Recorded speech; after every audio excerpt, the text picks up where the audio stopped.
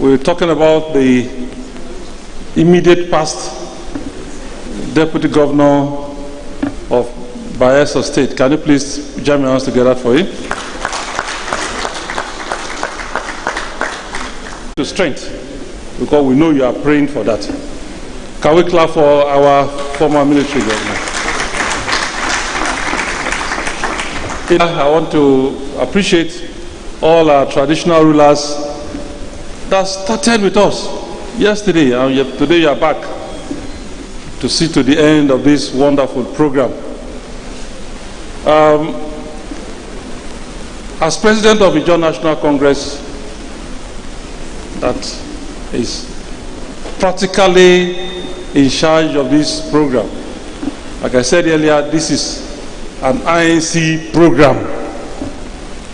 Our principal facilitator is the Isaac Foundation.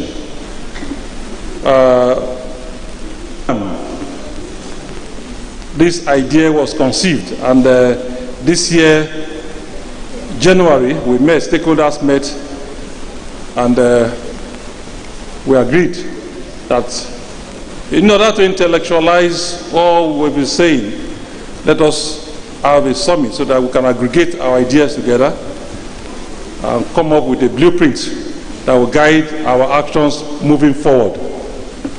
So this is not new. It is something that has a beginning, kind of origin. So the pre-summit sessions that we had in Lagos, Abuja, Port Harcourt, Warri, Yanagwa some weeks ago, and again Yanagwa is preparatory, is to actually sensitize us ahead of the bigger program that is coming up in December this year. I want to believe that all of you that are gathered here, will be present at that ceremony, because in actual sense, you all been invited, formally and informally.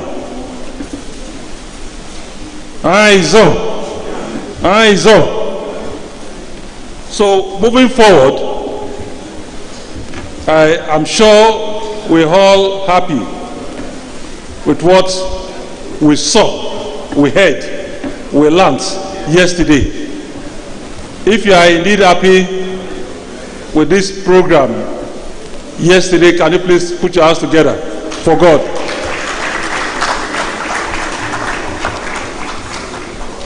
I take it again.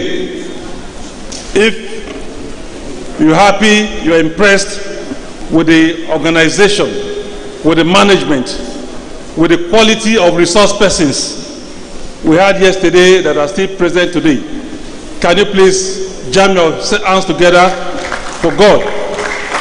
Because it's only God that made it possible.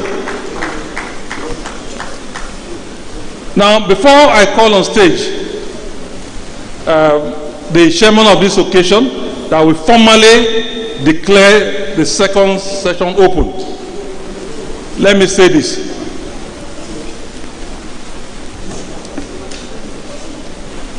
Please, can we relax for a bit?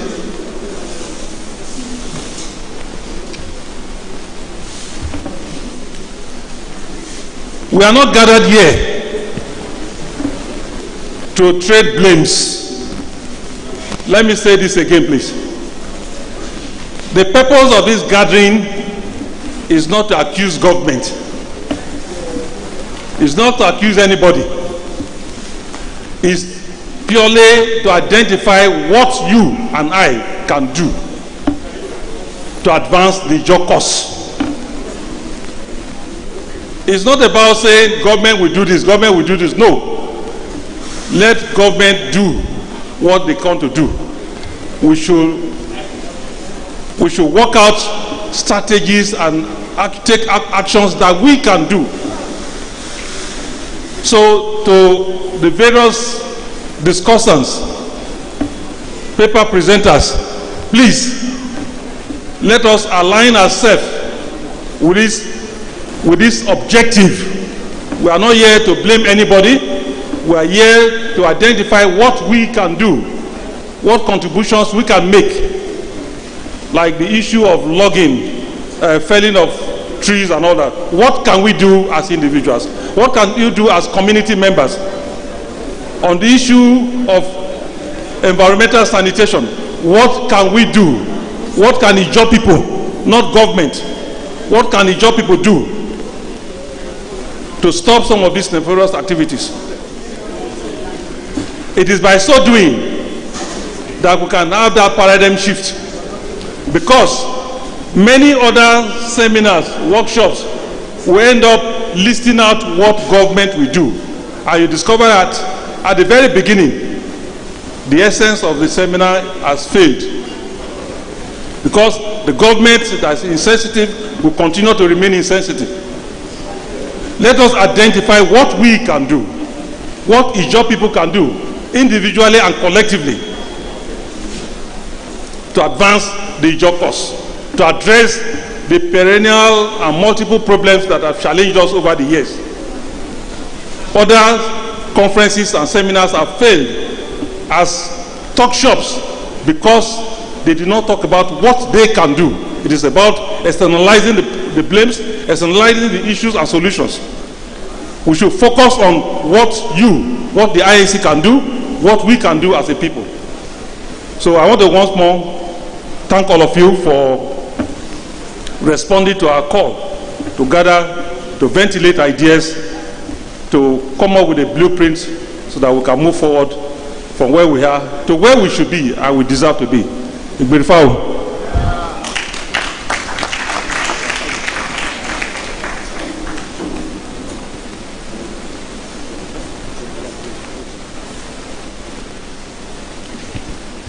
Please, let's put our hands together one more time for the President of the Ijaw National Congress, INC, Professor Ben, who has reaffirmed his commitment for the forward movement of the Ijaw nation. And again, reaffirming that this function is not out to trade blames. Moving forward, distinguished ladies and gentlemen, it is my singular honor and privilege to call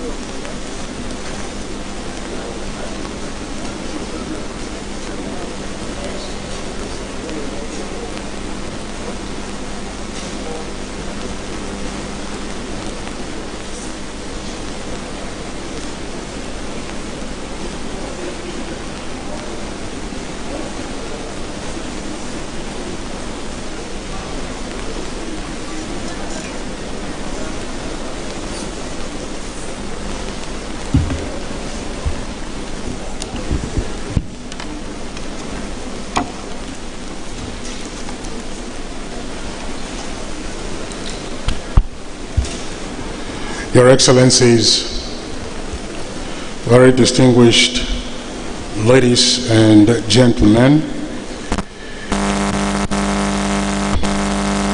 into day 2, the two-day pre-summit conference of the first Pan-Ijaw Economic Summit. As the President of the Ijaw National Congress said earlier, we had a pretty exciting session yesterday after the very well attended and covered opening ceremony that included a keynote by His Excellency the Executive Governor of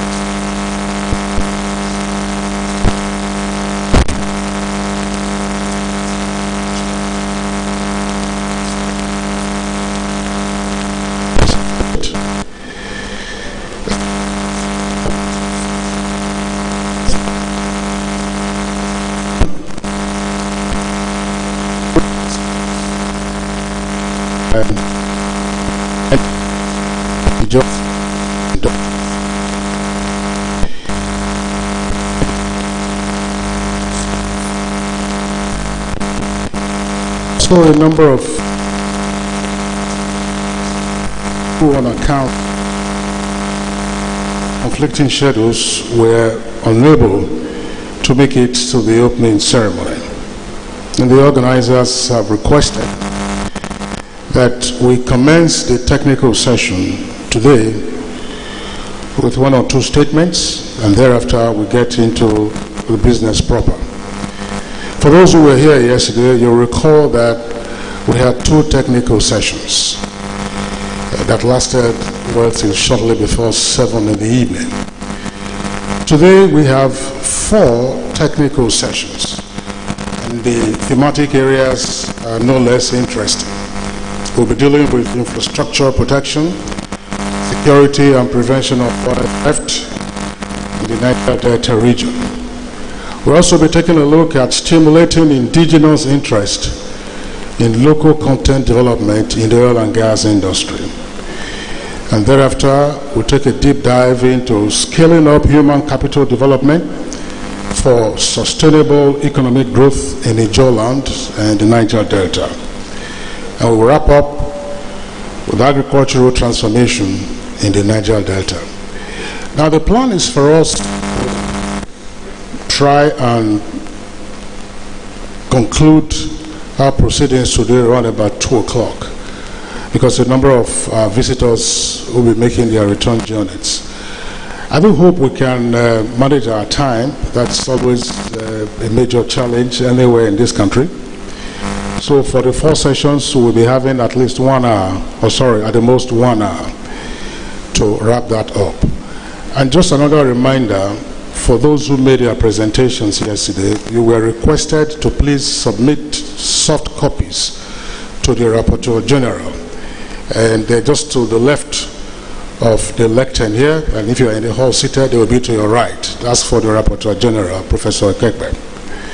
So this morning, we'll begin with one of the delayed messages, and it will be given by Dr. Dakuku Peterside, former Director General of NIMASA. Dr. Dakuku Peterside, please.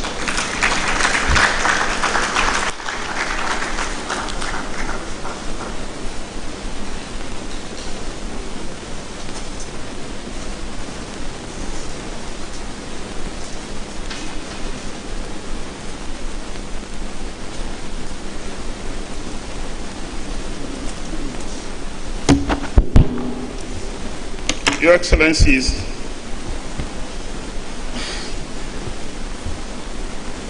traditional rulers, let me recognize in a very special way the President, the Ijaw National Congress, who is our co-convener, and our convener, the President of the Azaike Foundation.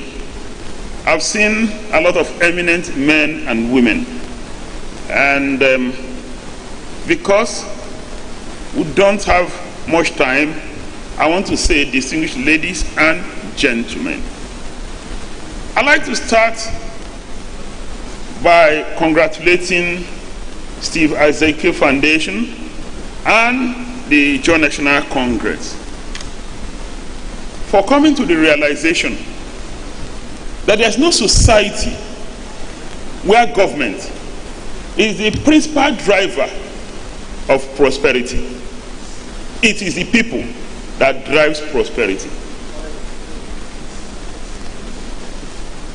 And so, it is indeed heartwarming that the Asaiki Foundation initiated and now collaborating with Ijaw National Congress, and indeed all friends of Ijaw land, to put together this economic summit.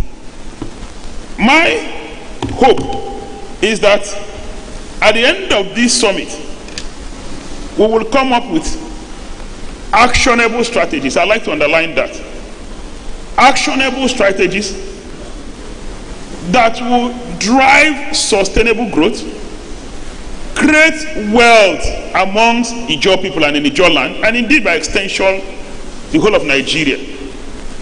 We are not coming here to lament about our challenges of environmental degradation, challenges of poverty. We acknowledge that these challenges exist.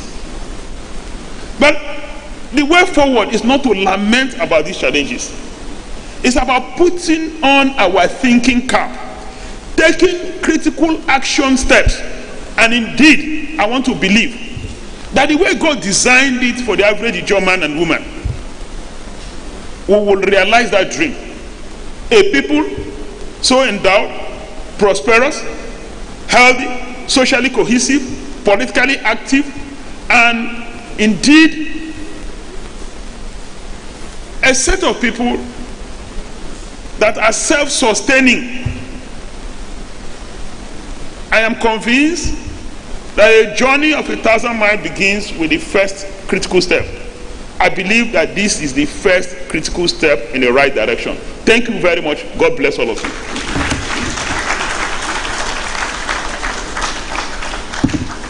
Thank you very much, Dr. Dakuku Peterside, for that exhortation.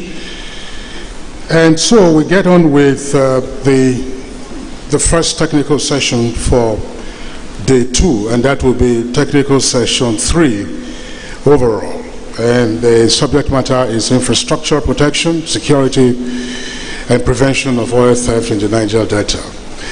Considering the very importance of this subject matter, we are having the privilege of 2 chairmen for the session, and they are persons who have held very important positions in this country and also in this state. Permit me to therefore first welcome the co-chair for this session, Rear Admiral Boribioha John Jonah. He is the former Deputy Governor of Bayelsa State and the incumbent chair of the Bayelsa Elders Council. Your Excellency, sir. Please, let's give him a round of applause.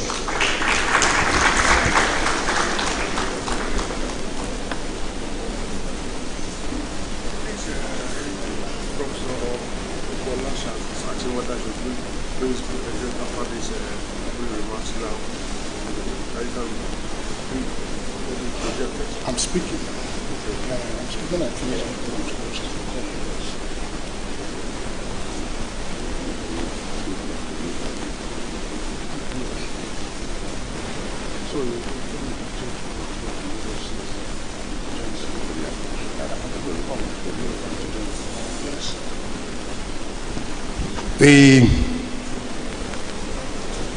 The co-chair for this session is also a former military administrator of Bayelsa State, former Honorable Minister of Special Duties, Honorable Minister of State, Federal Capital Territory, and also former Minister of Police Affairs, Navy Captain Caleb Olubolade. Please, let's give him a round of applause.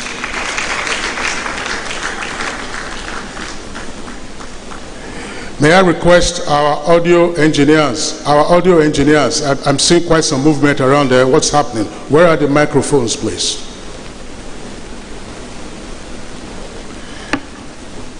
Thank you.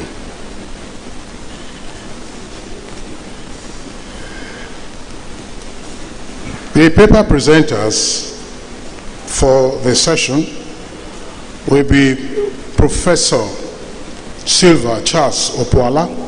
Professor, all right, please let's give him a round of applause. Also, with his presentation will be Dr. Frank Ogbise. Dr. Frank Ogbise. Is he here? Right. Captain Waredi Eniswo, is he here with us in the audience? Captain Waredi. Okay. All right, please let's give them a round of applause.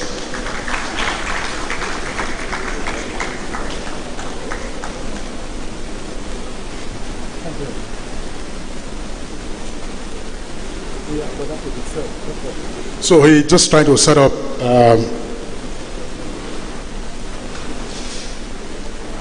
okay, he's trying to set it up for the projection on the screen.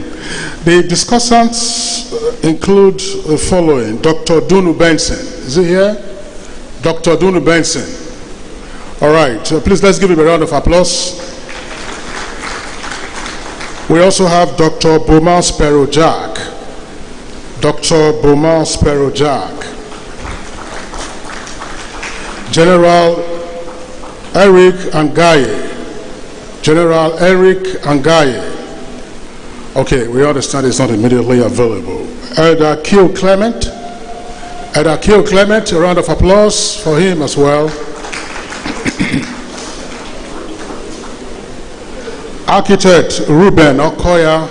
Is he here in the audience? Architect Ruben Okoya. Alex Disi, retired. Alex Disi.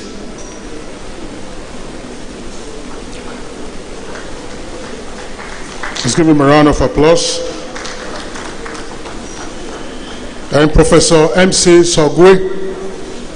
Professor MC Sogwe, I think better advisable you go through the other end, so you take up the last seat there.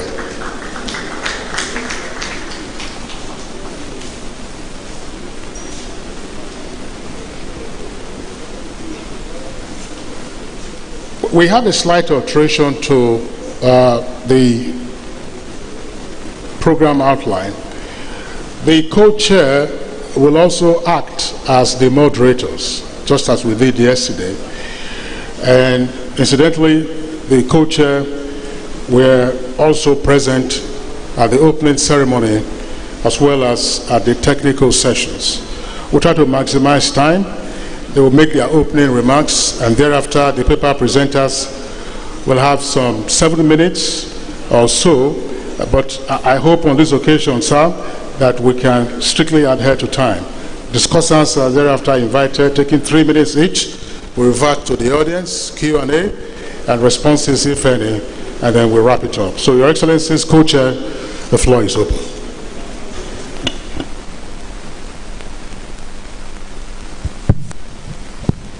Thank you very much, MC.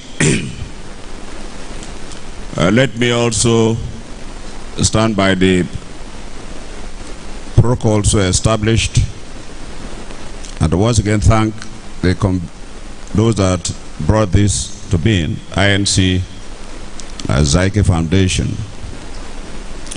Today we are going to talk about a subject that will be of concern to all of us. Infrastructure protection, security, and prevention of oil theft in the Niger Delta. Like I said yesterday during the opening ceremony, the best protection to provide is the human security. If all of us feel secure, most of these incidents will not come about. And human security, we are talking about shelter, health, education, a decent living for mankind. And it is as a result of the absence of most of these environments that degenerated to all we have here. And what somebody said yesterday, that hunger day, those are the things. I will soon hand over to my Oga to give a few specifics.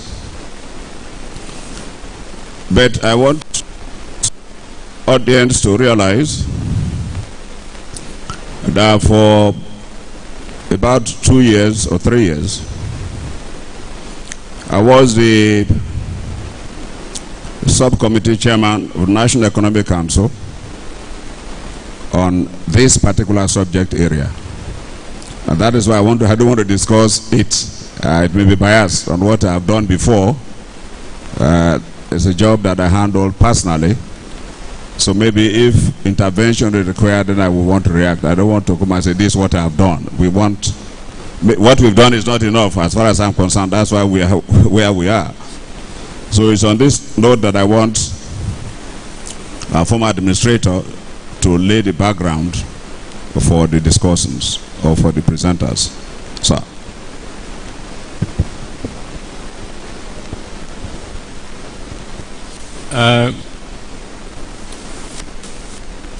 Permit me to dwell on the already established protocols.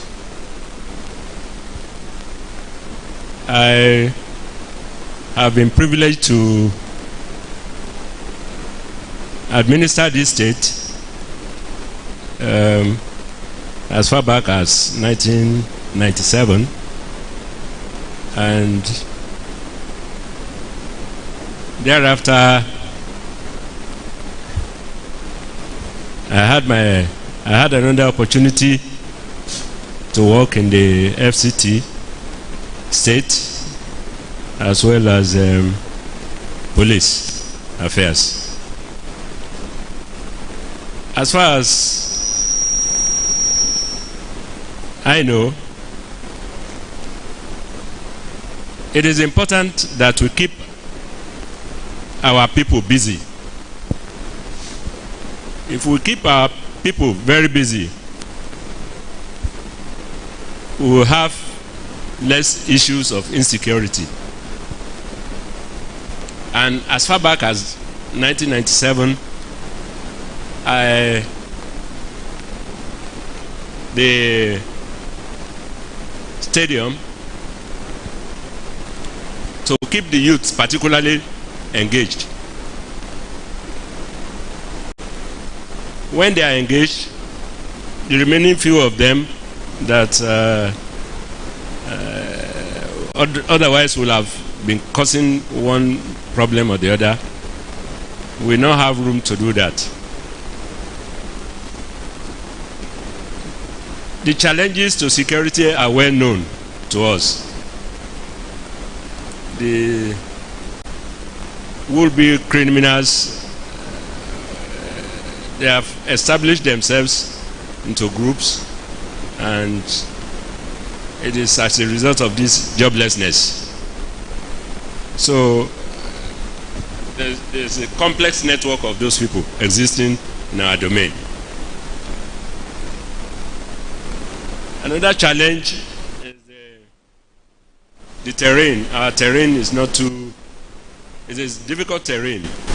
You have to go with the boat. So even for the operators, the operatives, to reach out and see how they can apprehend them, they will have to move quite far, and logistics can also be a problem.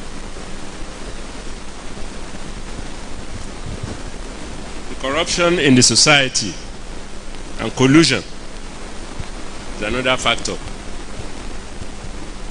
So the aspect of destruction of pipelines here and there, further we add to already areas of pipeline destruction will bring about pollution of our waters and creeks, and that will not make it healthy for our populace. This morning I was privileged to meet some elders in this hall, and I was asking them, how are people faring in the creeks? Life can be difficult in the creeks, and if we are able to look after them, show concern to their welfare, we will have less problem in our hands.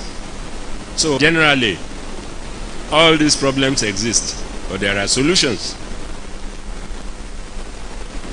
We have to create employment for our people. Have budget for it. The government will play its role. The well-to-do individuals will play their role as well. The people must be busy. And we cannot treat it with levity, so that we don't have too many battles to fight. So we keep referring to government. I don't want to lay the entire blame on government, but government has a lot to do. You must show love to your people and make less speech. Let us see more of action. Interact with the people, mingle with them. Solutions will come, and we will see happiness and joy in their faces. So I want to be brief, but those are the steps I think we should take. So when the presenters come to talk, we will intervene and add to whatever they may have said, they might have said, and that will help further ginger interest in this discussion. I want to stop here, and I appreciate the organizers of this event, this summit, and I hope at the end of the day it will help to improve the security aspects of our people. I thank you. Yeah, before I call on the first presenter, my personal opinion, but I think I feel very strong about it. You can never stop blaming government, because everything derives from policy. It's only government that can bring policy out. So on this note, I want to invite my brother, Professor Charles, Bupuala Charles, for the first paper. You are the first. Yesterday, yeah, there. But the presenters will stay there, so I will see them well. Discussant will sit down like us.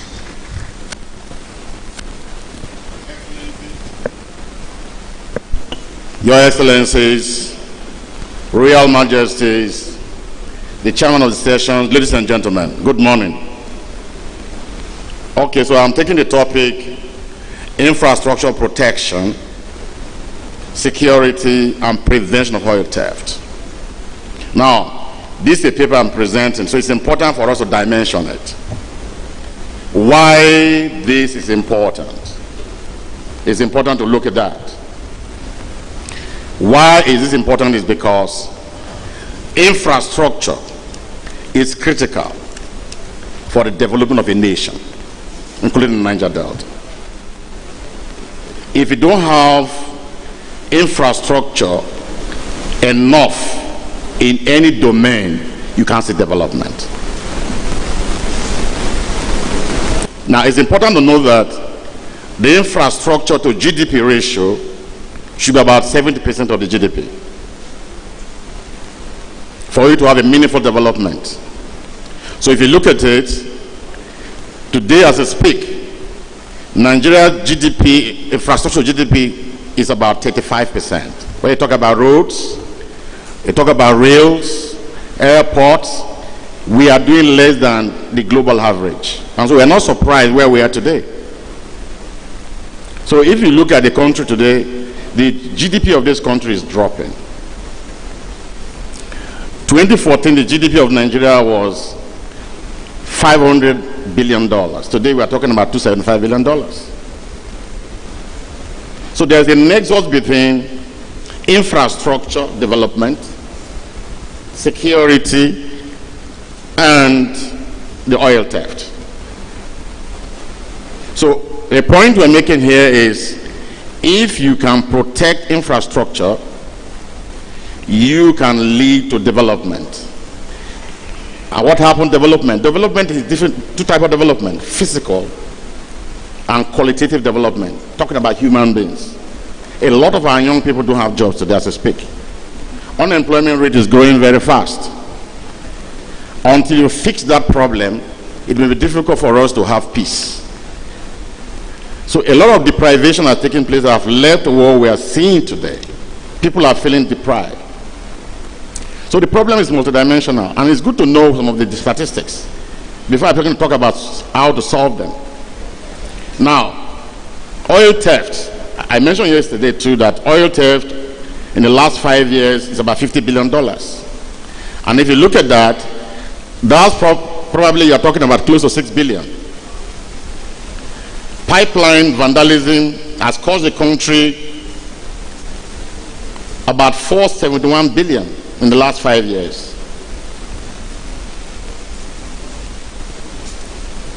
Even power infrastructure vandalism, very, very important. Over the last 5 years, about 117, 132 kVA, 330 kVA electricity towers have been vandalized between January 2022 and last year, and which will cost the country about 12.8 billion naira to repair. So the economic loss is very serious. Insecurity in Nigeria is estimated to be about 2.6% of GDP. Insecurity, 2.6% of GDP. And that's about $10 to $13 billion annually. So how will the country grow? So we are dimensioning this issue. It's important to understand what are the cost issues for you to begin to how to find a way to solve them. So I am trying to do a mix of bringing academic as well as looking at the issues in a general way. Now, it's important for us also to look at it this way. Now, how is the nexus? We run econometric analysis on these three very important variables. I wanted to show it on the screen, but somehow they couldn't do it. That's not my question. And we discovered that there's a strong relationship between infrastructure protection, security, and prevention of oil theft. There's a very strong nexus. That if you can protect infrastructure, the truth of the matter is that you will improve security. And if you improve security, what will happen? Improvement of security will lead to prevention of oil theft. That's the study, or the study trio. So what we are doing, talking about, is a very important thing. But there are few things to be done that the government also need to do. Stakeholder engagement.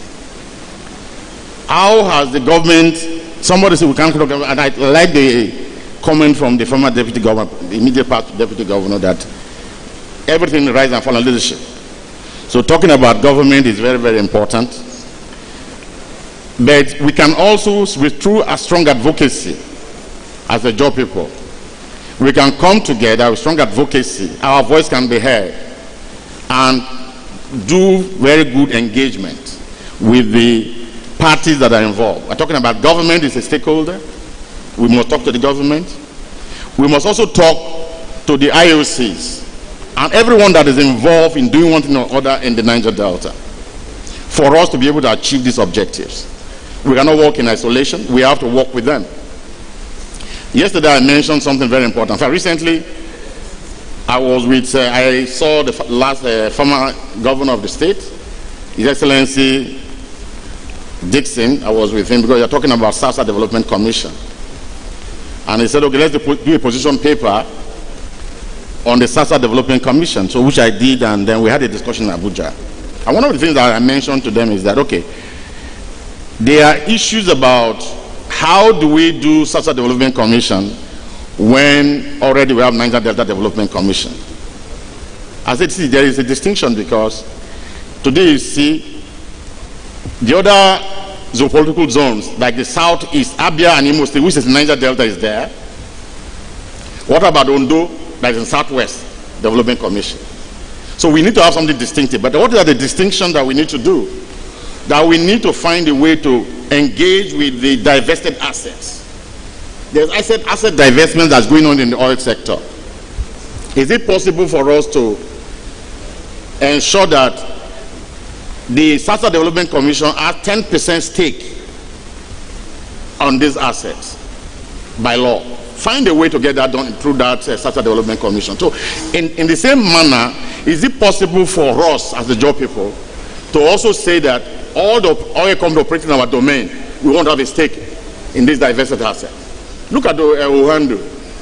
Can't we have something? The Jaw people, it's in the Jaw area they're operating mostly. It's not possible for us to have interest stake in those assets they are running. What about Shell? Is it possible for us to do that? Because I mentioned something about creating a Jaw sovereign wealth fund, or whatever you want to call it, a fund that we need to have to do some of the development effort. I like what the former DG Onimasa said. How do we help? I think you have a minute to round up. So I think it's important for us to do that. But in terms of pipeline protection, one of the things that we need to do is for ensure that we begin to employ digital technology, drones and other things. But that cannot be done by us if you don't have funds. So if you have a development fund, we should be able to do that. So I think it's important for us to understand that funding is important. How do we raise funds to be able to do this take this responsibility? I think it's important for all of us to know that the only way for us to do that is to have a fund, a dedicated fund that we can generate to be able to make this happen. So, the time is very short. So I just stop here. Thank you very much. Thank you so very much. I think you made a very important point. One of the things that we teach in the classroom.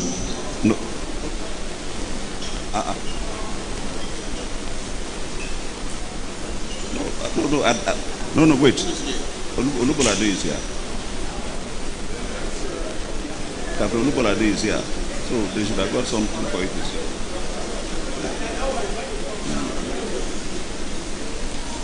I think the important thing is in line with best international practices. When you are installing any facility, how many minutes do I have? part of the installation process is the cost for protection. So you budget into it.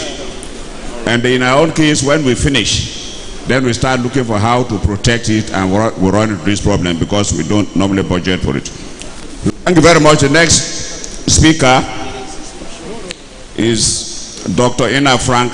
Basically, you have 7 minutes, and this time I think I'll be more precise with the timekeeping. Thank you. And your time starts now.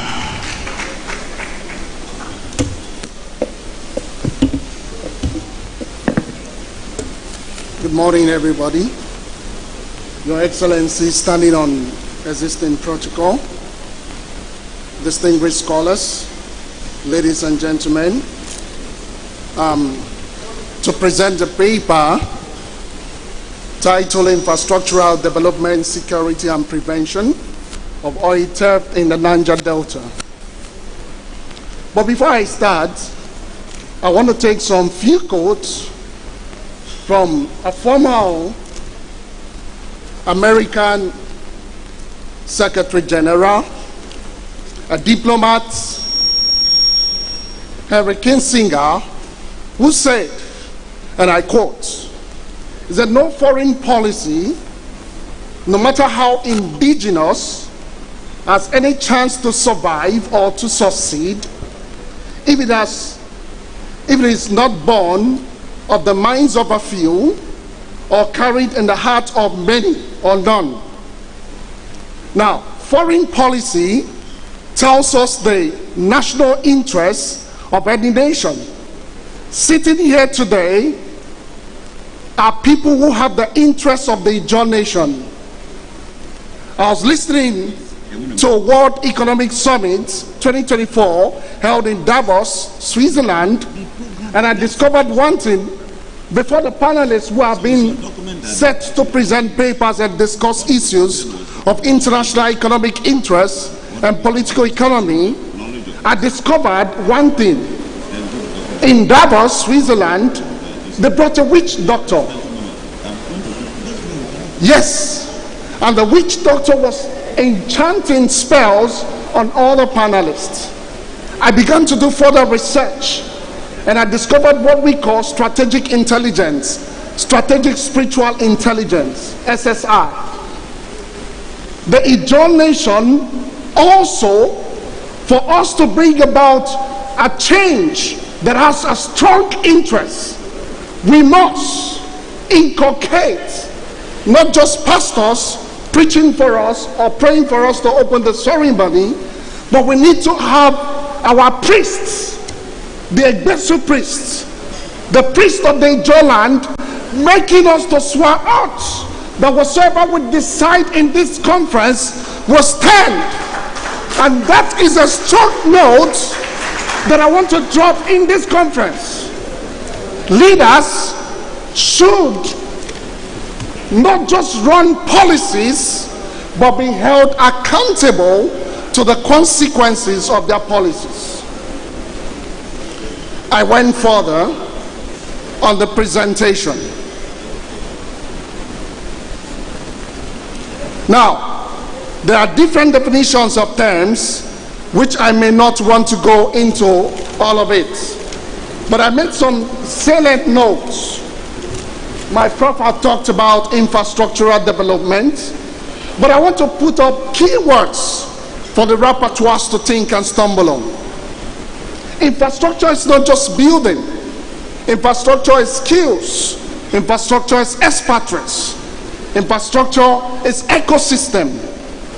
Socio-cultural life. I'm a member of the Nigeria Institute of International Affairs, and there was a day we had a diplomatic meeting with the Chinese ambassador to Nigeria. And I discovered that when the Chinese people came in, they all represented their culture.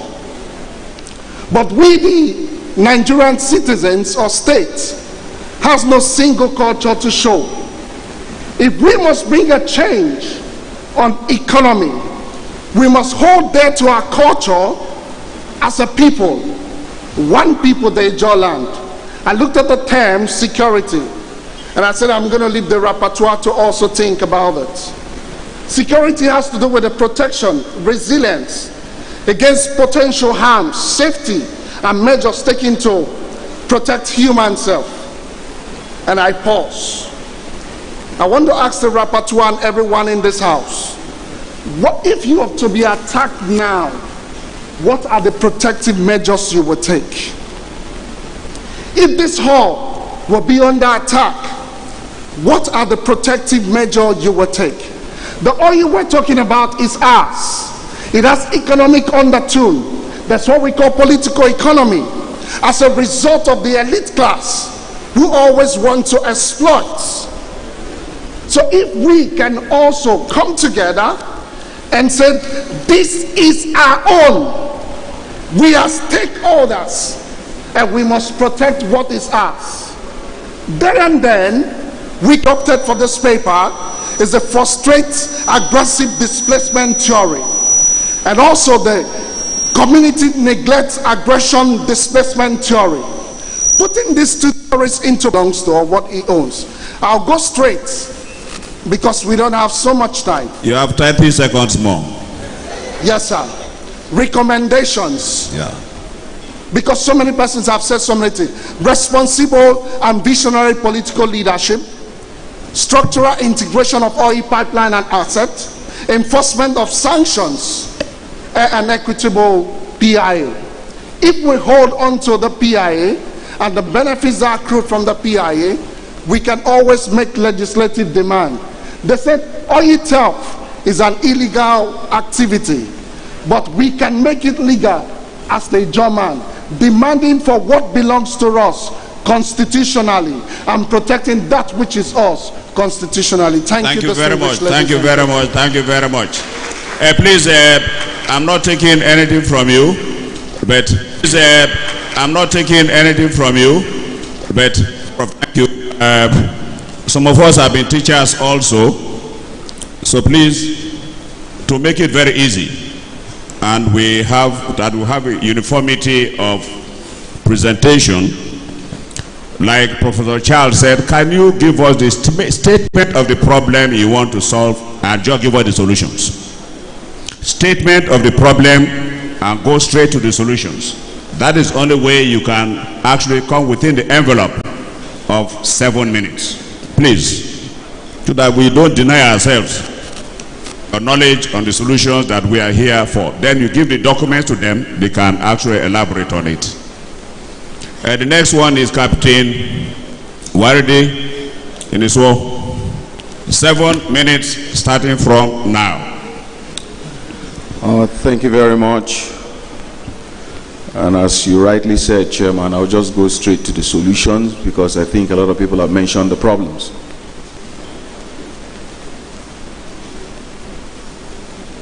One thing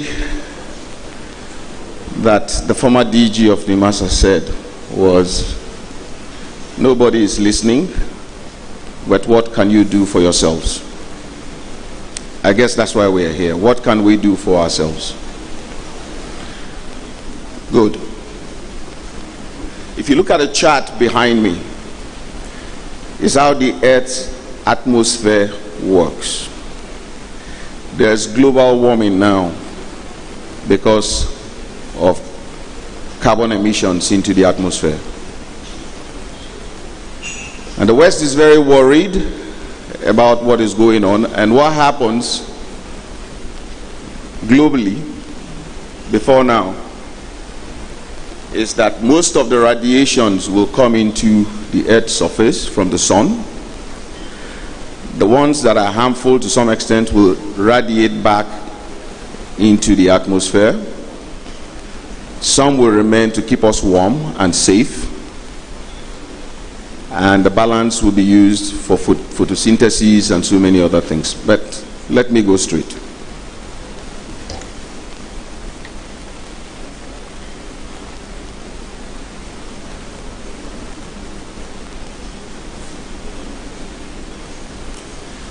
Power plants, cars, industries, so much and so forth are all part of what is warming the globe. It's a bit of a big problem because the industrialized world would want to continue to develop, but somehow, somewhere, that development has got to a point whereby we only have 0.5 degrees centigrade to play with now. 0.5. If the Earth warms more than 0.5, we'll all have to look for another planet, whether we like it or not. And this is beginning to create a concern. And this is where the Ijaw nation can make money. I want you to see this carefully. Watch.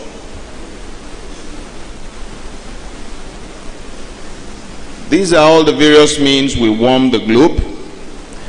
But the West is becoming very worried, increasingly worried, that the development will kill us all. So now, what are they doing?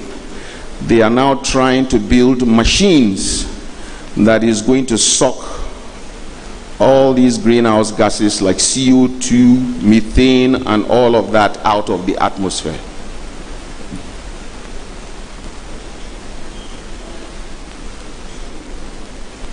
All these are part of the things that warm the globe.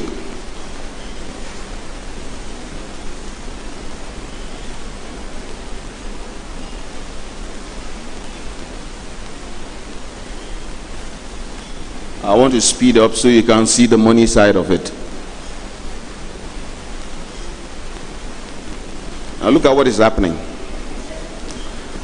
This is the Arctic. The ice is melting, which is a clear sign that the globe is warming beyond normal. Now look at the Sahara Desert. For the first time, the Sahara Desert has got an ocean. Never happened before. And all these are very disturbing phenomena.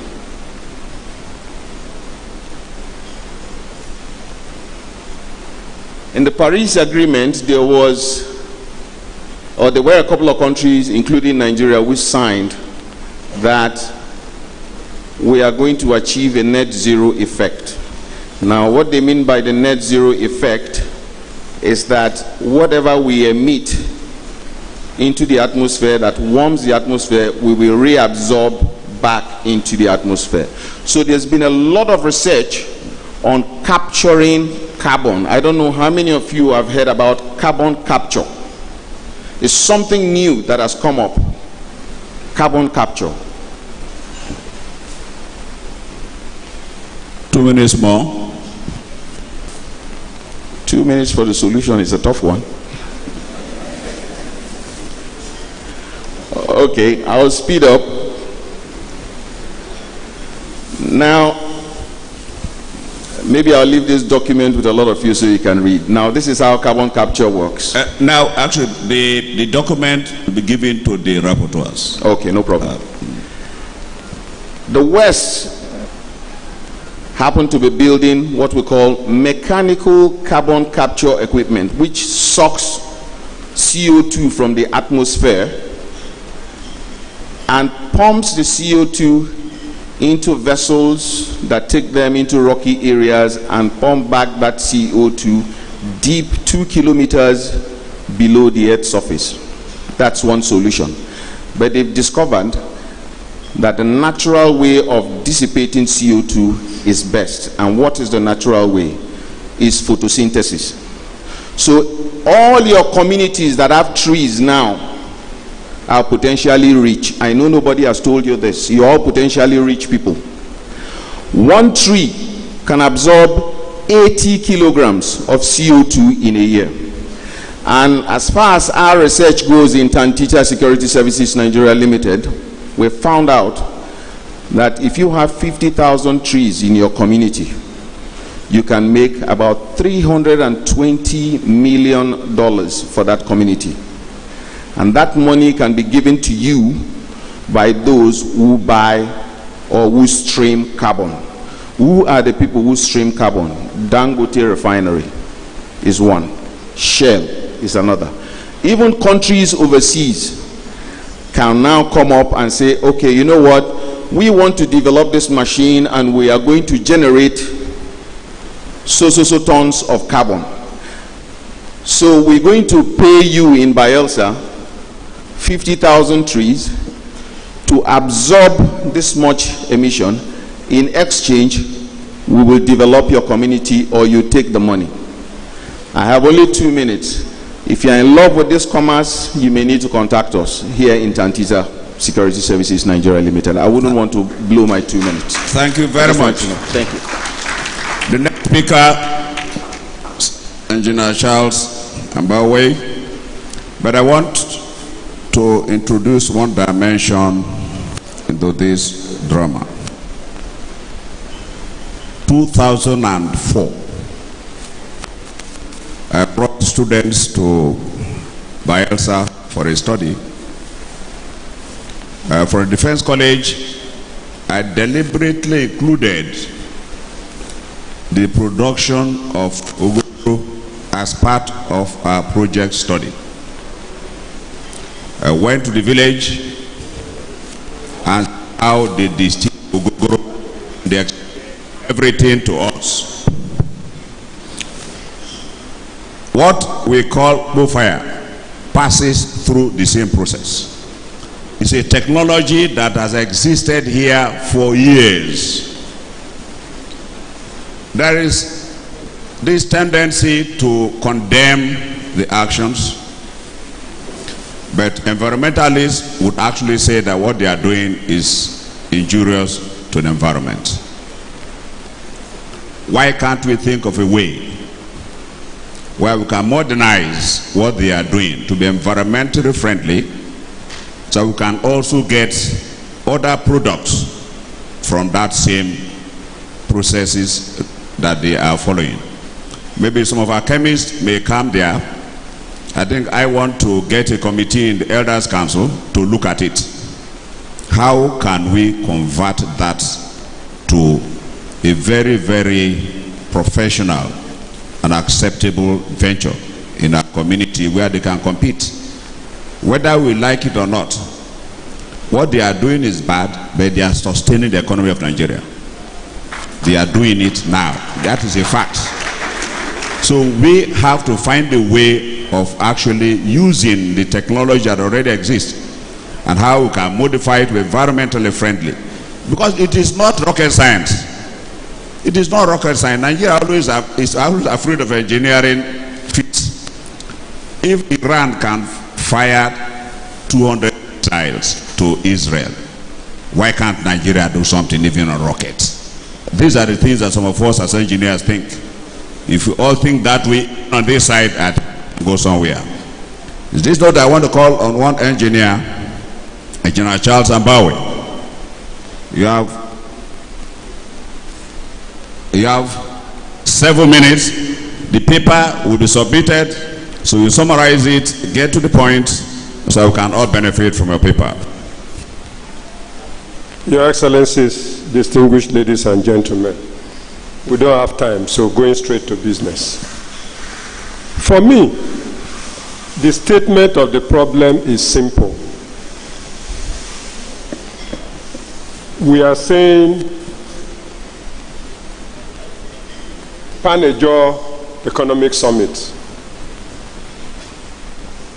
And we are saying we want to do infrastructure protection. Infrastructure. Is there any infrastructure in the Ijaw territory to protect? For me, I say there is none to protect.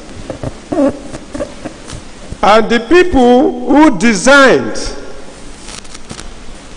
the area, Niger Delta, and insisted that the federal government of Nigeria and the two regions where Ijaw people were balkanized into being the eastern region and western region, that it should be a concern of all of them to see the development of this Niger Delta area. They clearly said the area they are talking about is the Ijaw territory. They clearly said it. And it is in the Willing Commission report. And I can quote it for you. We suggest that there should be a federal board appointed to consider the problems of the area of the Niger Delta. In this, we would include the Rivers Province without Ahoda or Port Harcourt, and would add the Western Ijaw Division, Simplicita. Niger territory they talk about when they talk Niger Delta. Any other form of Niger Delta where Nigeria has stretched it to become politically 9 states in Nigeria, now wayo. And we Ijaw people, we know the truth, but we don't want to say it. How can we be going for a Ijaw summit on economic development, and the first map you are projecting is NDDC 9 states? Is that your Niger Delta? Let us not do these things to ourselves. We're already way back in starting this kind of summit. So why must we do this injustice to ourselves? Just to give you some brief statistics. From 2024, it is 85 years away from 1939, when Ijaw was first balkanized into the eastern and western regions.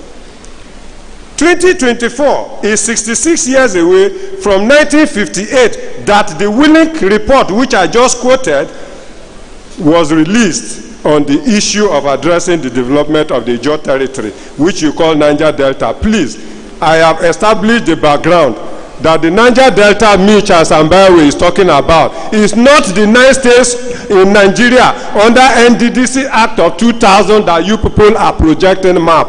That is why I have printed the Ijaw territory map for you to see. I don't know whether they are already projecting, yes, and you will keep seeing the slide. So if you go further, you will see the Ijaw territory that is in map 1B. Please raise it, go, move up. So that's the one I'm talking about. And for emphasis, because every day we quote Boro, Isaac Boro, Isaac Boro. Isaac Boro himself, and I brought his book. This is Isaac Boro's own book, The 12-Day Revolution. I first read his memoirs when I was in primary 4, and I have kept this book since that day till today that I am 62 years old. I have not forgotten what this man stood for. My own father was killed alongside with him, 1967, 30th June. That was when they captured my father and killed him for this same struggle. How can I forget where I'm coming from? What did Boro say? in chapter 6 of this book, considering the Niger Delta, he said the Niger Delta is concerned about is the 10,000 square miles radius, which is the Ijaw territory. That's what he said here. And we sit here as Ijaw people and we are going to elasticize the Niger Delta into Ondo, into Cross River and everywhere. Is that how it should be? So, please, I want to go straight to the issue of infrastructure development. You have 3 minutes more. Yes, I'm not talking of protection. I say infrastructure development. Please, please run this thing. You will see that I've set out 3 tables where I say physical infrastructure needs of the Niger Delta area. Everything is mentioned, from even our rich waterways to highways and everything. Then at table 2, we have, just run it up, everybody will be seeing it. At table 2, we have social infrastructure needs of the area, and at table C, we have institutional infrastructure needs of the area. But today, if I make no other point, I just want to make the point that as of today, there is no highway network that you will travel from Ondo State, Arogbo, into the far territory of Eastern Obolo Ebeno in Akwa Ibom. No contiguous highway will be passing through other people's land. I have designed one for Ijaw people to note, and please listen carefully to it. From Ondo State, you start at Arogbo, which you go through Biagbene and Etagbene. At a place called Ogbudubudu, it is in Edo State. These are Ijaw towns. You now connect to Ogbimbri, to Lagos Junction, they call Eko Eta, then to Diagbene and to Koko Diagbene. Then you hit a community called Oporoza, which is at Escravos in Delta State. You travel through Ekogbene or Griagbene to Jobo, and then you come to Weigbene, which is in Bayelsa State. Once you enter Bayelsa, you come into Bulorua, which there is a road. You come to Torebeni, you come to Amasomo Ogobri roundabout, and that takes you to Abudamaikpetiama Tombia, and that takes you to Etegwe, which is the roundabout popularly called at Yenagua. You move into the Miringi axis, and then you get a bifurcation at Oruma, and from Oruma, you just take a bridge across to Abua Odua, Okilo. A water contract, the bridge piers are abandoned there. We are not continuing it. And from Abua Odwa, you hit Degama. From Degama, you go to Buguma. From Buguma, you can go to Bukuma. And from Bukuma, you connect Tombia, Bakana, and Isaka, or Krika, Ogu. And once you are at Ogu, you hit Andoni areas in River State. And from the Andoni areas in River State, you connect to the Akitankin, who are the Andoni people balkanized into Akwa Ibom State. And once you are at the Andoni areas of Akwa Ibom State, you connect to the Oron areas, who are also Ijaw people. Thank you very much. That is an highway. Thank you very much. I will conclude by simply telling you, our people are mistaking one thing, and the simple thing they are mistaking, it is summarized by Professor D.M.J. Fugra. He said, what management and our politicians do not understand hardly get funded.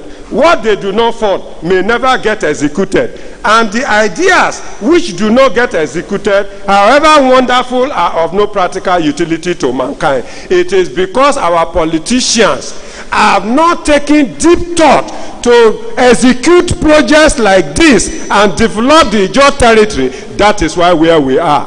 Please set up professional bodies. Look at how they have relegated engineering in this conference now.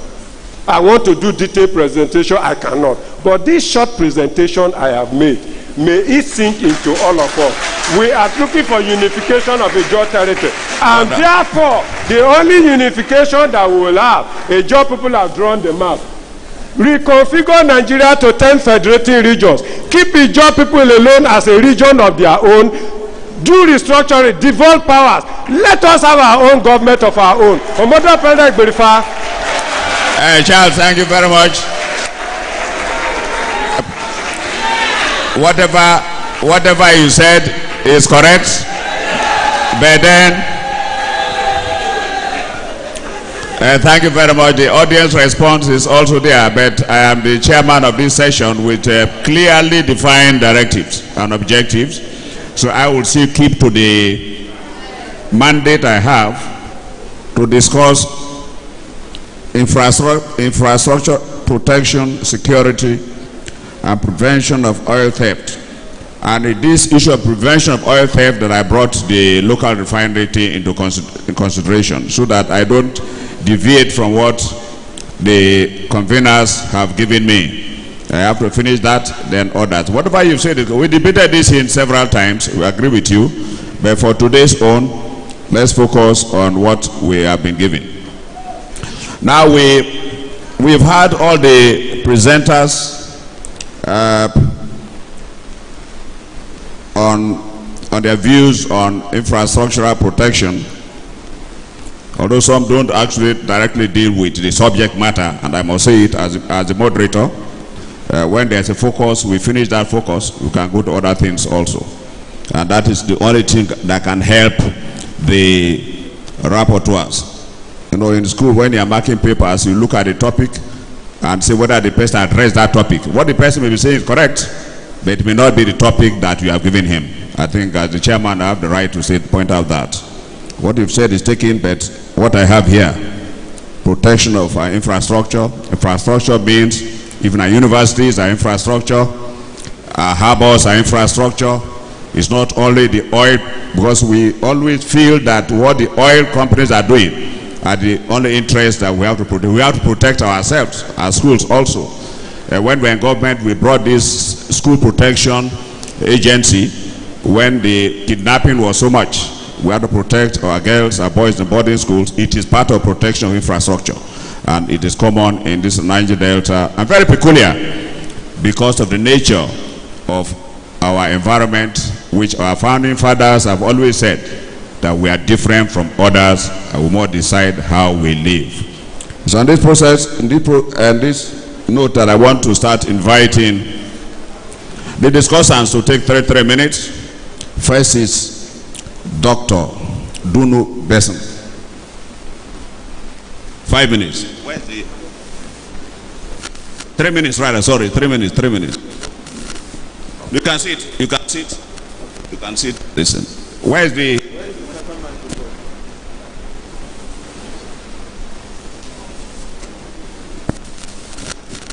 3 minutes, and I'm watching my time. You're starting now.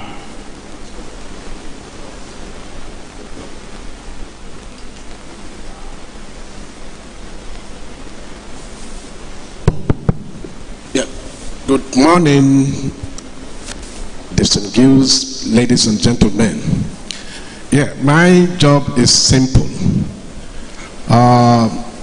We have oil everywhere in Ijaw land, or in the Niger Delta, and it seems the oil that God has freely given to us is now a curse because we are not benefiting. In 2017, the UN Development Program described the Ijaw nation, or described the Niger Delta region as a place that is suffering from administrative neglect, poverty, infrastructural absence of infrastructure, and abject poverty. But with what is going on, or with the thematic reference of this conference, what do we have to do to protect oil theft and other few infrastructures we are having, even if we don't have many? I think that is the thematic area of this hour, of this discussion. Now, the oil theft had become so intractable, and it is not easy to curtail with because of the complex nature of Ijaw land. When oil was discovered, we were having all sorts of things. As a young man, I would go to the water, the river, just dip a pot and the next minute I will catch a lot of fish. But the pollution, oil pollution as a result of bunkering, pipeline vandalization, and the rest of them has taken away all these things. And so there's need for us to do something to protect ourselves. Now, one of the ways I think we should do to protect this oil theft and our environment or our infrastructure, even if we don't have much, the little we have, is for these oil companies to have what is called partnership ownership with stakeholders or with community leaders or the oil bearing communities. Because if our stakeholders, if our communities are also part owners of this oil company or of this oil exploration, oil exploitation, then it will be difficult, as one have said, it will not be possible for you to steal your own property. It is because we are not taking as stakeholders, we are not benefiting from the oil. 30 seconds more. That is found in our communities. That is why there is so much oil theft. Now the second one is local, what is called local policing. That is community policing. And I would like to know, to make sure, to recommend that not only government, this body or these institutions should also advocate for what is called state policing, so that there will be creation of more jobs for us to do. Our little boys will be employed to do that. That will create some sort of employment, instead of bringing people from the far away who don't know our terrain to come and protect. They cannot do anything. And so then the next thing is technology.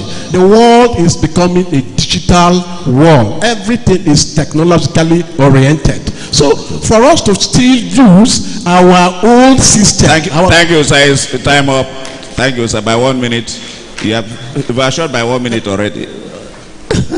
Thank you very much. The time is just too short. One should be able to, say more about but your documents should be given to them, because it is what the rapporteurs bring out, really, that would actually go forward. So, thank you, sir. All right. Very much. The next, I go to my elder brother, Dr. Buma Sarujak. Sir, you have 3 minutes.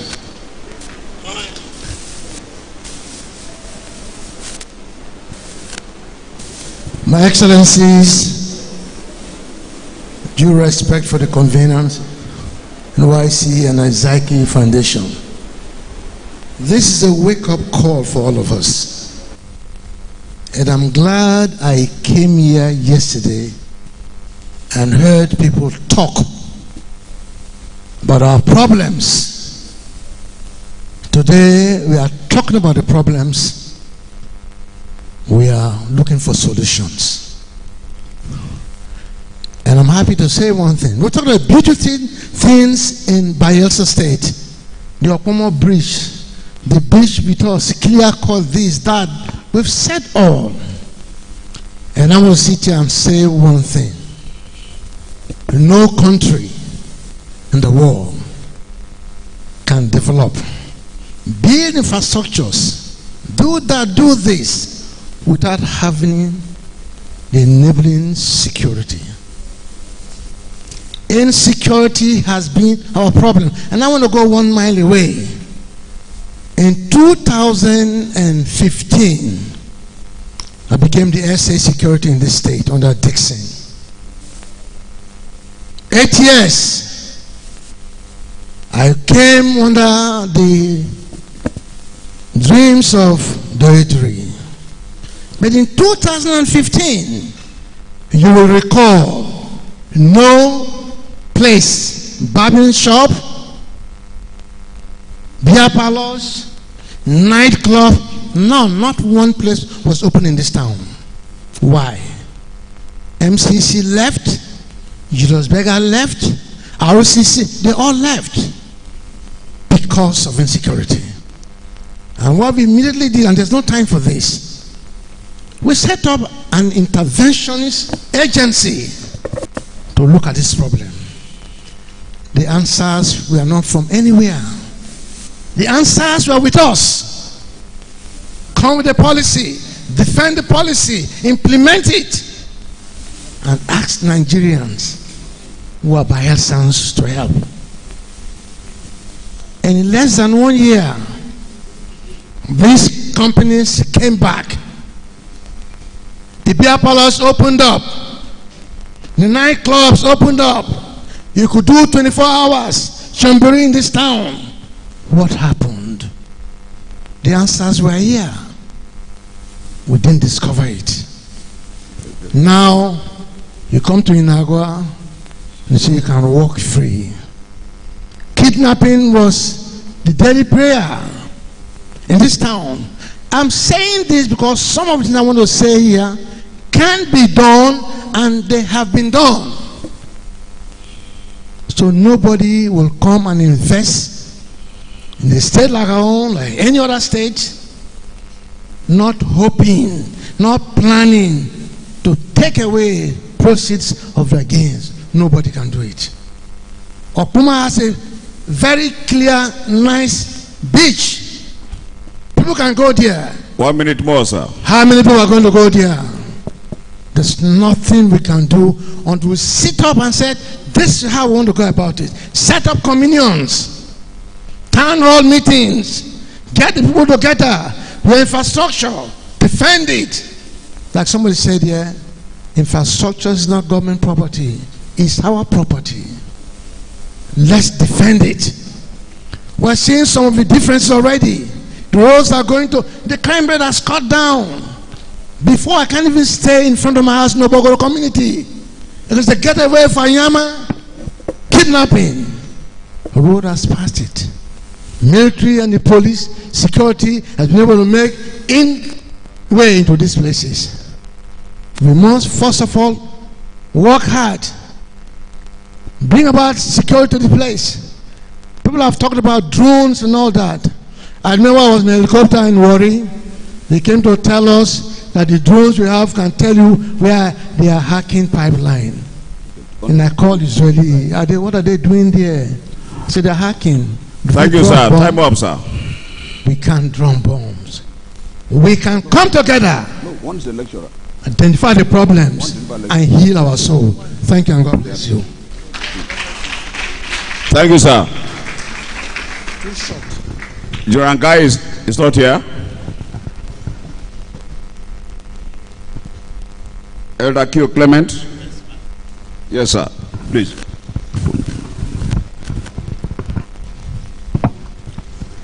You have 3 minutes, sir. My chairperson. Yes, sir. We are in a new season of Nigeria. Nigeria today, the presidency and everybody is looking for more money. They are looking for 700 barrels of oil a day. That is their mindset. To that effect, I will suggest to this conference, we should set up a strategic committee to be headed on our behalf by Goodluck, the governors, the IOC, the Joe president, and the technocrats, and the IOCs to negotiate these 700 barrels of what? Oil the federal government is looking for. In negotiating that, there must be a job inclusion of decommissioning all the wells they have that is existing. The commissioning of these jobs will create jobs for our boys in the creeks by retraining them. Unfortunately, Tantita is paid 32 billion naira, while the federal government is losing $50 million. Doesn't work. 2, the physical conditions of the creek, the shorelines that have been eroded as our asset must be fixed immediately. including the negotiation with the federal government.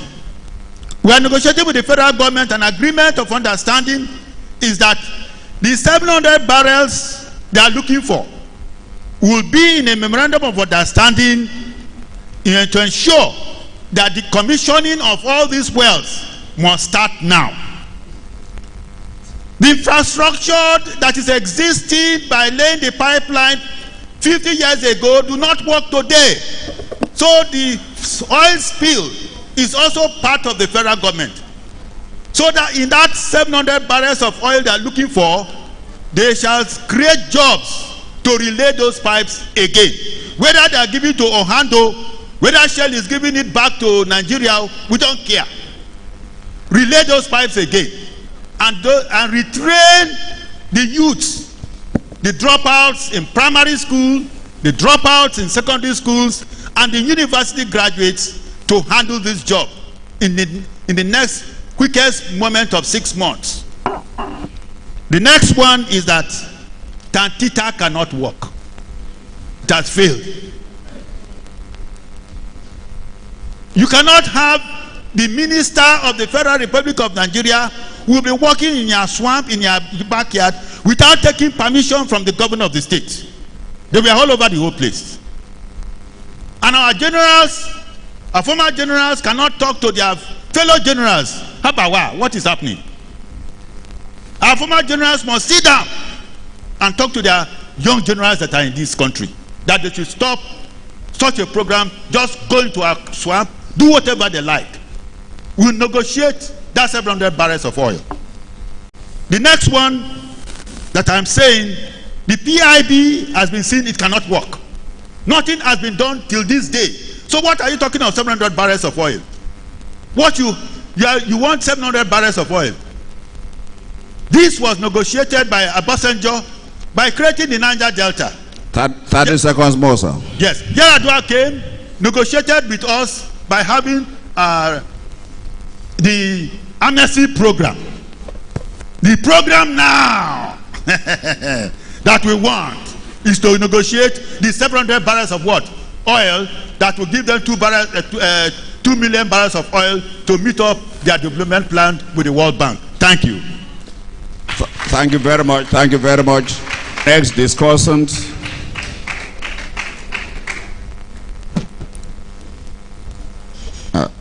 Is Ruben here? It's not. Okay. Professor, you have 3 minutes, sir. Chairman, sir, and everyone, please. And everyone, please. Within the 3 minutes that I have, I just want to quickly. 3 minutes that I have, I just want to quickly summarize some solutions that I think we can look at and deliberate upon. No, okay, 7. I think quickly 7. The first thing I have here is collaborative security. I think that all that we are doing can be done by both the public and the private sectors. Both the public and the private sectors. Collaborative security will also have, there's also the question of regular surveillance that can also be carried out by both the public and private sectors. If we can do that, and then also transparency and truth. If all of us can be transparent and there will be truth, whether as a private person or a public officer, I think it will also help us. I also want to say that we need appropriately developed good roads, yes, good roads and housing schemes across the across our nation area, across the Ijaw nation area. So let's try to do that. If we do that, we will have these things under this subtopic we are treating here done. Again, also we need viable relevant projects also in the area designated. Indeed, if we do that, if we develop it, it will help us. We should also have patriotic education. I mean education for patriotism. Yeah, that's really what I mean. If we actually train our people, or we ask our people, we teach our people to be patriotic. Yes, whether we are in public or in private, we should show some patriotism. We should love our nation and be ready to do what will be good for the nation. All these things we are talking about can actually be carried out. We need that kind of patriotism. Thank you very much, sir. Yes, sir. And the last one is collective concern. I mean, we should develop collective concern for each other.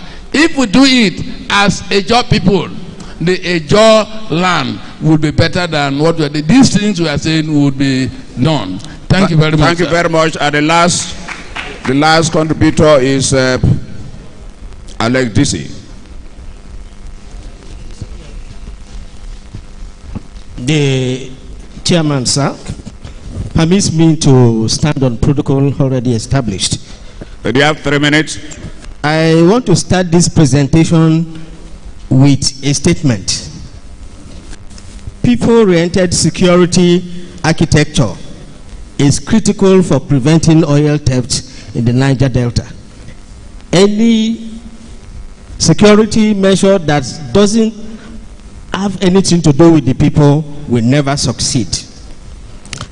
Well, I dare say that 60 to 70% of traditional security in this country is devoted to discovering, accessing, and containing threats emanating from hostile individuals and groups against government interest, government officials, and protecting regimes. It is time for a paradigm shift in our security planning and implementation. I want to paraphrase Robert McNamara, a one-time United States Security Secretary of Defense. He once insisted that security is beyond providing protection for government regimes. He said that it is galvanizing a country's citizenry towards economic development, and in fact, he equated it with development. On this score, I want to show how then can we contribute towards preventing oil theft in the Niger Delta. It is believed that a good chunk of oil theft is carried out by those who operate illegal refineries. They call them illegal refineries, but to me they are not, because of the technology that goes into the production of this. And there is a way we can do these illegal refineries. 1 minute more. So quick. To turn to what we want. Well, one of the ways is for the local refining technology to be upgraded to modular refineries. And this we can do by training the operators of these so-called illegal refineries, organize them into groups, and train them so that while this is going on, modular refineries can be established. Concession arrangement to be made with various cooperatives to operate these refineries on a 60 to 40% basis. And of course, designated platforms to be created by NLPC and the cooperators to buy crude oil at market-driven prices, so that we can use this crude oil to run those modular refineries. And those who refuse to be part of this arrangement could then be arrested and treated as criminals. So if we do this, we are going to solve this problem. I'm saying this as a retired director. so much has been put into stopping this problem of illegal theft, but it has not stopped. The army, the police, and all agencies have been involved in this. Thank you very much, it has sir. not stopped. Thank you very much, so sir. that's the way from it. Thank you very much. Yeah, thank you. I want to get three reactions from. I am going to call 2 names and then 1 volunteer. First, Your Majesties, if one person could volunteer to make a 2-minute comment on it, I want to give that one to you first, sir. Anyone from the Majesties that want to make a comment about this subject, protection, security and oil theft. Then if they are not ready, may I refer to, okay, please.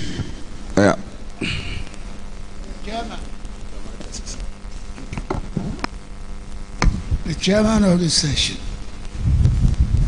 all the presenters and rapporteurs. Security is with us. I am interested in security. And before we get into security, we must train the mindset of our people. We must train the mindset of our people, Ijaw people. Ijaw is truth. Ijaw means truth. But now, Ijaw means multiples. Truth and lying. Anybody we have voted into power will not like to leave that place. Then the boys who are looking at you, your equals, are trying to jealous that place. That is why theft is there. Our mindset is not correct. If I'm making sense, we have no elections anymore. People in office say, bring that person. Bring that person. Commissioner, go and deliver this. And that is the type of election we are making. Then where are we going? Where are we going? So, a school of training the mindset of Bayelsans, Ijaw people, should be set up to train the mindset of all of us so that we can enter into all these developmental problems we are facing. Thank you very much. Thank you, sir. Let me talk to Professor Ibemi Smith. Ibemi Smith, her hand has been up.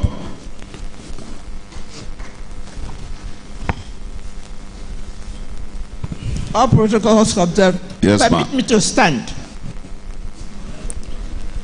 I don't believe that our youths are stealing or thieving our oil. It is their oil. It is their oil. If you sent them to me in the university to teach, and after 5 years they are still roaming looking for a job, I have taught them chemistry. Therefore, they are practicing the chemistry in those refineries.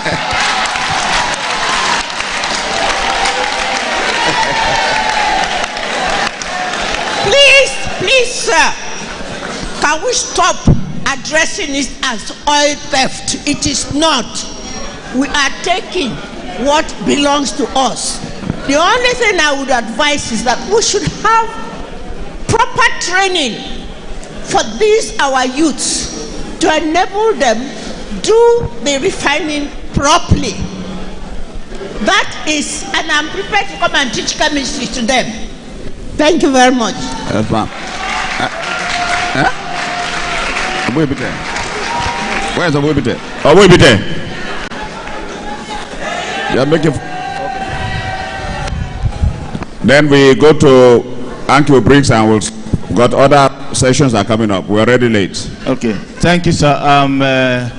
Honorable Jonathan Robinson of Wibite, PhD. So I want to quickly add my voice in this discourse. and let it be that the point is well spelled out. We're talking about security of infrastructure and oil theft.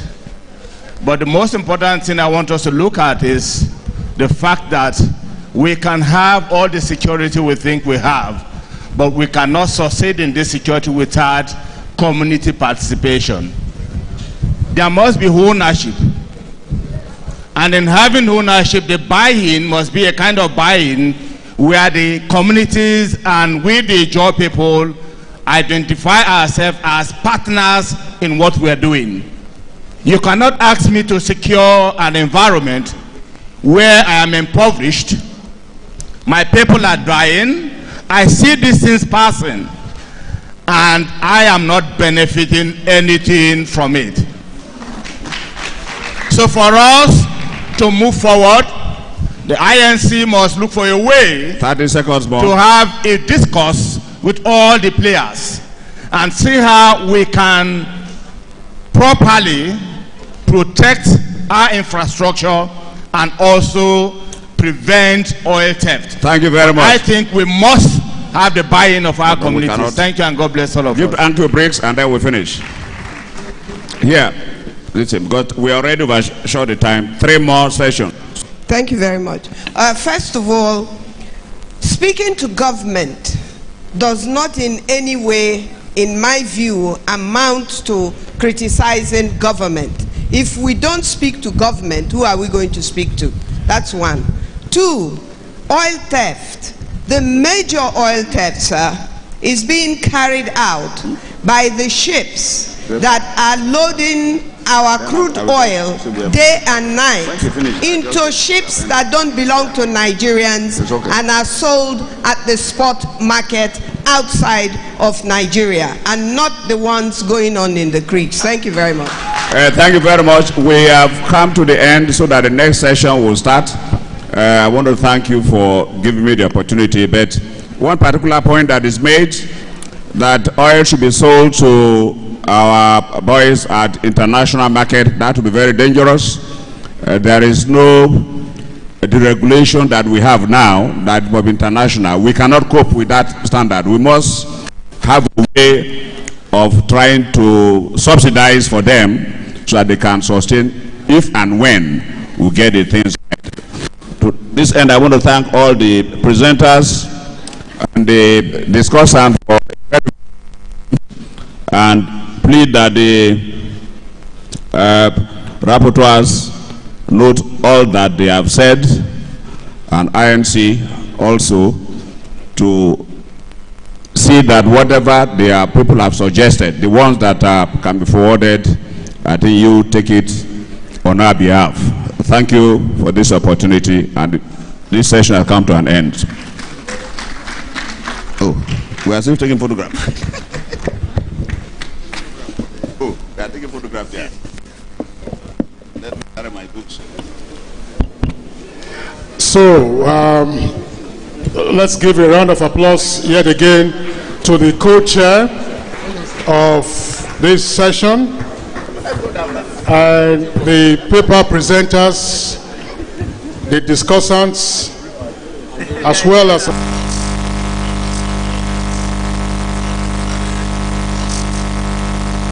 he asked me to stand in for him.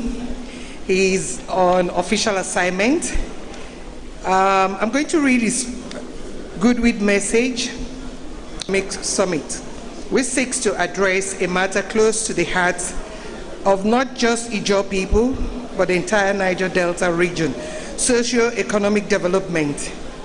I am particularly grateful to the organizers for inviting me, representing Federal Ministry of Humanitarian Affairs and Poverty Alleviation, to share some thoughts on how we can catalyze the socio-economic transformation of Ijaw land and the broader Niger Delta. The Niger Delta region, which includes Ijaw land, occupies a unique place in Nigeria's national narrative. It is rich in natural resources, contributing significantly to the nation's wealth, particularly through oil and gas production. Yet, despite these immense contributions, the people of this region continue to grapple with environmental degradation and other natural disasters. These realities highlight the urgent need for sustainable development that prioritize both economic growth and human welfare. At the Federal Ministry of Humanitarian Affairs and Poverty Alleviation, we are committed to addressing the humanitarian challenges affecting vulnerable populations across Nigeria, including those in the Niger Delta region. As we focus on the broader objective of national development, this summit is an excellent opportunity to reflect on the specific needs of the Ijaw people and explore how we can ensure that humanitarian and socioeconomic interventions are effectively aligned to uplift the region. It is important to note that humanitarian affairs and socioeconomic development are closely interconnected. While humanitarian interventions are often seen as short-term responses to crises, they can and should serve as a foundation for long-term development. By addressing the immediate needs of communities affected by poverty, conflict, environmental degradation, or displacement, we create the stability necessary for sustained economic growth and development. Your Excellencies, distinguished guests, gentlemen of the press, you may wish to note that one of the most pressing challenges facing Ijaw land is environmental degradation, particularly as a result of oil exploration and spills. The resulting damage to both land and water has had devastating effects on agriculture, fisheries, and the health of local communities. Addressing this issue is vital for regions' recovery and future prosperity. At the Federal Ministry of Humanitarian Affairs and Poverty Alleviation, and under the renewed hope agenda of President Bola Ahmed Tinubu, GCFR, we recognize the importance of environmental sustainability in our humanitarian efforts. Through partnerships with relevant government agencies, sub-regional entities, and international organizations, we provide context-specific humanitarian responses aimed at the restoration of sustainable livelihood. Additionally, entrepreneurship and small business development are key drivers of inclusive growth. The ministry, through its lines agencies such as the National Social Investment Program Agency, is working to support local entrepreneurs with access to finance, training, and markets. As we gather today, I urge all stakeholders, government, traditional leaders, civil society, and the private sector to commit to making this transformation a reality. Let this summit not only be a forum for dialogue, but a springboard for action. Together, we can create a future where the Ijaw people and the entire Niger Delta region experience the dignity, prosperity, and development they deserve. Thank you, and may God bless the Federal Republic of Nigeria. Amen. Thank you very much for listening.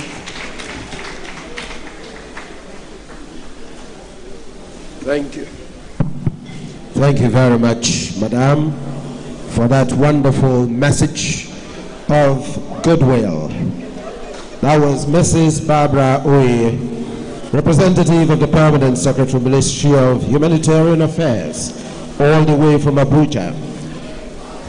Distinguished guests, ladies and gentlemen, it has now come time for us to listen to Professor Stephen Temeao Olale, Professor of History, Biographics, and the Cultural Sciences, Bayelsa Medical University. Before now, he was the pioneer chief historian of Bayelsa State. Professor, sir. Thank you. I want to say a very big thank you to Professor Steve Azaiki and the INC for this very, very laudable pre-conference summit. I actually told Professor Azaiki that I was going to speak on a subject, but I've been given only 5 minutes, so I'll just summarize. I thought that it was important enough, based on the spirit of the conference or the summit, to speak on the need to resurrect dead historic potentials and industries. And in doing so, I'll just mention 3 things very briefly, and I'll be done. The first is identity, and secondly, innovation, and lastly, implementation. So much has been said, so I don't intend to reinvent the wheel. In talking about identity, it is only gratifying and very encouraging to note that we now all identify ourselves as one Ijaw ethnic nationality. As joyful as that is, I am also aware that even in the 21st century, there are people, even in Bayelsa State, which we call the homogeneous Ijaw state, that do not believe they are Ijaw people. But I've come to, assert the fact, based on historical findings, that all of us are actually Ijaw people. Either you are Ijaw by ancestry, Ijaw by acculturation, or you are Ijaw by association. We are all Ijaw ethnic nationality. And so that is the point under identity I wanted to emphasize. Apart from that, bringing it down to the subject I mentioned, which is resurrecting dead historic potentials and industries, we need to identify those industries that have died and are forgotten, as it were. What are those industries? Beginning my career as a teacher at the government secondary school Agbura, I lodged in a particular house at Agbura, and behind that house is a cocoa plantation. So I asked my host, what are these trees about? He said his father and his father's brother, his uncle, were cocoa farmers. That then made me understand that there were cocoa farmers in a PA land in the colonial era. Professor Sogwe will buttress that. Cocoa farmers. So cocoa was grown here in Bayelsa State. Today, the economists will tell us the importance of cocoa in the world market. What happened to the cocoa trade of Bayelsa State and by extension of Ijaw land? That is one dead industry that needs to be resurrected. Much has been said in this direction. If we go down Yenagua, there is a part of Yenagua called the oil mill. What has happened to the oil mill? Why is it now just in name and not in practice? This place was part of the oil rivers, not the crude oil, but the red oil. Thus far, we have dwelt a lot on crude oil, mineral resources, and so on. Some persons have also mentioned the resources as it relates to agricultural resources. But the first oil we knew was the red oil. And I've also written a paper from red to black oil. And so we look at the Yenagua oil mill, what has happened to it. Not so far away from here, we also have the old Reason Palm, which is now known as Bayelsa Palm. It is there. I know that the government has plans to revive that dead or dying place, that dying industry. Let's move out of Bayelsa State. My father of blessed memory worked in Degema, in the place that is called the Degema Hulk. What has happened to that Hulk? All these, we are talking about identifying the dead industries, ATC in Okreka, and so on and so forth. talking not only about industries but also dead potentials. To what extent have we been able to harness all these resources and industries? Are we planning to revive them? But I'd also like to, before I move on to innovation, I'll also mention very quickly that just yesterday I had a discussion with the eminent Professor C.M. Sogwe, my teacher, and I asked him about a place, his hometown, Igbogene, which used to be the plantain hub. So all over Ijaw land, it has been mentioned again and again in the course of this conference that the resources are enormous. But I'm going just beyond the resources to some industries that are dead. The Mama Prof, I like to cite an example that relates to you. The father of the Mama Prof, Mr. Jonathan Kere Ombu, used to own a settlement where he processed palm kernel and palm oil. To what extent do we still do that? So many of us are in Yenagua, even when we have no business being in Yenagua. I wrote a biography, so I know. Now, coming to innovation, therefore, I'd like to mention something very salient here. In a few months from now, we shall be celebrating the 90th birthday of an elder statesman of Bayelsa State, Sir Lambert Gabriel Eradri. He became one of the earliest pharmacists, in fact, the first graduate pharmacist in Northern Ijaw land. And he told me, I wrote his biography also, he told me, he said that he became interested in pharmacy, pharmacognosy specifically, because of his mother. His mother was a traditional birth attendant, as we'll call them today. And she had a particular leaf called edulememe. That leaf, she used it as a fertility medicine for women who couldn't give birth. And she had many results. And many of the children who used the leaf and got results are still alive today. And so I would like to move on very quickly because time is of the essence. Your time is actually up. Yes, I round off by talking about implementation. In talking about implementation, therefore, I'd like to mention very quickly, kingdoms can create agro estates and industrial estates. There are towns and kingdoms in Bayelsa State and in Ijaw land in general that will not last 1 month if there is a blockade of the route that leads to that town or kingdom, because we have left the land and we have left the resources, and everybody is depending on Abuja for the monthly subvention or whatever it is called. Local government councils can create economic hubs and industrial estates. How many local government councils in Ijaw land have businesses that are viable and running? State governments, of course, state governments are trying, but we can do much more to create industrial layouts like Chief Michael Okpara did in the old eastern region. And of course, the Bayelsa Eco Industrial Park. We can only pray and believe that that park will come into being, that is located somewhere around the Barantori area in Bayelsa State. And finally, when we train persons for small and medium scale enterprises, much of what we've had in Ijaw land is that we finish the training and we give them starter packs. By the next week, they've sold the starter packs.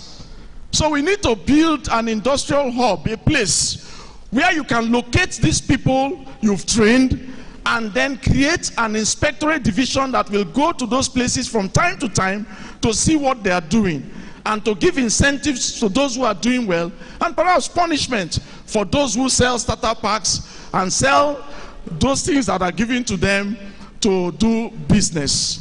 I want to stop here. Time is not enough. There is much more. We can resurrect the industries that are dead in Ijaw land. Thank you very much for your attention. God bless you.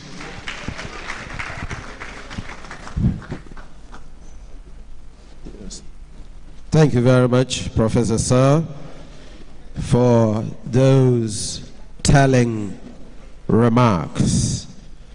Distinguished guests, permit me to take one more remark, this time from the Chairman of the Board of Trustees, Southeast South Professionals, Mr. Emeka Ugu Uju. You have 2 minutes, please. Strictly so, 2 minutes, sir. Yeah, good afternoon, ladies and gentlemen. All protocols observed. I bring you greetings from the Southeast South Professionals. For those who might not know about it, it's an association of professionals from the 11 states of the Southeast South.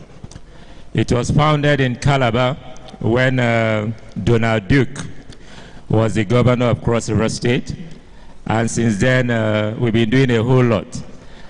I'm here because the co-convener, Professor Steve Azaki, happened to be one of our members, and he said, my president, even though I'm no longer the president, that I should be here. And I'm glad that I'm here, and looking forward to the main summit. And one of the things that I would want to leave here is that during the main summit, the Southeast South professionals did a whole lot to produce what we call Development Agenda Southeast South 2035. In other words, a roadmap to where all the states in the Southeast South should be by 2035. And we benchmarked it that by then, the Southeast South should be the best economy, not just in Africa, but in what we will call the second or first world. So I think on that note, I wish all of us fruitful deliberations, and we look forward to seeing you in Port Harcourt December 3rd. Thank you very much.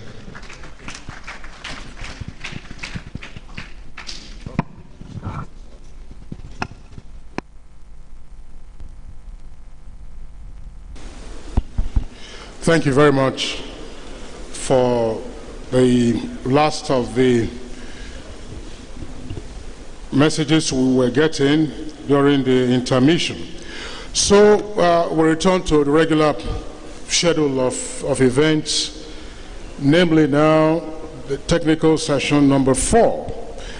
And the topic is stimulating indigenous interest in local content and development in the oil and gas industry. I'm sure that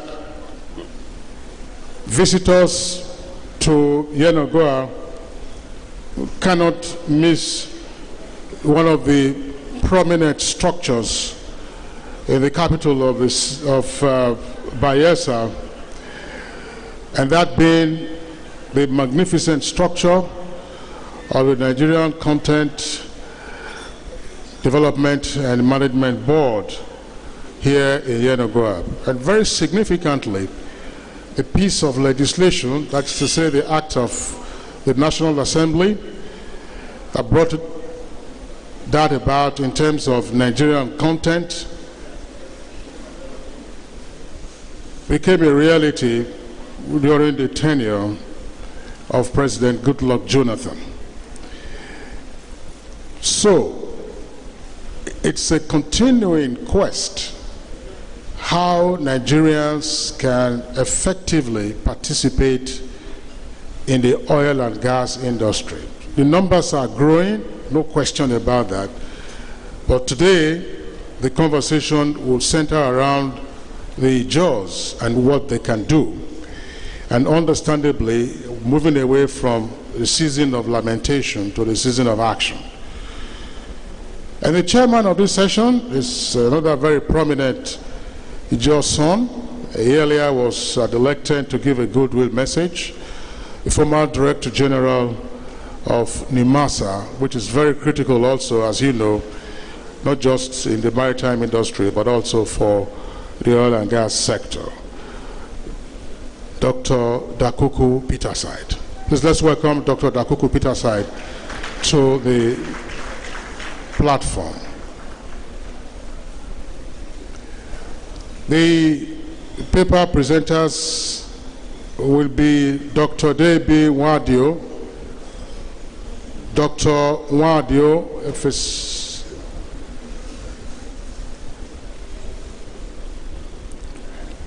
we also have Engineer Dan Jumbo.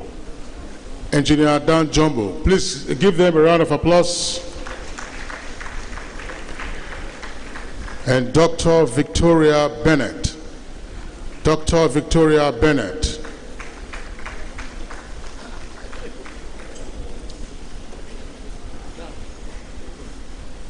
The discussants include Dr. Helen Opigo. Dr. Helen Opigo, is she in the audience?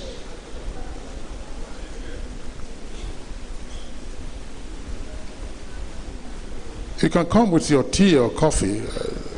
Otherwise, by the time you return to your seat, it will be cold. I will give you some time to take a sip. Just drain it, finish it. Are you all right? Absolutely. Congratulations. Dr. Jami Seiga Guana. Dr. Jami Seiga Guana. Chief Noble Akenge. Chief Noble Akenge. Please let's give him a round of applause.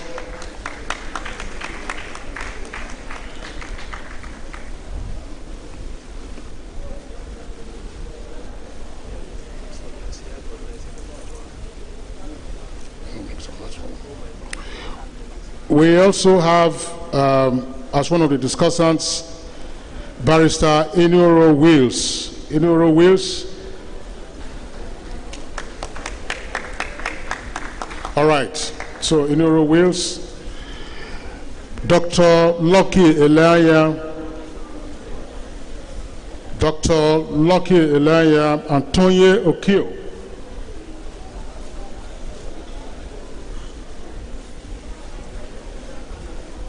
Please let's give him a round of applause. So, Mr. Chairman, for the technical session, I always find it a nightmare managing time for events in different parts of the country. So we just stick with our usual rules.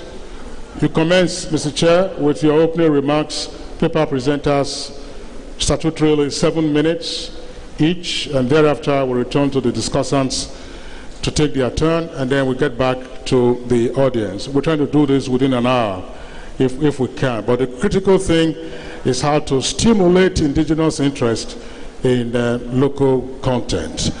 Dr. Dakuku Peterside.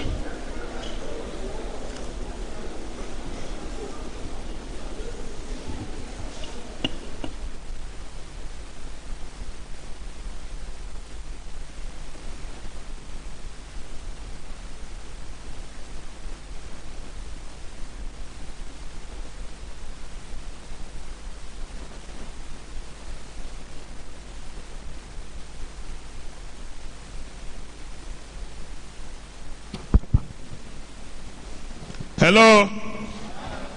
Good afternoon, Your Excellencies, distinguished ladies and gentlemen.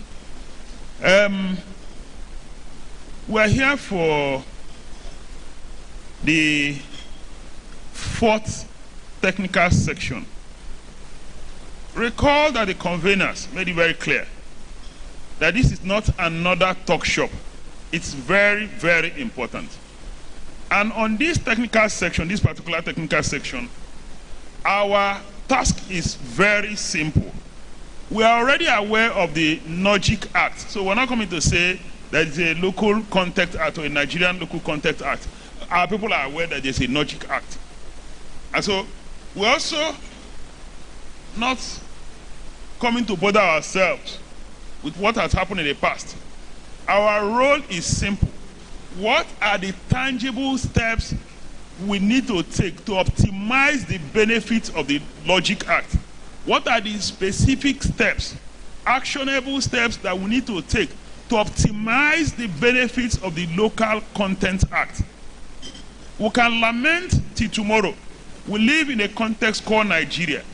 If we don't identify what we need to do to optimize benefits of that act, the act will not work for us. So don't come and tell us history.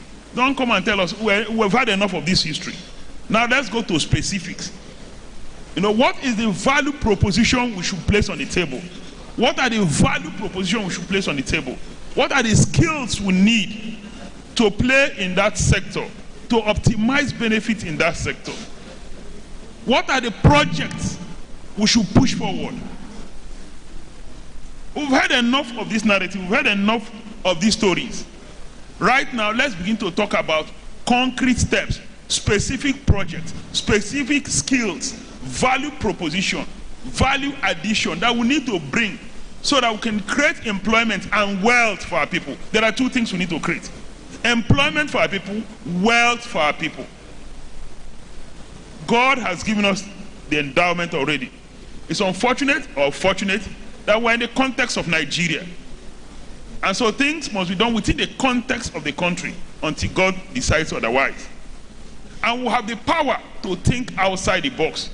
We have gathered men and women who can enable us to think outside the box and come up with actionable strategies on how our people can optimize benefit from the Local Content Act. I'll start with the first speaker. Where do I start from, please? Dr. Lucky, are you ready to shoot? Oh, you're a discussant. Oh, where are the speakers, please? All right, so I'll just start from the extreme left. The left, please. Thank you very much. So, unfortunately, I overruled the moderator. We have only 5 minutes. 5 minutes. You just go. I said, identify actionable steps. Don't tell us stories. We know those stories. I'm sure we're conversant with all the stories. Don't tell us the origin of the Logic Act, when it was passed, how it was because of the just struggle, because we have oil and gas, there's degradation. We already know. Just tell us that, looking at the act, these are the kind of things Ijaw people can do to benefit from the act, create employment for our people, create wealth for our people, and by extension, the Niger Delta region. Thank you very much. Okay, good afternoon, our Lord Spiritual and Temporal, our traditional rulers, and the great Ijaw nation. Our moderator has said we should go straight. I won't even be talking about Local Content Act, because in my experience and as an Ijaw man, Local Content Act means a different thing to Ijaw people. But I will go straight. When we say stimulate, it means that either we are dormant, we are inactive, or we are finding it difficult to move. Why is it difficult for us to move? One of the things I have seen in my field of, in my professional area, is that a lot of our people are not even aware. Even the Local Content Act, if we ask now how many of us has read it, yes, it's an act, so it's a legal document. But luckily, lawyers, engineers, and people in our profession, in the oil industry, has distilled it, made it simple for all of us to understand. The main problem with we Ijaw people is that we are far behind even in education. If we are not educated, how are we going to understand all that is written in the Act? Beyond the Local Content Act, we also have the Cabotage Act, which was before the Local Content Act. That one empowers us as Ijaw people. Have boats, barges, and whatever. And it's holistic, that if you own one, okay, I've been asked to, my son name is Dan Jumbo, my other names are Denero Ebigoni Ombu, as it's written in the slides back here. Anyway, the Cabotage Act empowers us to do that. But because we are not aware, we are not educated about what these documents are saying, now we have the PIA, which is also another act that has even broken the oil industry. It has more or less transformed it. So talking of areas we can benefit or we can do business in, the industry has been broken down to upstream. That is the one we normally know with Shell and Ajip and now Ando nowadays. The midstream is the refining. LNG processes, refining, and the rest is the midstream. Then we have the downstream. So your marketing, you own a filling station. That is the marketing part of it. So what does education do for us? When we have knowledge, even the Bible alludes that it empowers you. It opens your eyes to the world. When we are educated about these things in whatever form, it could be formal education, it could be informal education, but you have the knowledge, you have information, you can process information and act on it. That's way we as a people, as a job people, will know the areas we want to be. Do you want to be in the downstream, midstream, or the upstream? And it is good for us to be in all the streams as they are, as it is now in the country. But because we have that problem, we find it difficult even being part of any one of these processes or sectors.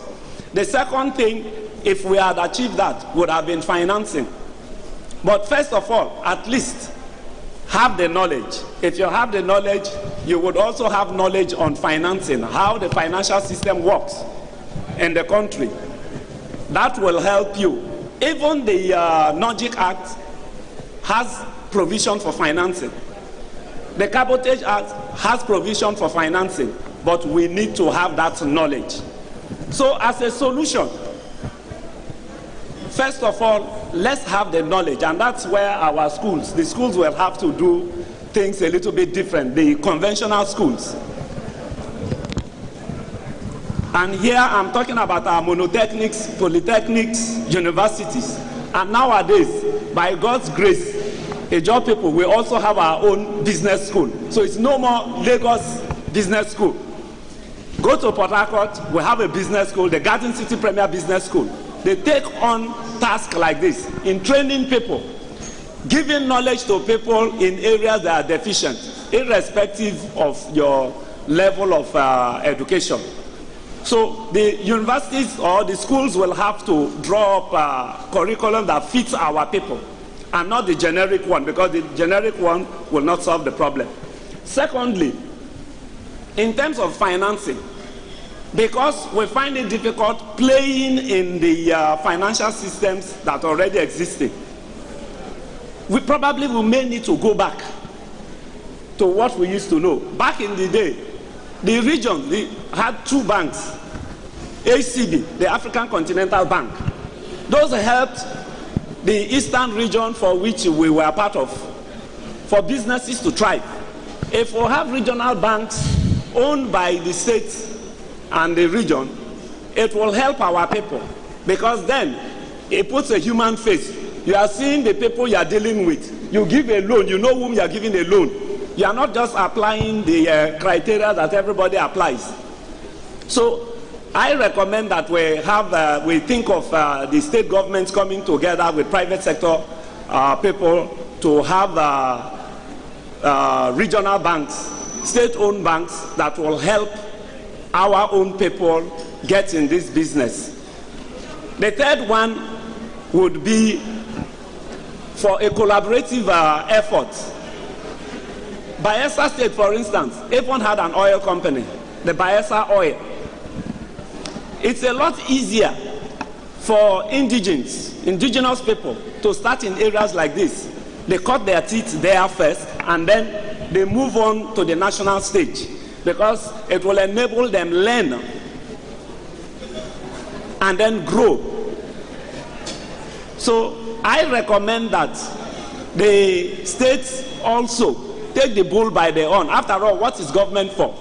Why does the United States government go around the world? It's to enable her people do business with ease. So the same way state governments can collaborate with private people, and there are a lot of, we have people who have the money, even they are sure they are outsiders. Thank you very much, Engineer Jumbo. Thank you very much, moderator. Thank you very much. Now, Engineer Jumbo has made 3 critical points. One is that how do we democratize knowledge of the oil and gas industry to the point that our people are well aware and enlightened about the industry? If you don't know, you can't plug in. The second point he has made, which is very, very clear, is that we need to teach our people the skill of structuring deals. If you can't structure deals, you cannot benefit.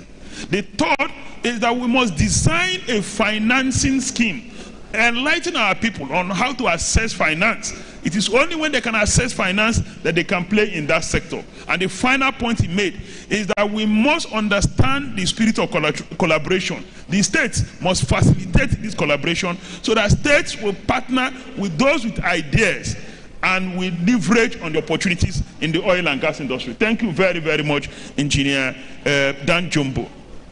I will quickly invite, our rule remains 5 minutes rule. I invite Dr. Debbie Waido to speak to us. Thank you. 5 minutes, please. Doctor, 5 minutes. I know that you're very time conscious. Yeah, I will stick to the time. And thank you, moderator. My name is Dr. Debbie Waido. Much of what we've been saying is how do we stimulate indigenous participation in the oil and gas industry. And looking at it, it's so critical to us at this time in the life of the Niger Delta people, because the oil and gas industry is what keeps the economy of Nigeria going, and we seem to have been put by the side. Why we are by the side, looking at what is going on around us, people from the other side of the country, other areas of the country come here and take over what we are supposed to be doing. One of the major things I believe we should do is community participation. You know, those that we've been out, some people have been out, and some of the things we see outside gives us an idea of what we should be doing in the oil and gas industry, just as what happened in the banking sector. In most parts of the world, you have what they call community banks, local banking like it is called in Denmark. Nothing's wrong in bringing that sort of idea into the oil and gas industry. Community participation, somebody mentioned that thing, and it was like it went straight to my paper to go get what I had as my idea. There's nothing wrong in communities in the Niger Delta to organize community participation. And how do you do that? I agree we are deficient in education, we are deficient in skills, and in some other areas. But notwithstanding, we still can boast of a couple of these things around us. We organize and let the government of the day, be it at the federal level, state, or even the local government, know that this community is interested. Maybe it could be in the downstream. We should participate in all the areas of oil that is in our own area, in our home area. The oil is here. If you get to some area, you find oil wells in farmland. It's just there. And we are not part of how these oil wells are maintained, are managed, and how the oil is drilled. So if something is right under your nose, and you are not able to take part, then when will you take part? When will you be part of a process that affects your life? So community participation is a very important area. When the foreign oil companies come to us, say, how do we participate? We want to be part of the management of this resource that is right under our own nose. We should be able to learn the skills. One thing that is so important in managing resources are the skills you need. It could be technical skill, it could be human resources skill, it could be any of the skills that are necessary. If we can generate that level of skill, then that will allow us to participate. For instance, the gas that is flared from the oil wells that over the years have provided a very hazardous environment for us and kill our fishes and even deprive, these sort of activities closed the other economic activity. So we should be able to know why that should be the case and manage these things. So because it affects us directly as a community. As a community in the Niger Delta, the gas flaring affects us. It affects our economy. And we should be part of how this can be controlled. That is one area we can participate. Another area is we need to know you seize the initiative. We should seize the initiative in the drilling. Nobody should push up by the side and say, oh, you are not engineer, you are not that. But that thing is on your farmland, it's in your stream. It's by the side of your backyard. What happened in the US is that you cannot drill oil in any person's land without his attention. So we should be co-owners of the wells because it's on our farmland. It's at the backyard of our homes. It's in our stream. So how can somebody go around your house, fetch something that is there, and you don't know? We cannot be dismissed on the basis of technical know-how. Like what happened in the US, you cannot fold your hand, sit down, and somebody comes to your land right in the doorstep and fetch oil. We should seize the initiative and say, look, before you open this well, I should know what you are doing. I must be part of it. I should be granted permission by whatever level to be part of what we are doing at my backyard. This is how the Niger Delta have been so negligent, so to speak. Over the years, we have not seized the opportunity. We have not seized the initiative. Nobody will give you. It's like power. We are talking about power here. Nobody hands over power to you on a platter of gold. So if we don't seize the initiative, nobody will give us that initiative to participate. You seize it. So you can't open this oil well without me or I or my family or my kindred knowing that there's one oil well that used to amaze me. It's right there at Rumukuta. Yeah, it's at Rumukuta. As you are driving from Obirikwe and you are entering Port Harcourt through Rumukuta, there used to be some mechanic village there. Right behind there is an oil well. And what happened is that these people come, it looks so funny, okay? They come with a tank, drill the oil, and take it away. Yes, I agree they pay some compensation. But is that enough? That they pay you compensation? Is that enough to say you are participating? You're only receiving some revenue. That's all. And revenues are not inexhaustible. Revenues are exhaustible. Thank you very much, Dr. Wedo. Thank you very, very much for that fantastic presentation. Now, Dr. Wedo has made two critical points.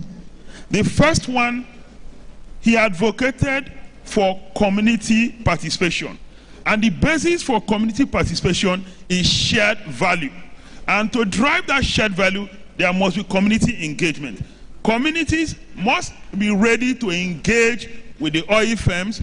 Communities must be ready to jointly do activities with the oil and gas firms. So community participation is the core of his presentation. Now the second thing he talked about is that as Niger Delta people, we must be entrepreneurial.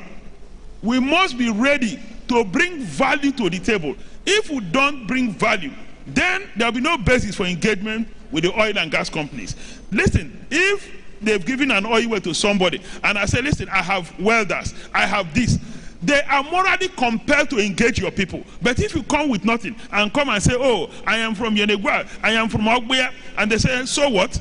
Nigerian law protects us. Let's also add value by coming with businesses. Let's come with enterprises. That way, they'll be morally compelled to engage us as Ijaw people, as Niger Delta people. Thank you very much, Dr. Wedo. Thank you very, very much. Now, there's something unique about female voice. May I now invite Dr. Victoria Bennett to give us her own presentation. And as usual, it's 5 minutes. Your Excellency, the chairman, permit me to stand on already existing protocol. I am Dr. Victoria Bennett. I want to speak on the topic that is on ground, stimulating indigenous interest in local content development and management in the oil and gas industry. For us to stimulate means something is going wrong. They are growing cold. They do not know what is there, and so they are not interested. And so this topic is all about stimulating the locals, stimulating the local companies to be part of the oil and gas industry. I just want us to take a look at some products of the oil and gas industry before we talk of stimulating them. The oil and gas industry is not just about the petrol we see. It's not just about the kerosene we use. It's not just about the cooking gas we have in our homes. There is more to that. The oil and gas industry also involves the petrochemicals. And when we talk of the petrochemicals, we are talking of our, waterproof, the waterproof that we have in our markets, the slippers we wear, our slipper shoes, our rubber shoes, our PVCs, they are all gotten. They are all petroleum products. Even fertilizers.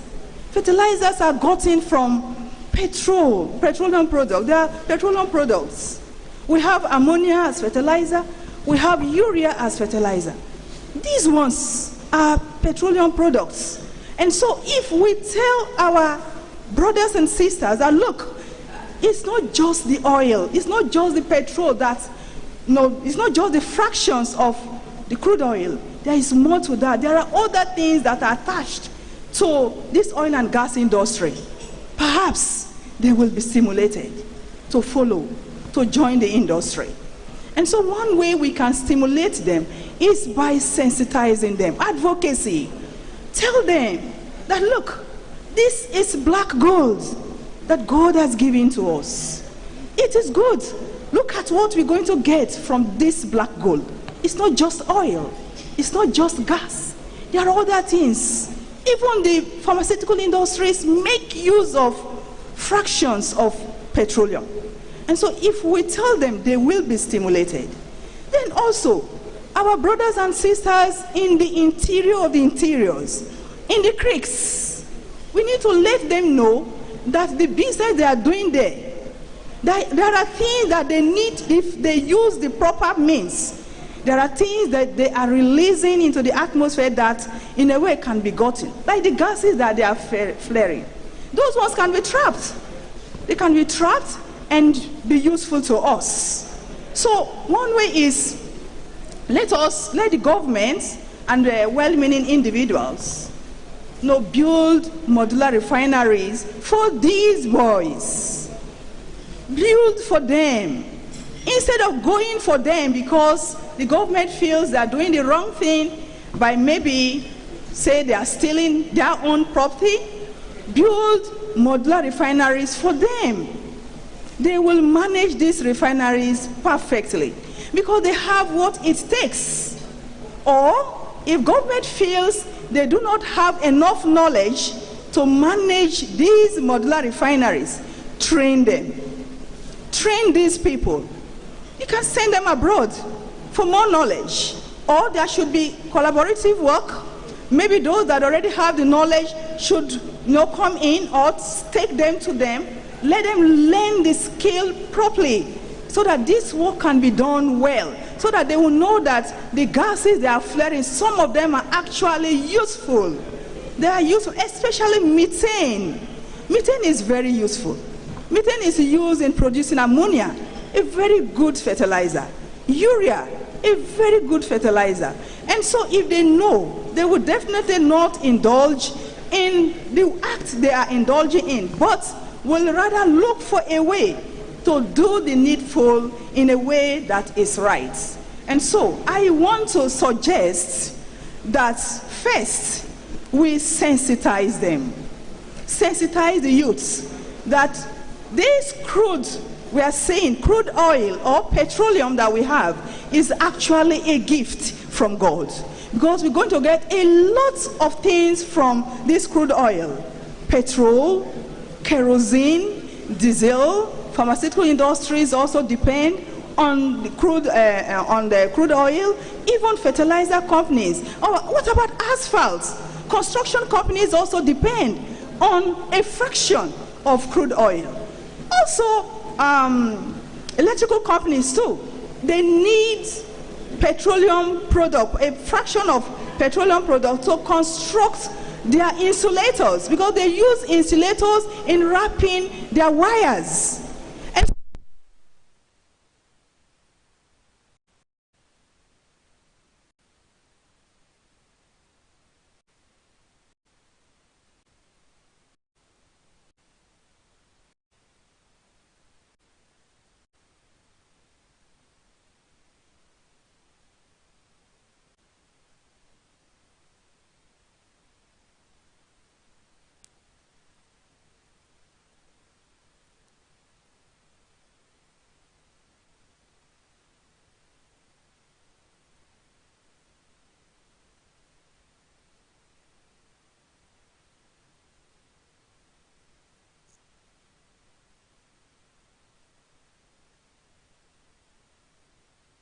you can fit into the other one. I thank you. Thank you very much. Dr. Lekialanya's argument is that we must upscale our skills to be relevant in the evolving employment and oil. Chief Noble will speak, and my very good friend Inoro Wills will speak. 2 minutes each, please. Different perspective. Do I have to stand?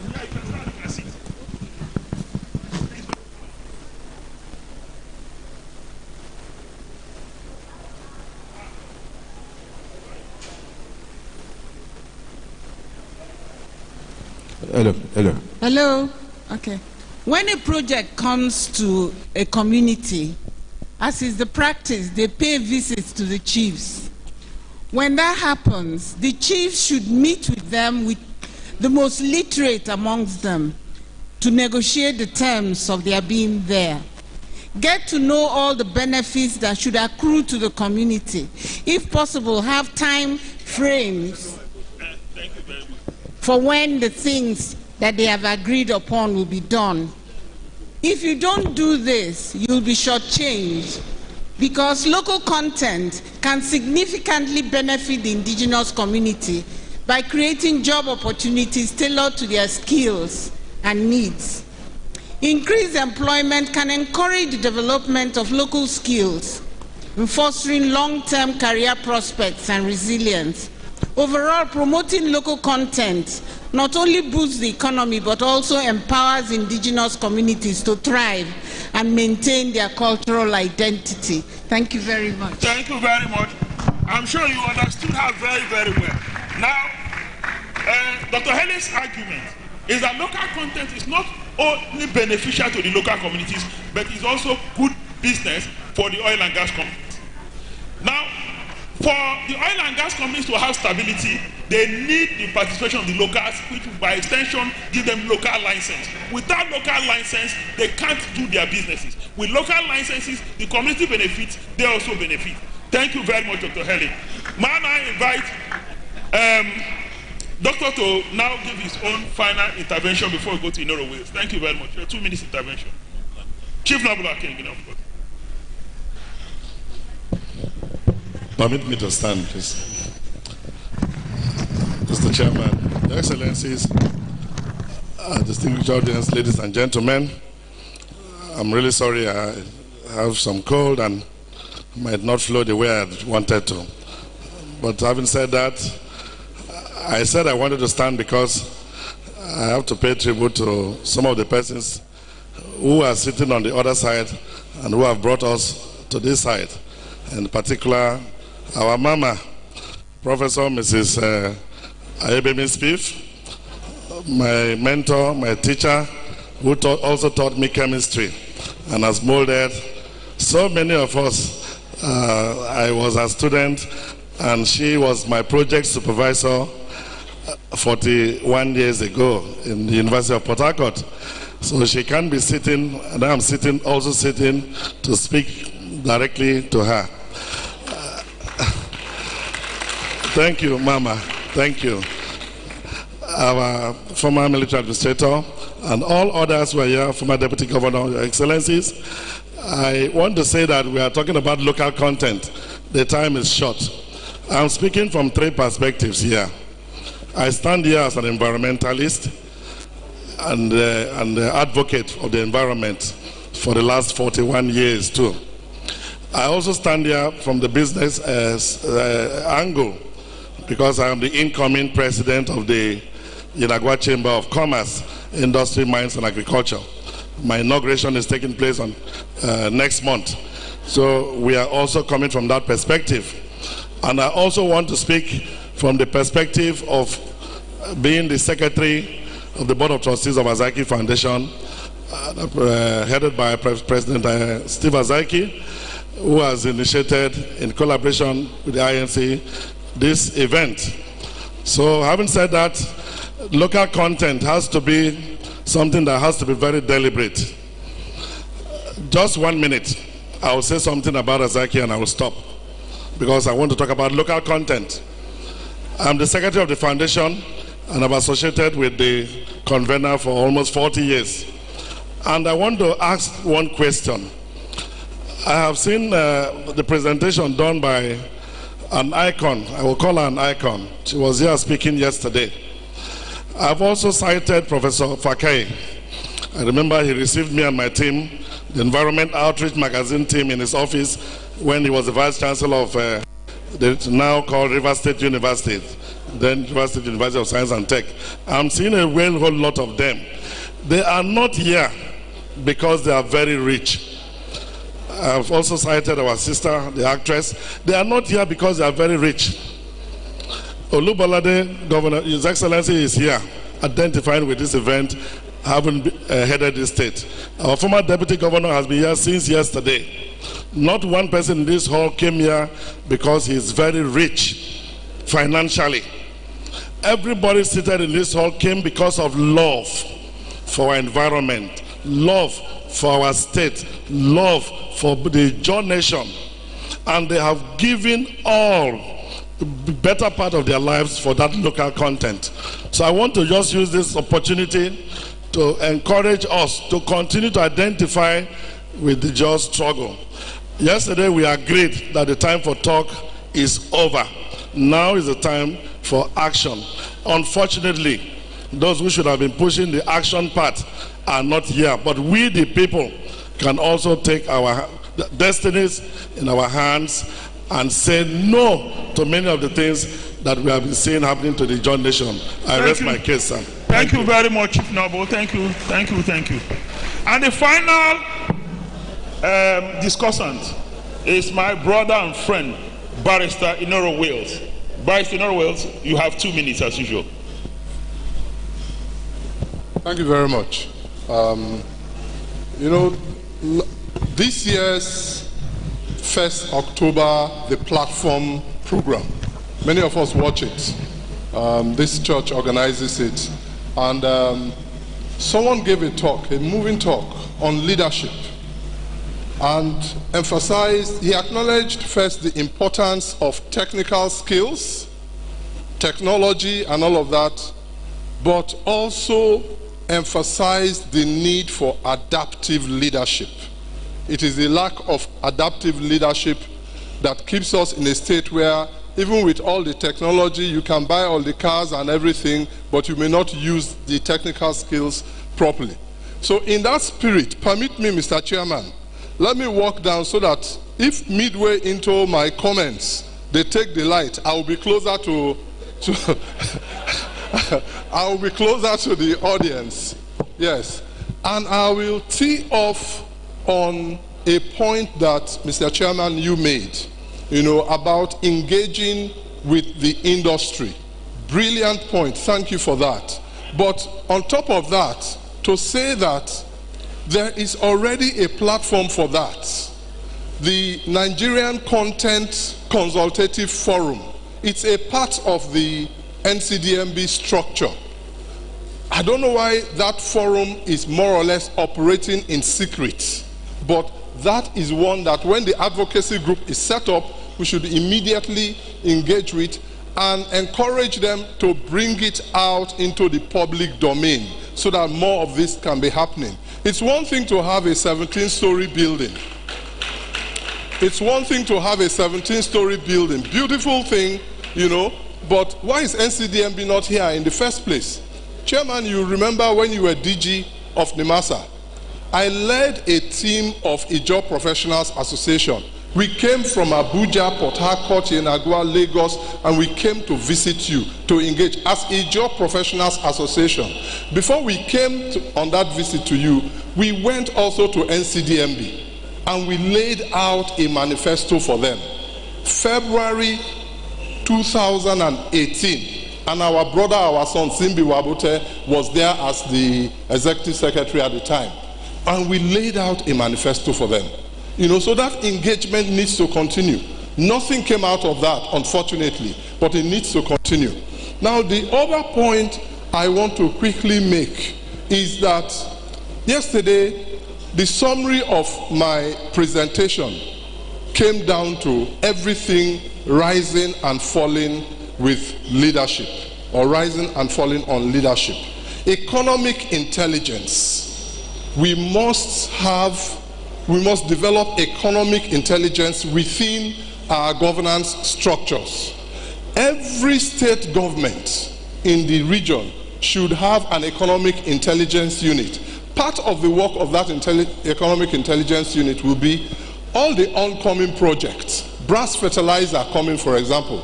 But beyond even projects coming to the region, even a project like the Dangote project, all right? Because that's something that changes even global economics. If you are following the trends, you will see that the supply trends for petroleum products are being upturned by Dangote globally.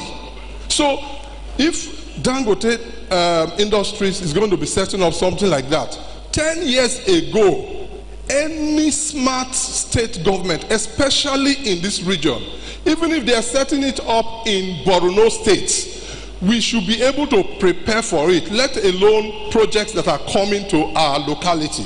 So brass fertilizer, for example, a state government, not just the state government, we all will take responsibility, but the leadership must drive it. So we should be able to have a database of what are all the skills, all the jobs that will be required by brass fertilizer, using that as an example. They just signed, I don't know if it was the FID or so that they just signed. That's a $3.something billion project. So Bayelsa, Rivers, our state governments should by now look at that project. What are the project economics, the job opportunities that will arise from it? What are the skill gaps? So you do a capacity gap analysis. What are the what are the capacities we have now? What are the gaps? How do we develop those gaps in collaboration with NCDMB, NDDC, you name it, and so on and so forth.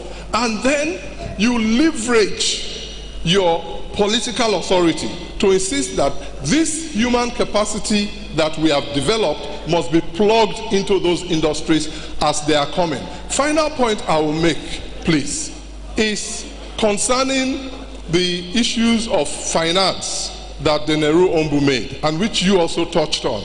I don't see why our state governments, with their combined public revenue, we're doing currently over ₦1 trillion amongst the 6 major Niger Delta states, over ₦1 trillion. I don't see why we cannot leverage that and challenge 1 or 2 banks to move their head offices to the Niger Delta. Our state governments are just receiving money and consuming, spending. You must see that as seed and challenge. All the head offices of banks are in Lagos, not in Abuja.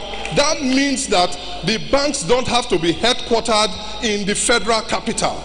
They are headquartered where the market is able to meet their needs. That is a challenge to us. So as I'm climbing up, Let me use that opportunity before I hand you the microphone to also A round of applause for Enoro Waste, please.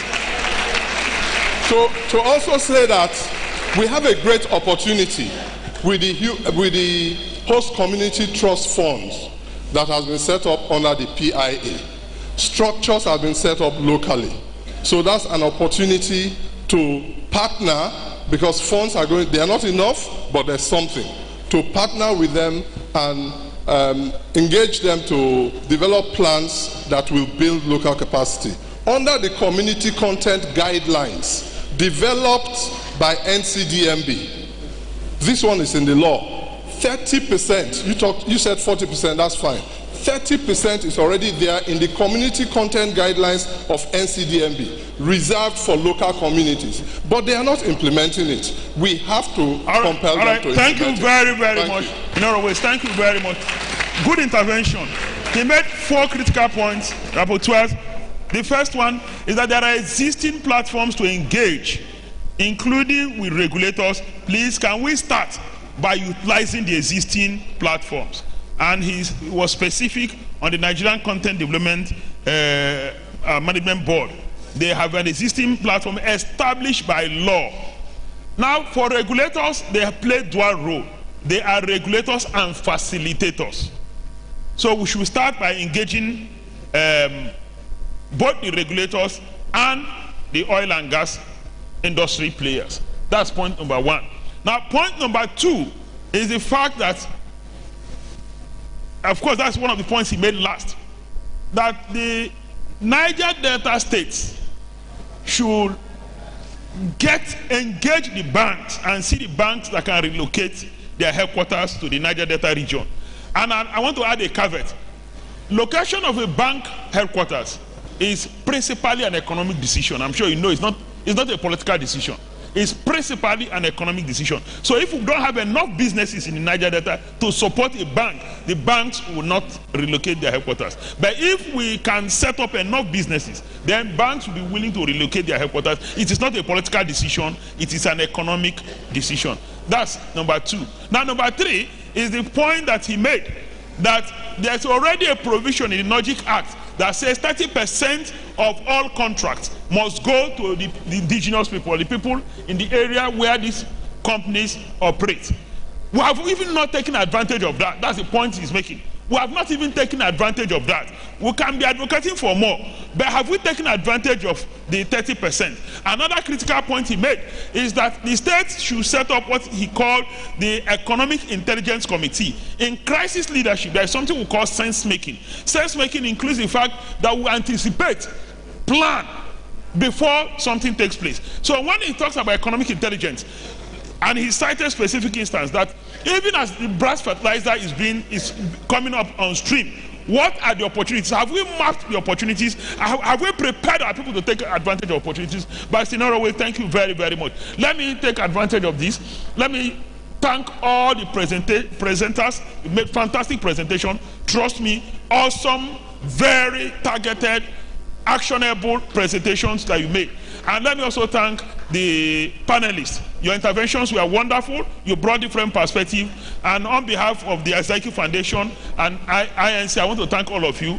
Can we now just do the group photograph and we are done? Thank you very much, the audience too. You've been very supportive. I've seen Dr. Felix Tuodolo. Dr. Felix Tuodolo is not just an ordinary adjustment. He's been raising his hand. But somehow we have only 1 minute left, and I want to utilize that 1 minute. Dr. Tuodolo, I've seen you. You will speak. You can join us and the group photograph. Let me invite, INC president is not here. The Dr. INC president, please join us in the group photograph. Where is Professor Steve Azaiki? Professor Fake, please join us. Our 2 excellencies, former military administrator, former deputy governor, Ankyo Briggs, please just join us for the group photograph. Please, please, please. Oh, we should come down. Yes. So let's give a round of applause to the participants in the 4th technical session as they leave the stage.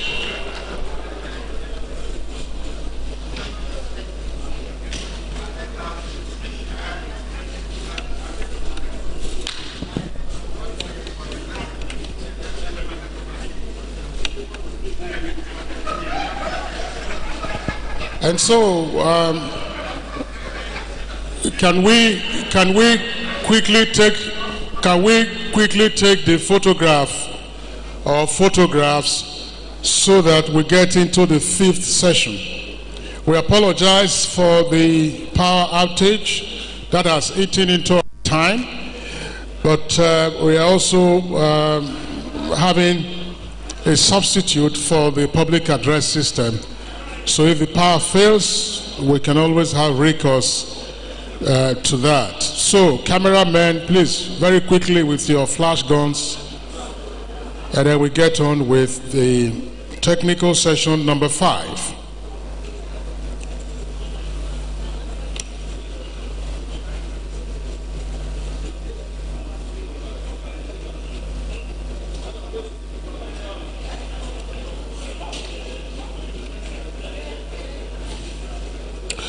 All right, Your Excellencies, distinguished ladies and gentlemen, thank you very much for the photo ops. Now, for the technical session number 5, the subject matter is on scaling up human capital development for sustainable economic growth in Ijaw land and ultimately in the Niger Delta. Since yesterday, there have been references to the issues around human capital growth and development. Some of those matters have therefore been touched on. We do know that human capital development is now well beyond the 3 R's that we used to know, or indeed I don't know. Sorry, please. Can we have your attention? I mean, those who are serving in the meantime, can we just have your attention, please? Can we have your attention, please? Mr. President, may we have your attention, sir? We are in the 5th technical session now, and it's on scaling up human capital development for sustainable economic growth. The session will be chaired by Dr. Mrs. Josephine Igodo, MNI, former head of service of Bayelsa State. Dr. Mrs. Josephine Igodo, is she here in the audience? She? Can they signify by raising your hand so that we welcome you to the platform? Please come to the platform. Please, let's welcome her with a round of applause.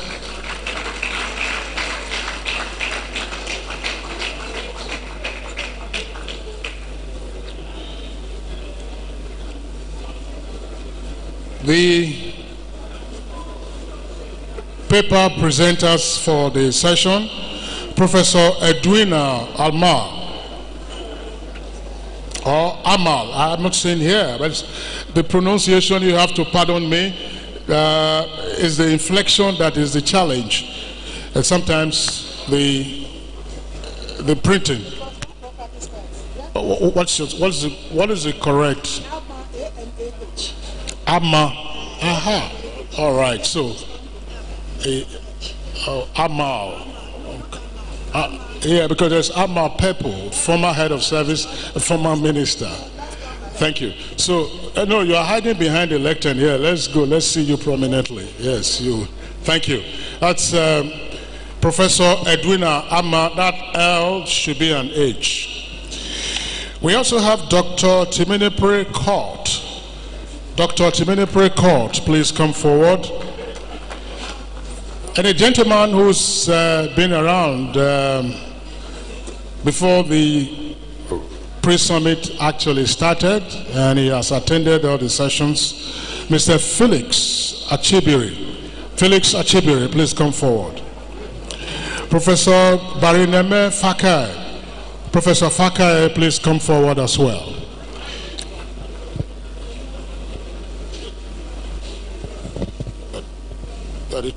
Chair, right? So you sit here. No. Yes. Let her, madam. That's where the microphone is. You can sit there. Thank you.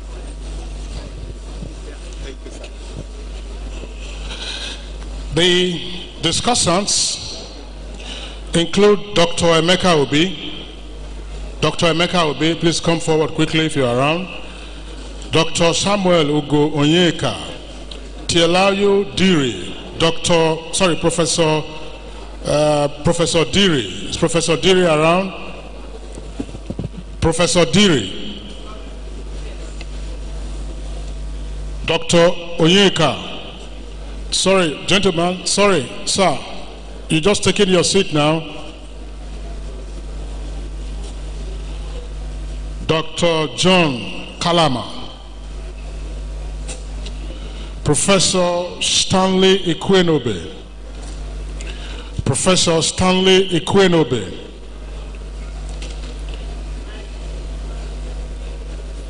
Moses Siasia. All right, it's not immediately available. Professor MC Sogwe. Professor MC Sogwe.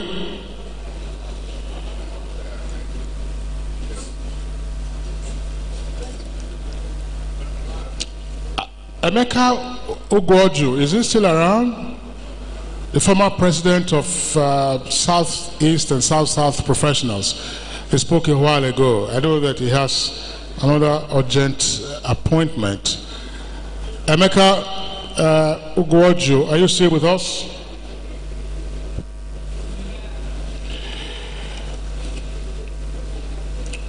All right, so whoever joins us, there's an extra seat here. Madam Chair, the rules are fairly straightforward. The last technical session, they tried to maximize the time, but unfortunately the power outage elongated their stay. We start off with your opening remarks, and then the paper presenters have a top range of 7 minutes. If they do it under, fantastic. The discussants will take 3 minutes each, and then we'll revert to the audience, and thereafter we'll close that session and move on to the next session. Madam Chair. Thank you very much. Your Excellencies, the Lord Spiritual, and every other person here, my greetings to every one of us, particularly to my mentor, Auntie Spiff, and Miss Spiff. Well, the topic is self-evident, and as you can remember, education is a pivot of society, and that's what everybody seems to have been talking about since yesterday. And we need to key into this aspect of education. Ladies and gentlemen, education has 2 strands.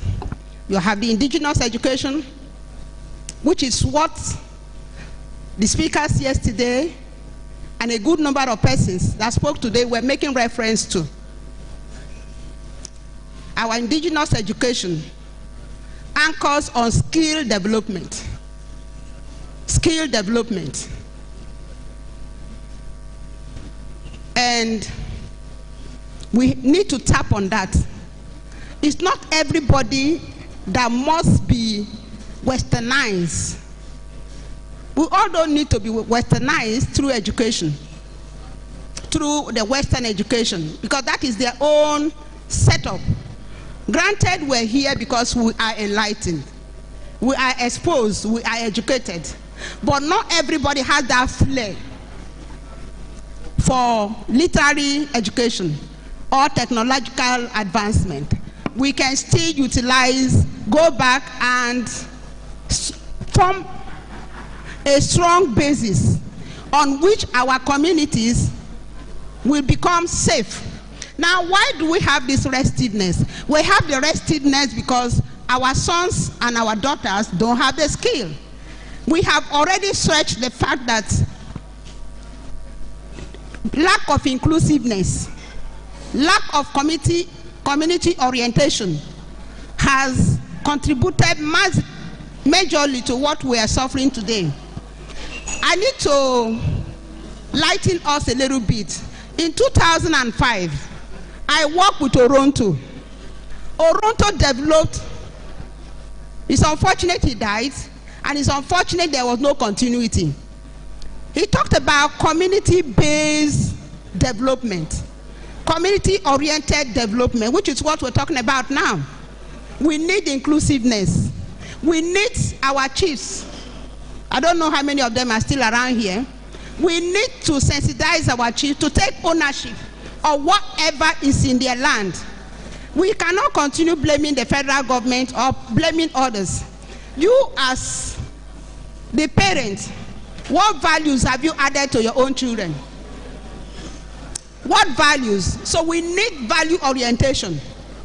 Basically, we need value reorientation, because we have this entitlement mindset now. Everybody must come to Yenegua. There's urban drift, and the provision, infrastructural development is not enough. If you don't want people to drift to Yenegua or drift to the capital, why don't we develop the rural areas? We have educational deficit in our localities, and I'm talking about the Niger Delta, particularly with our very endowed terrain, endowed in the sense that our mangrove is a money spinner. When I was in NIPS in 2007, my work was on tourism development, and it can churn out more than 4 billion naira. But we need infrastructural development, we need security, we need government support to enable us achieve that. Because with tourism alone, you can employ more than 4,000 of our youth, because it has a multiplier effect. So we have several areas in which we can engage our children. People have talked sufficiently on most of these issues, so I won't flog them. I won't overflog them. But I just want us to know that we can do it. One, community participation, family involvement through value change. These children that are doing all of these things are your children and mine. Let me pause here. Thank you. What we will do now is to invite the paper presenters. Yes, I have. 7 minutes. So at this point in time, I want to invite the paper presenter. The first paper presenter here is Professor Mina Obanga. Not here. Barrister Osadolo. No. Where are the names?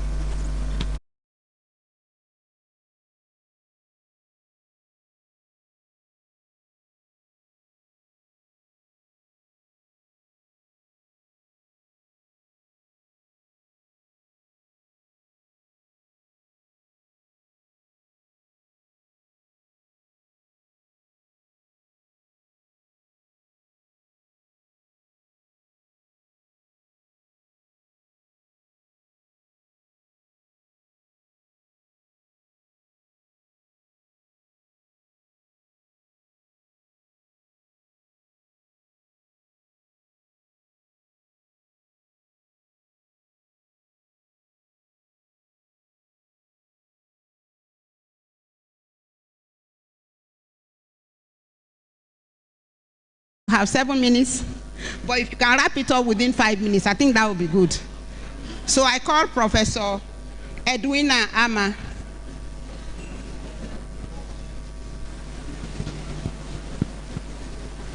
Just give. Okay.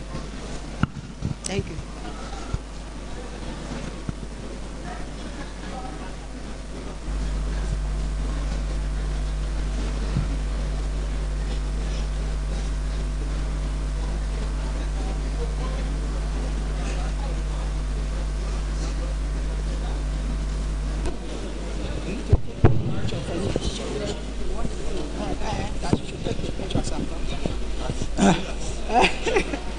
Good afternoon, everyone.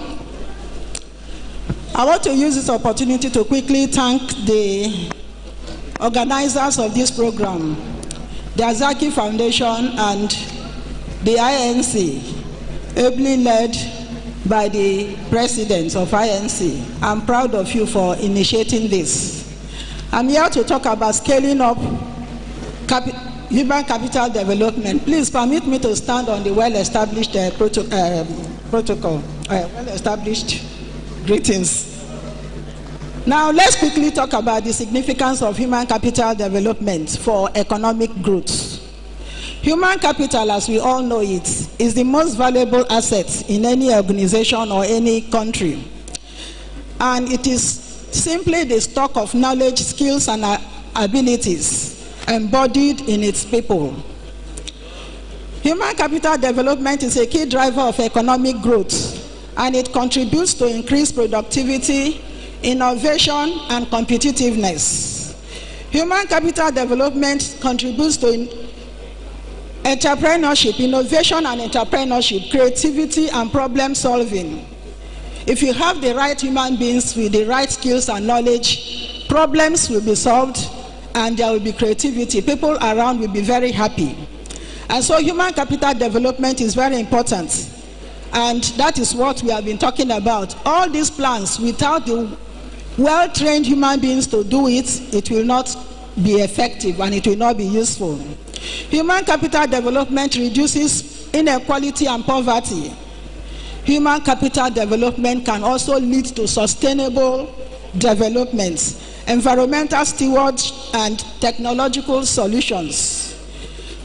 There are certain challenges and opportunities in the Niger Delta. I will just mention them because they've been talked about severally.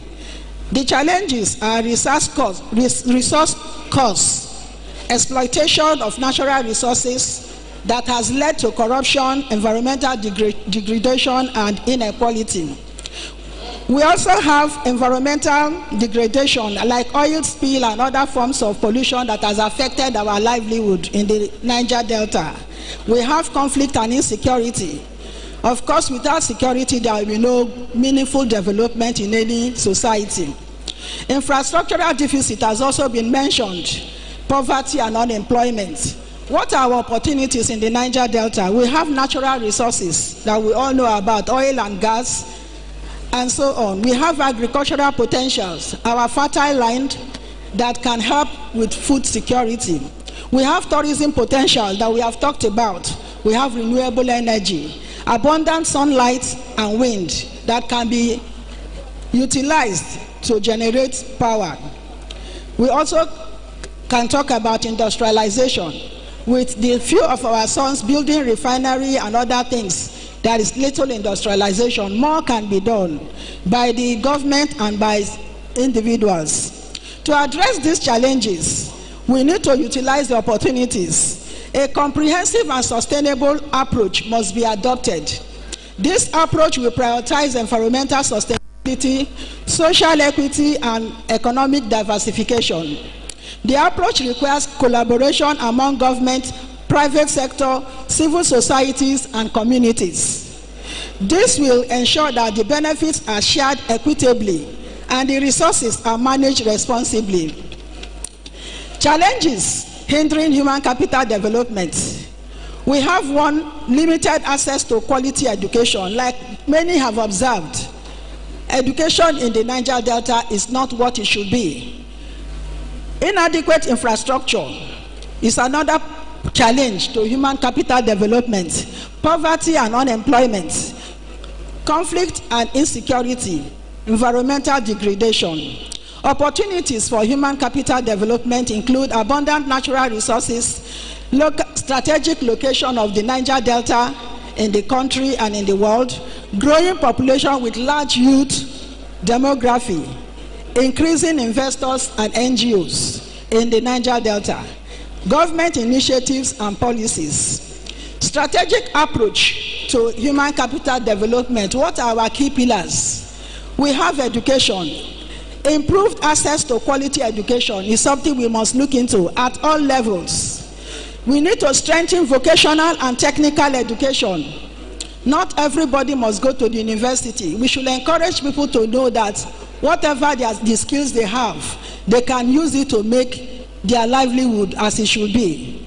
Then promote STEM education. That is talking about technology, engineering, and mathematics and education. Those that are good in that could be encouraged, given scholarships to go and study. And then healthcare. If somebody is not well, he cannot put in his best in the work. So improved access to affordable and quality healthcare. Address maternal and child care issues. Promote preventive healthcare. Skills development. Provide relevant skill training for workforce. Know what is needed in the... My time is up. Okay. Let me quickly go to the... Just bullet your points. My points, okay. Yeah, bullet your points. Okay. The recommendations for the future, for future actions. Increased investment in education, early childhood and STEM education, vocational training, improved healthcare access and quality, infrastructural development, affordable healthcare and preventive healthcare, skill development and entrepreneurship. Our leaders should have entrepreneurial mindsets. Lifelong learning programs and public-private partnerships. Infrastructural development. Government should invest in transportation and communication, renewable energy, and sustainable development. Finally, good governance and accountability. They should put in place things that will reduce corruption and increase community participation so that the community people will be involved. I wanted to give us examples of what other countries have done, but my time is up. I will give them the soft copy so that they can use it. Thank you very much.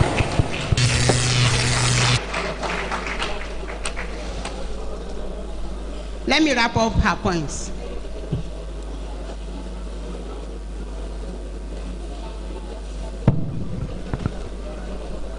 Highlight of what she discussed were creativity and problem-solving skills, which we need to develop amongst ourselves and our youths in particular. We should promote equity in our society, because if there's no justice, people will be aggrieved. There will be restiveness.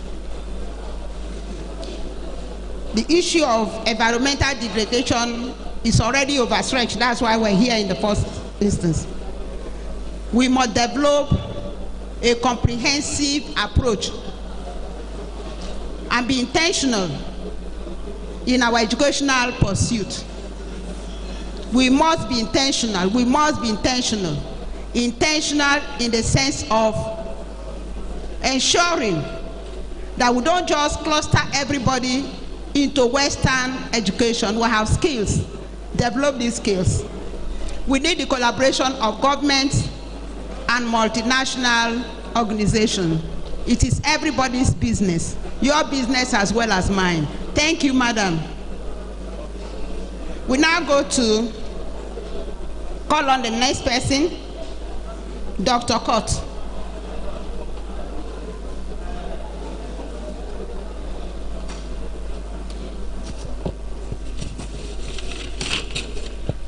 Your Excellencies, distinguished ladies and gentlemen, good afternoon.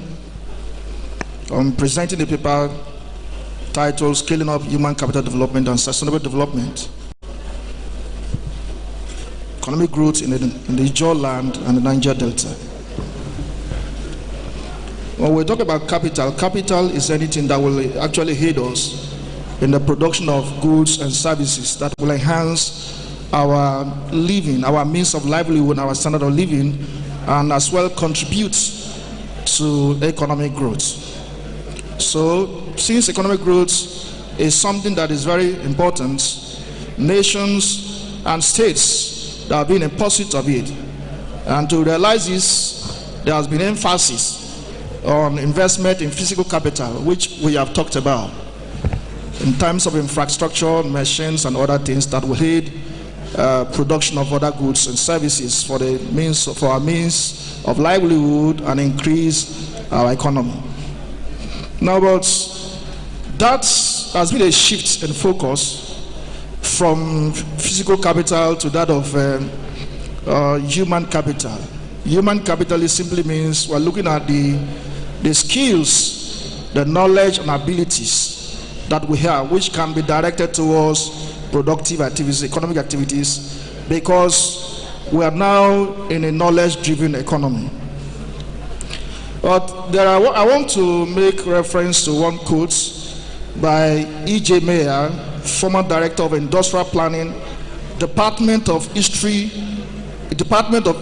Ministry of Commerce and Industry, and I quote, "Recognize that the only resource you have is your people, their brains and their skills." And then that given by Lee Kuan, Senior Minister of Singapore, "The quality of a people determines the outcome of a nation." So in other words, for us to harness the potentials that we have in our environment and grow our economies, we need to actually develop the people. So what do we mean by developing the people? Actually, is about building their capacities, building their skills and their knowledge to see that they become useful. And looking at human capital development, we have a trinity dimension of it, that is education, vocational and technical education, and health care. Now, because of the importance of this, governments of nations, including other federal government agencies, there have been interventions in this aspect, like corporate social responsibility, CRS, by oil multinationals, the Niger Delta Development Commission, an amnesty program for the militants, Nigerian local content development, and all of that. But this conference deemed it wise that in spite of all that is done, there is need to increase, that is, scale up that process. But there is one thing that I would like to mention which is very important. That is political capital. By political capital, I mean political connections and party affiliations that we need to harness for the development of the people of the Ijaw land. People who are at the federal level, could be a minister or senator, House of Reps, and all of that.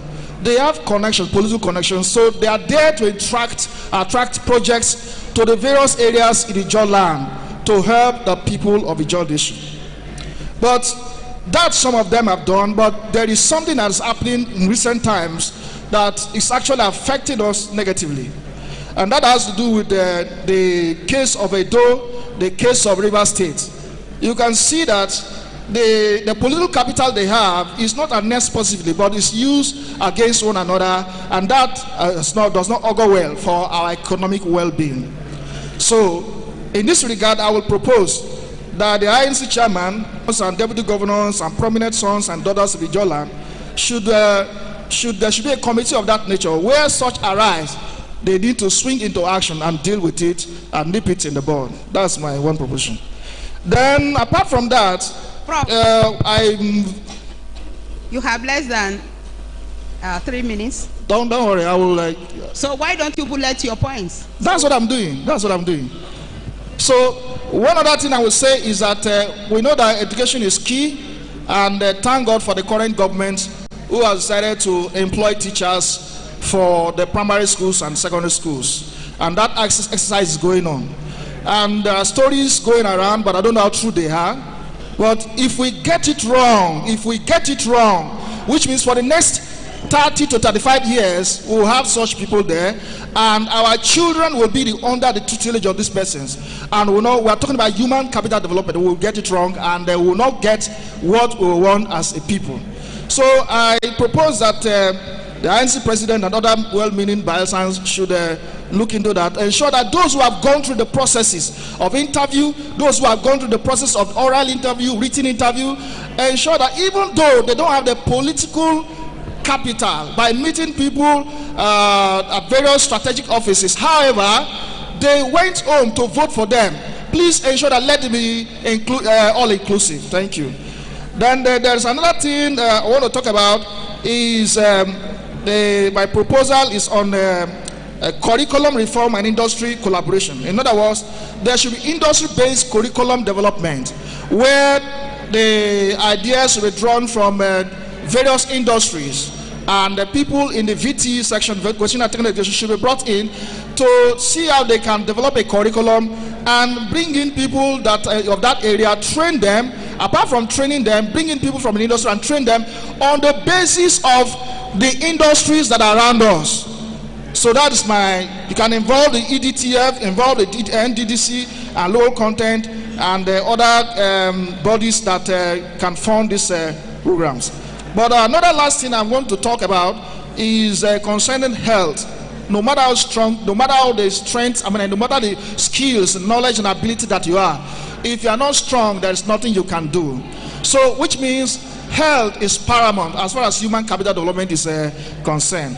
So thank God for the health insurance scheme coverage, the PHIS that is available in the state, and they are looking at now private schools, teachers and their people. So that's fine. But I want to propose that they should extend it to the rural areas.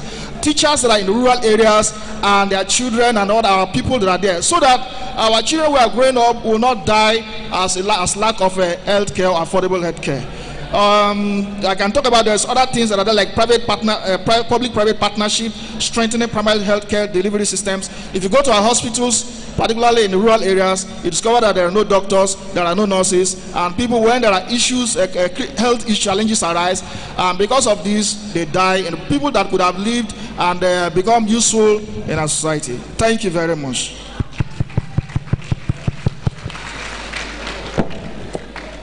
Thank you very much. He did time himself and he stopped appropriately. Well, the key points he has highlighted include, among others, that human capital development is the key to development of any society, given society. You are the raw material. He did talk about development of knowledge and skills, which is what has been recurrent since yesterday till date. He talked about political capital. Use your political position to attract development to the Niger Delta. It is not a passport for self-aggrandizement. He insinuated something, and I did hear rumors, but we're not here to discuss that. He has given the organizers assignments, right? He also talked about industry-based curriculum development. Industry-based curriculum development. I'll digress slightly to tell us something. In 2005, I was traveling somewhere. I just shared with the person sitting by me that we're behind. I was traveling somewhere and I saw young persons, very young people, maybe 16, 15. I didn't know, I can't remember if they had a chaperone, somebody that was going with them, but they were going to Brazil. They were going to Brazil. And I know that most of us don't know that Brazil, most of the embassies have free educational opportunities. Free educational opportunities. When I came back from Brazil, I did a paper to government that we can tap on that avenue. But unfortunately, you know, in Nigeria, when there's a change of government, the ideas, no matter how novel they were, they just get swept off. So we are denying ourselves opportunities, free educational opportunities in Brazil of every year. Every year, you can access their website. Of course, he highlighted the issue of health insurance as well. Health insurance. Your health is your wealth. The issue of infrastructural development, we cannot move forward with the challenges we have. Nobody will come here if their lives are not secured and guaranteed. Thank you very much. I now call on the next person.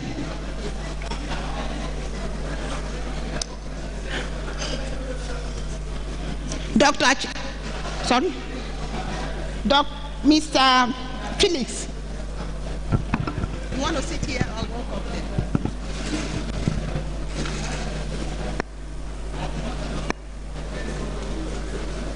Your Professor Paki.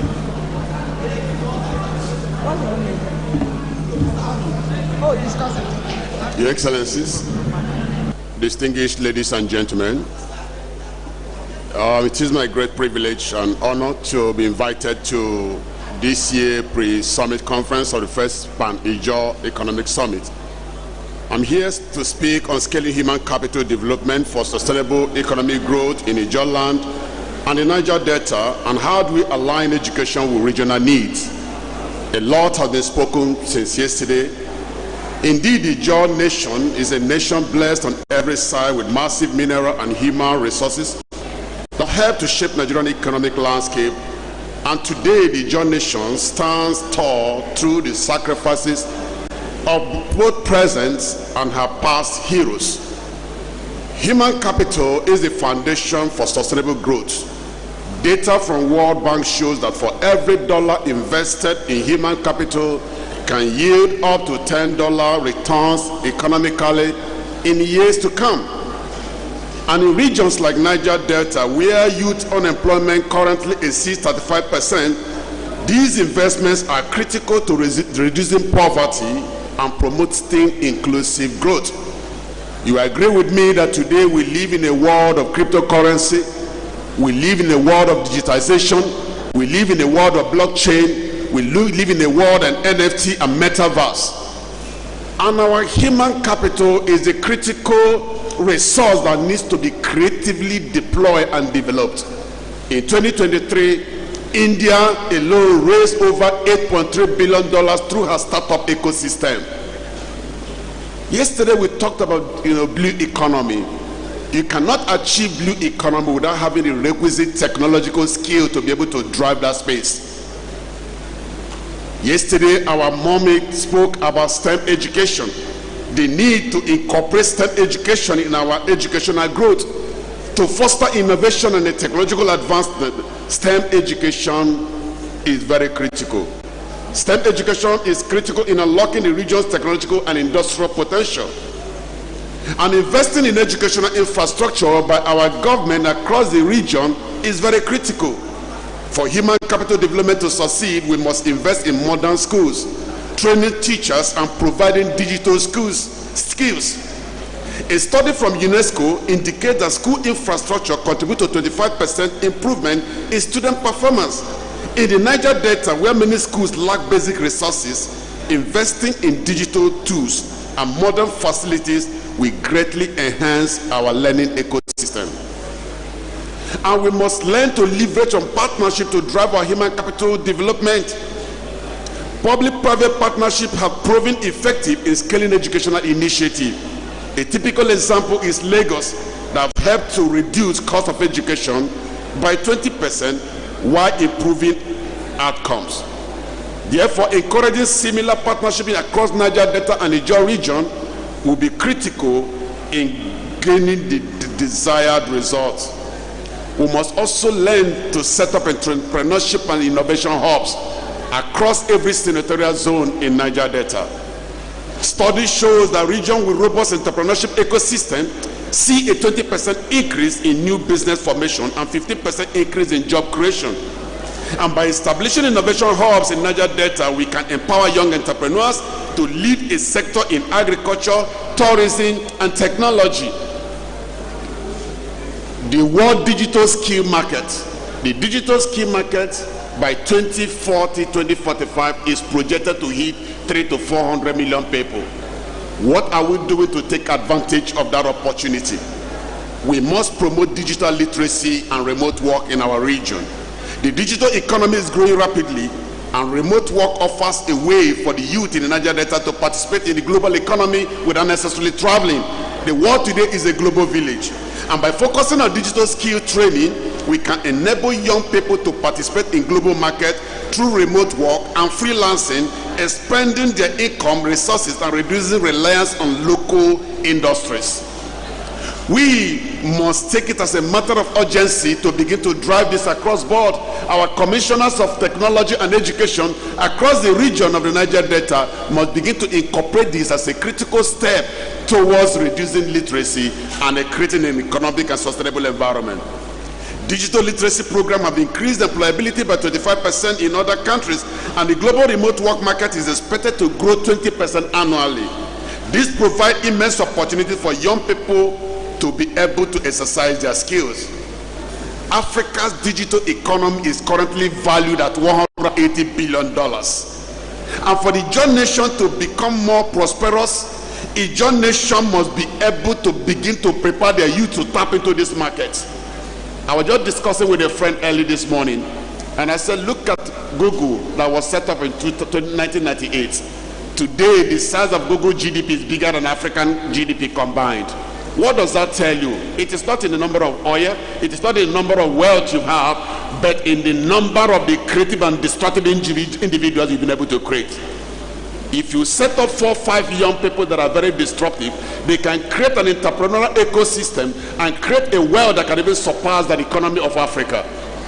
Today, we talk about Elon Musk. Elon Musk is currently building a combined valuation that is expected to hit $25 trillion. That is like the economy of the whole of Africa, Middle East combined.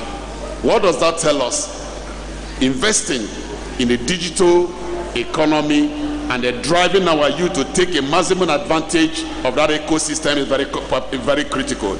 This will play a crucial role in offering guidance and mentorship designed to support young and innovative minds across the Ijaw nation. There is a dear need to empower young people in the Ijaw nation with technical skill as well as opportunity to utilize their skill to achieve economic growth. Education is the bedrock of a just transformation and will play a critical role in unlocking the future. I've got few young men from Ijaw that works with me. These guys have got disruptive entrepreneurial mind skill. But we as government must be able to create an enabling environment to take advantage of this multiple talent and give it the value that it deserves. It is important that we take this seriously. And in conclusion, the path to sustainable economic growth in Ijaw land and in Niger Delta lies in investing in human capital. Knowledge is the new gold. By aligning education with the region's unique needs, promoting skills development and fostering public-private partnership, we can unlock the vast potential of our people and reduce reliance on oil. The time to act is now. Let's act. God bless you.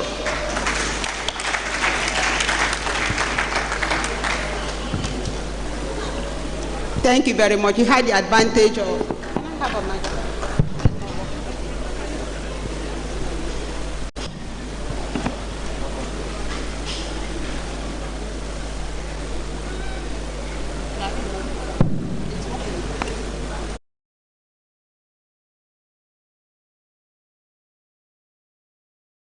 Of part of the problems we have in our society. Anyway, the highlight of the thing. Thank you very much. Thank you for your very incisive discourse. In a nutshell, just to remind us, he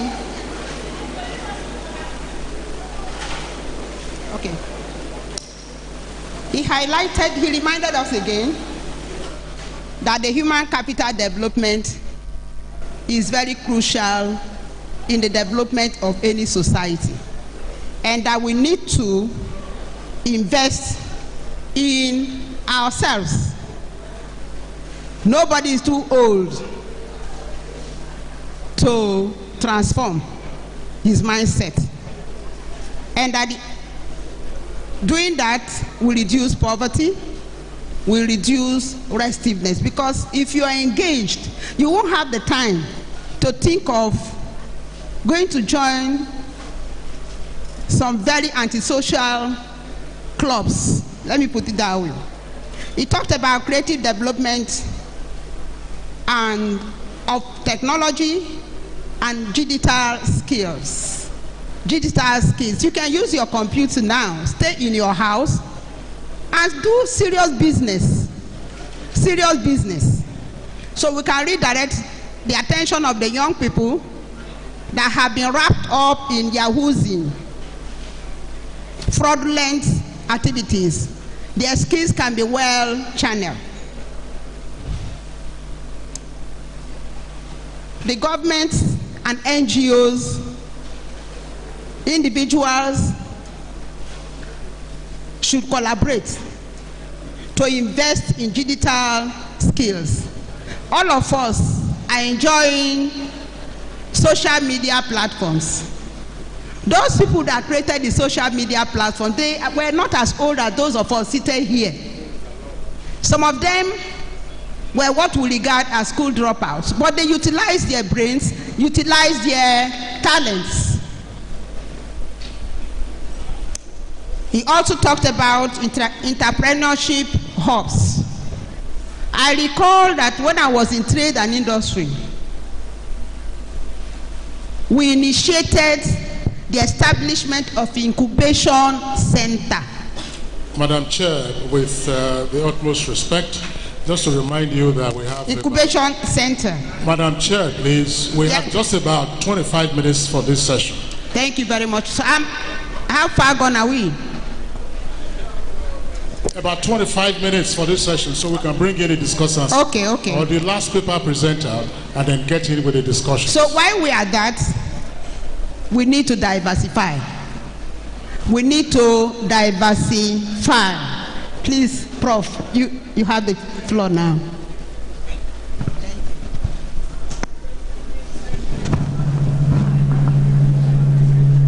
Thank you. Where's the... This is working now. Is it working? No, wait. It's working. Yeah.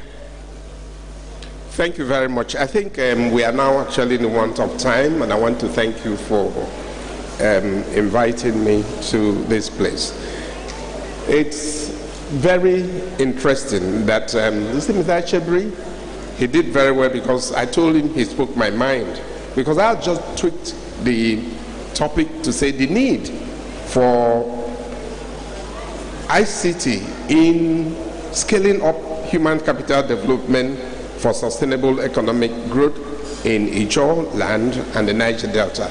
My name is Bibi Fakai, and I want to just now tap from him and just speak on practical points. We will continue to do summits like this because it's just become an advocacy so that we know. But it is only the Niger Delta people that should know that we will develop our own place. I'm a parasitologist, and we say only a foolish parasite will kill its own hosts. We need this Niger Delta to survive. And so, something that we have to do is what we said. The trends of internet penetration is what he has actually talked about. And I think this is actually one low-hanging fruit that we can use. Because as it is now, Nigeria is actually the number 7th in terms of internet penetration in the country based on statistics. So, with the new times, we actually demand new lifestyle. And I think the successes that we have had in improving our system is the one we have to base on. That's what I said. Very practically, I want to say that the truth is that just like you develop roads, when we are talking about, politicians will come and say, I'm going to do roads. I'm going to give you electricity. One thing that we have to say is that we must develop internet infrastructure to see how to bring it to the last mile. Because we know that adopting the solutions of ICT, we are going to go far. We have a difficult terrain. Now to assess anybody, you can stay in your house and do that. But that is why I said there must be deliberate effort by our governments to provide the internet infrastructure and try to make it affordable. This is what can bring change and transformation to our region. So it's important. The Niger Delta has restive youths in the region, and this may not be unconnected with lack of job opportunities. So there is no doubt that ICT revolution, which has been very successful in the country, will actually be a way out. There are three waves. One wave is the access to connectivity. The second wave is to use it for commerce, and this is what we are finding. The third wave is Internet of Things, which other countries have reached. But I said Niger Delta is still battling with the first thing. So let me conclude. If Niger Delta engages in aggressive pursuit of the first wave of building connectivity infrastructure, this will provide a wide range of diverse jobs. These jobs will range from technical jobs, like we have said, and the long goal of it is that if we utilize it in combination with connectivity and human capacity and policy that can encourage it, definitely it is going to boost our entrepreneurial development, job creation, and we will get hard currency. So for us to have a meaningful pursuit of this goal, there must be deliberate effort and deliberate policies that government will put in place to spike the development of ICT industry. We will always blame government and say, because yes, they take our money and they have to do that. So this is what I think we can make our argument on. And thank you very much for the opportunity. Thank you.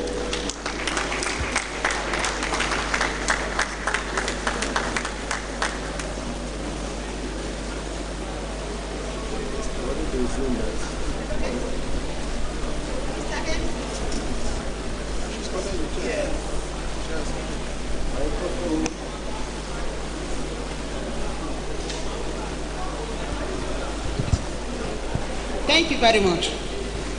He has highlighted on the government being intentional and deliberate in creating policies that will enhance digital development. That is the summary of the whole thing.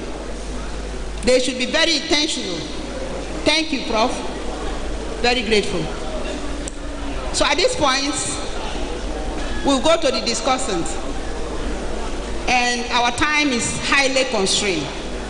So we start with Dr. Emeka Obi.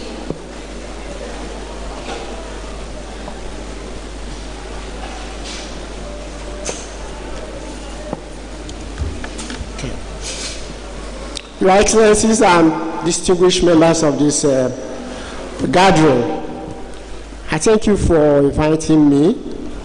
I think that's a great privilege to be here, and I promise not to take it for granted. The concept of scaling human capital development for sustainable economic growth and development in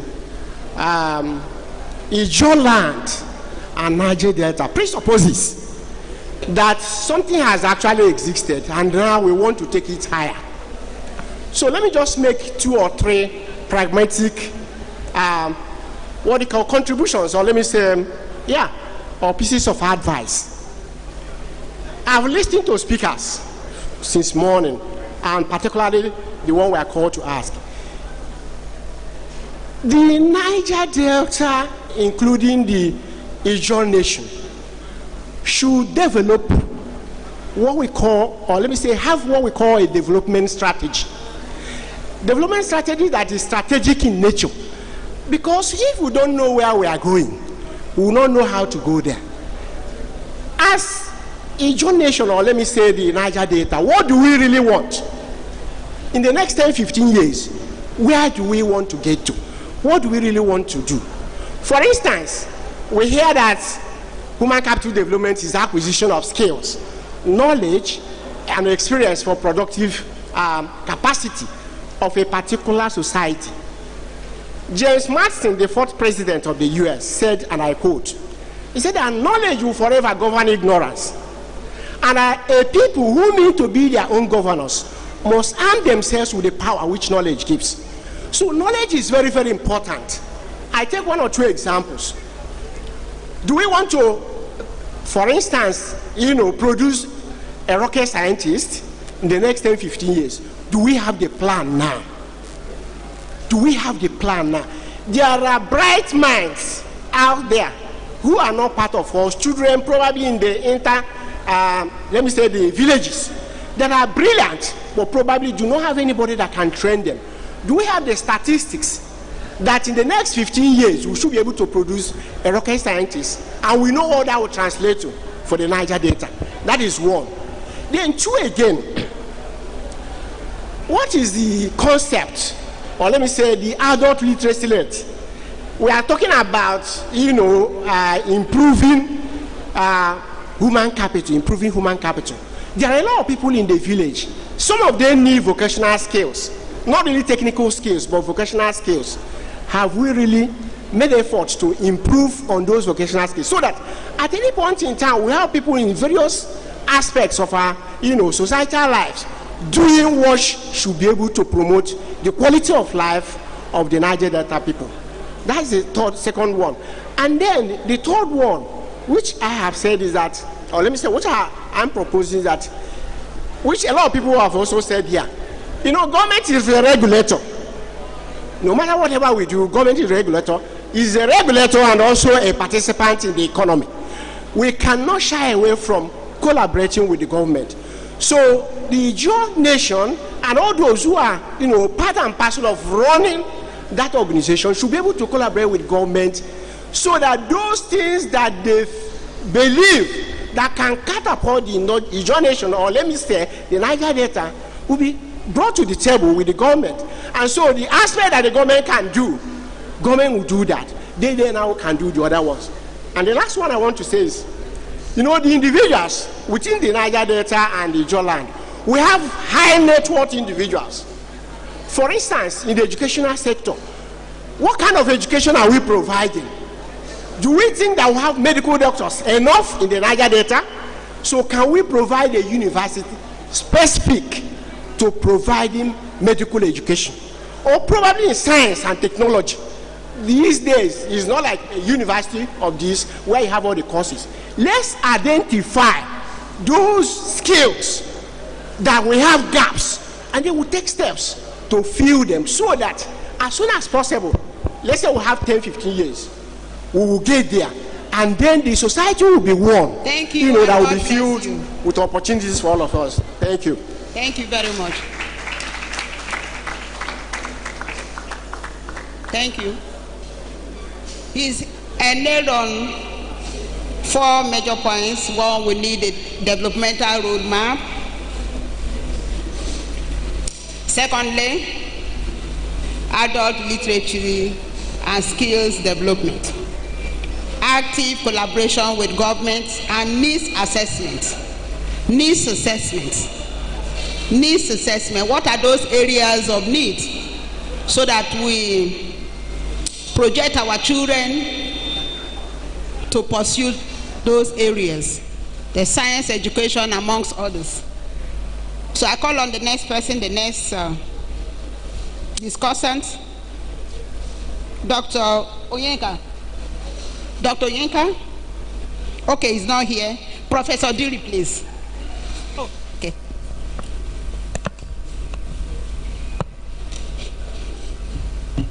Thank you, Madam Chairman, distinguished ladies and gentlemen. I will simply, my name is Professor Diri Lion of Director of Continuing Education, Part-Time Programs, Federal University of Otuoke. I'll simply take off from where the last discussant left it, which is in terms of discussing aligning education and vocational training in the Ijaw and the Niger Delta region. Why reduce it to 2 minutes? My submissions are as follows, taking off from where the last speaker stopped. I believe, just as he has said, we need to begin with a kind of SWOT analysis, an analysis of our strengths, our weaknesses, our opportunities, and threats in Ijaw land and the Niger Delta. And so, is it possible for the INC and the Zaiki Foundation and the states in the Niger Delta to start encouraging each community, each clan, to to start compiling a directory of professionals and artisans, so that we know these are the people we have on ground. These are the areas, particularly targeting the future, where the world is going to. So that we now know that, wow, in this area we have a fair number of persons, but in these other areas we do not have. INC has the capacity because it identifies different communities, different clans, and then East, Central, and Western zones. It is possible for us to compile such directories. INC will not be able to do it at once, but it can encourage individual communities, and then it aggregates all of them into a compendium. And going from there, while we talk about the formal sector, that is the professions, can we identify the areas of need? For instance, I'm particularly projecting to the future. This is the area of ICT, as Professor Fakai has mentioned. How many experts in ICT do we have? How many AI is the in thing, cyber security, how many professionals do we have? So that we can now encourage specific individuals to specialize in those areas. But I'm also particularly interested in the informal sector, vocational education that has been often mentioned, but which we seem not to have encouraged enough. I am sad when I want to plaster my house and somebody tells me, go and look for a Togolese, because Togolese are better. What is better about a Togolese that an Ijaw boy cannot do? Can we now encourage, particularly I think that we can encourage each of our political leaders and other well-meaning individuals. Mama Ibemi Smith told us of how she has sponsored some persons. Can we task each member of the House of Representatives that by the end of your tenure, you should be able to identify 5 to 10 persons that you have trained in particular vocations? I come from Nembe. When I go to my hometown, the only vulcanizer in Nembe is not an Ijaw person. It's from some other person. And these informal sectors, these artisans are very important persons. Can my House of Reps member, can we tell him that before your tenure ends, you should have trained 5 persons in auto mechanics or in vulcanizing or in auto electricity? These are critical areas we need, much as we need the professionals. Phone repairs. You go to Tombia Market where they repair phones. How many of our boys are there? These are areas I think we can encourage. And in all the different areas, much as we task individuals and all those persons who are well-meaning, I think we can. The other area is now, we know that interventionist agencies like the NDDC and NCDMB are already doing some training of some professionals in needed areas, including the oil and gas industry. But can INC and Zaiki Foundation and others be more, engage them in more systematic training programs? For instance, every year we want to see that you have trained 20 Ijaw persons in underwater welding and all the other things in there. Thank you very much. Please, let's give him a hand of applause, please. Thank you. I was reminded that we are running out of time. So please, the next discussant is Dr. Kalama. Are you here? You have the floor.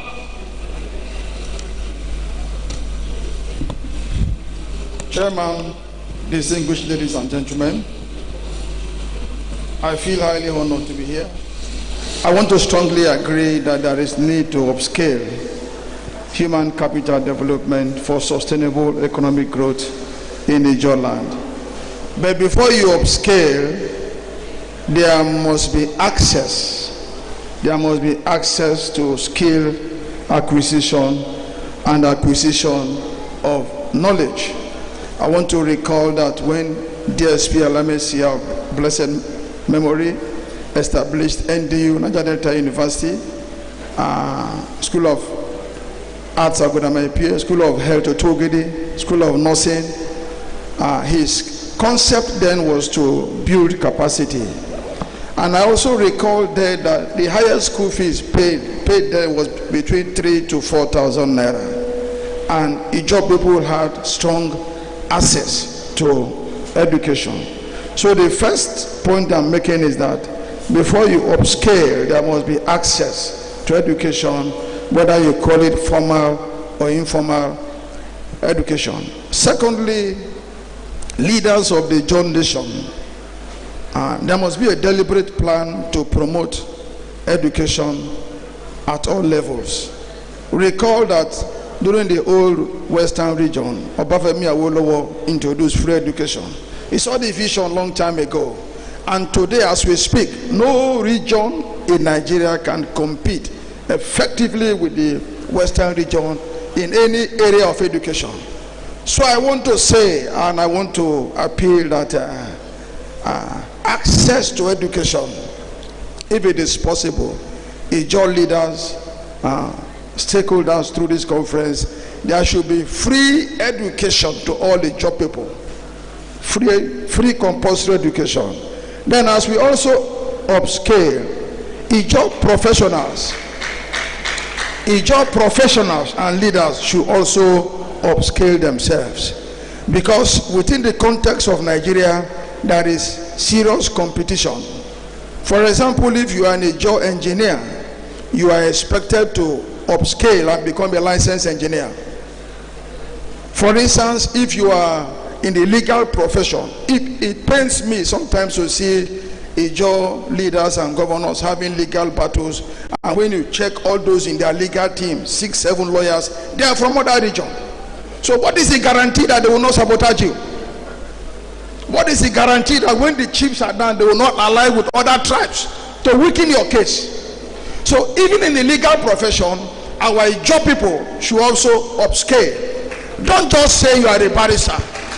We want to see barristers in Ijaw land who are senior advocates of Nigeria.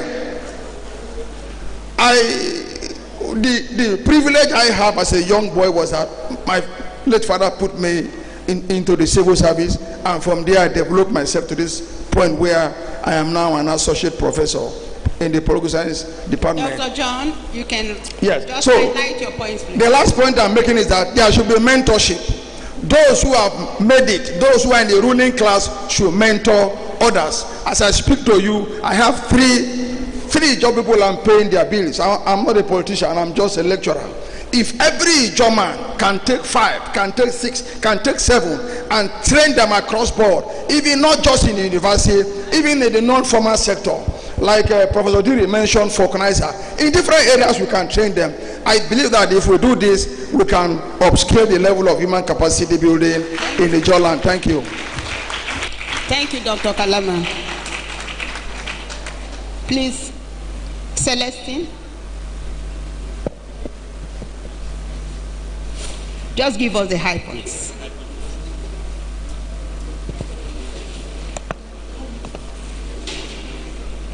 I observe all protocols, and I've been asked to just give only the high points. First, let me correct one thing quickly. My name, Stanley, is not part of my name. I think it was just added. So my name is Celestine Quinobe. Now, just quickly to say, this morning we were privileged to take a tour of the Azaiki Library. And that library we saw today is a very rich library that could somebody mentioned that it could actually benchmark the Smithsonian Institute, and I think that is so. So we're also pleased to see some young boys and girls utilizing resources of the library today, the internet resources, the e-library, and also quite a lot of knowledge that is there.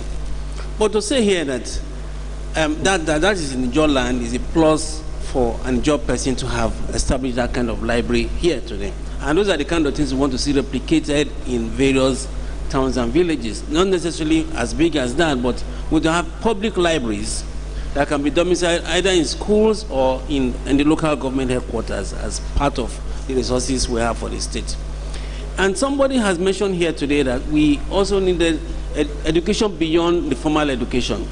Let's begin to upscale what we have, for instance, amongst the artisans.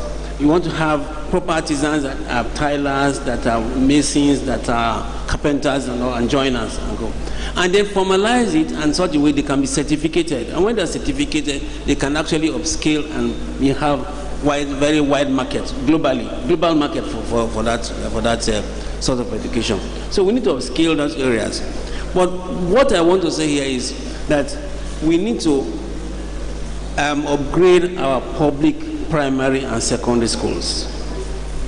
50 years ago, public and private, I mean, there were no private schools in this country. I mean, there were very few. You could count them on your five fingers.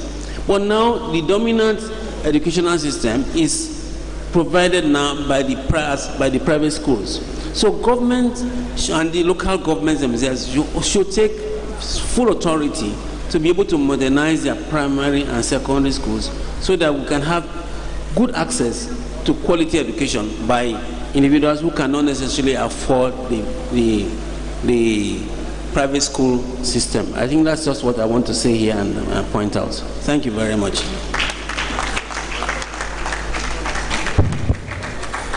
Thank you for being on point. So our last discussant here is Professor MC Sogwe.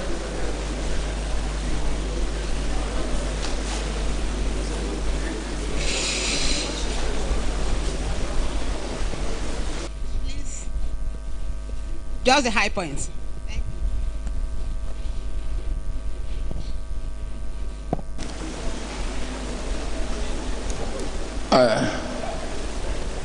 I want to thank standing on the existing protocols. I want to thank the chairperson for this session and also greet the audience. I am Professor CM Sogwe. No, they've been talking of whether MC or CM. I think they are the same. But I'm CM Sogwe. Thank you. We can scale up human capital development for sustainable economic growth in your land in many ways. I want to mention these few ones here.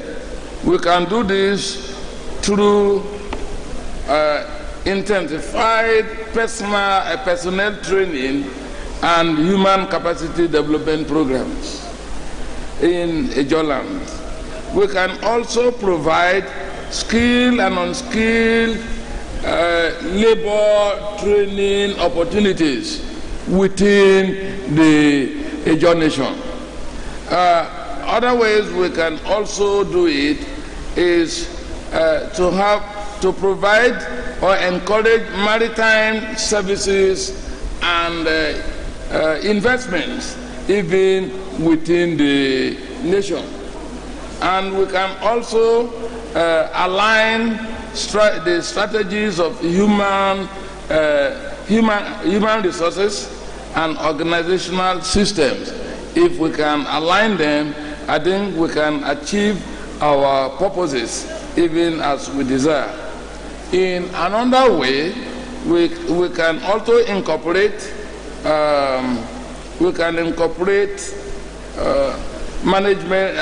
environmental management skills with the human resource management processes. We believe that if these are done, we can actually scale up our human capital development process, and we will achieve the economic development that we need even for this time in Ijaw land. I think that with this we can do better than we are doing. Thank you very much. Thank you, and God bless you. Thank you very much. We will now call for contribution from the floor. Okay.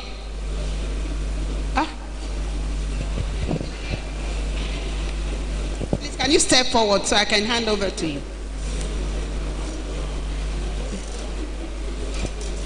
Thank you. If you can, make it 1 minute. If you can, just wrap it up.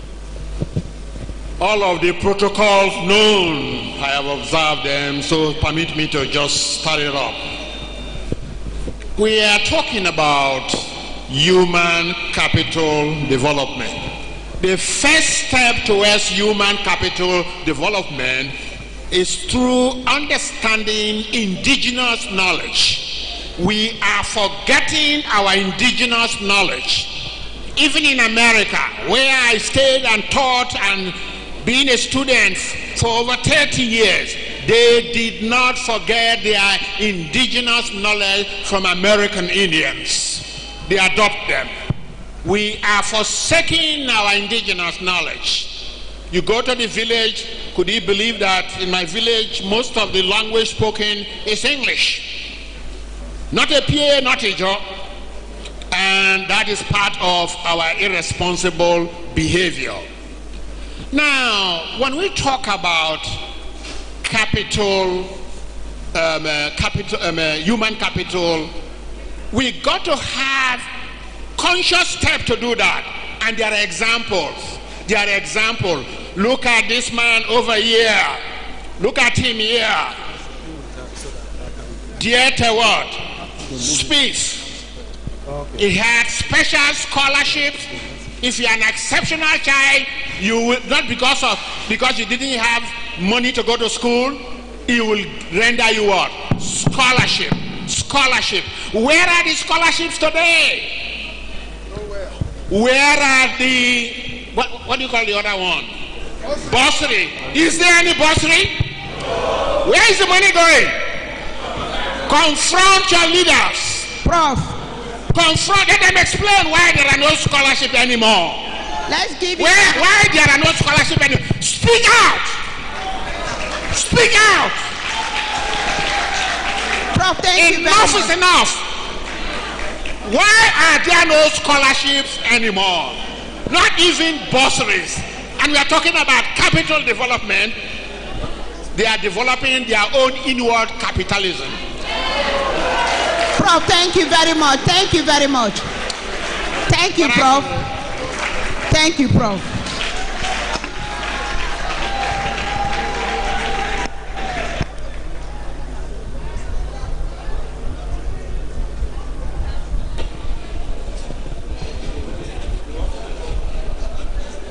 Madam.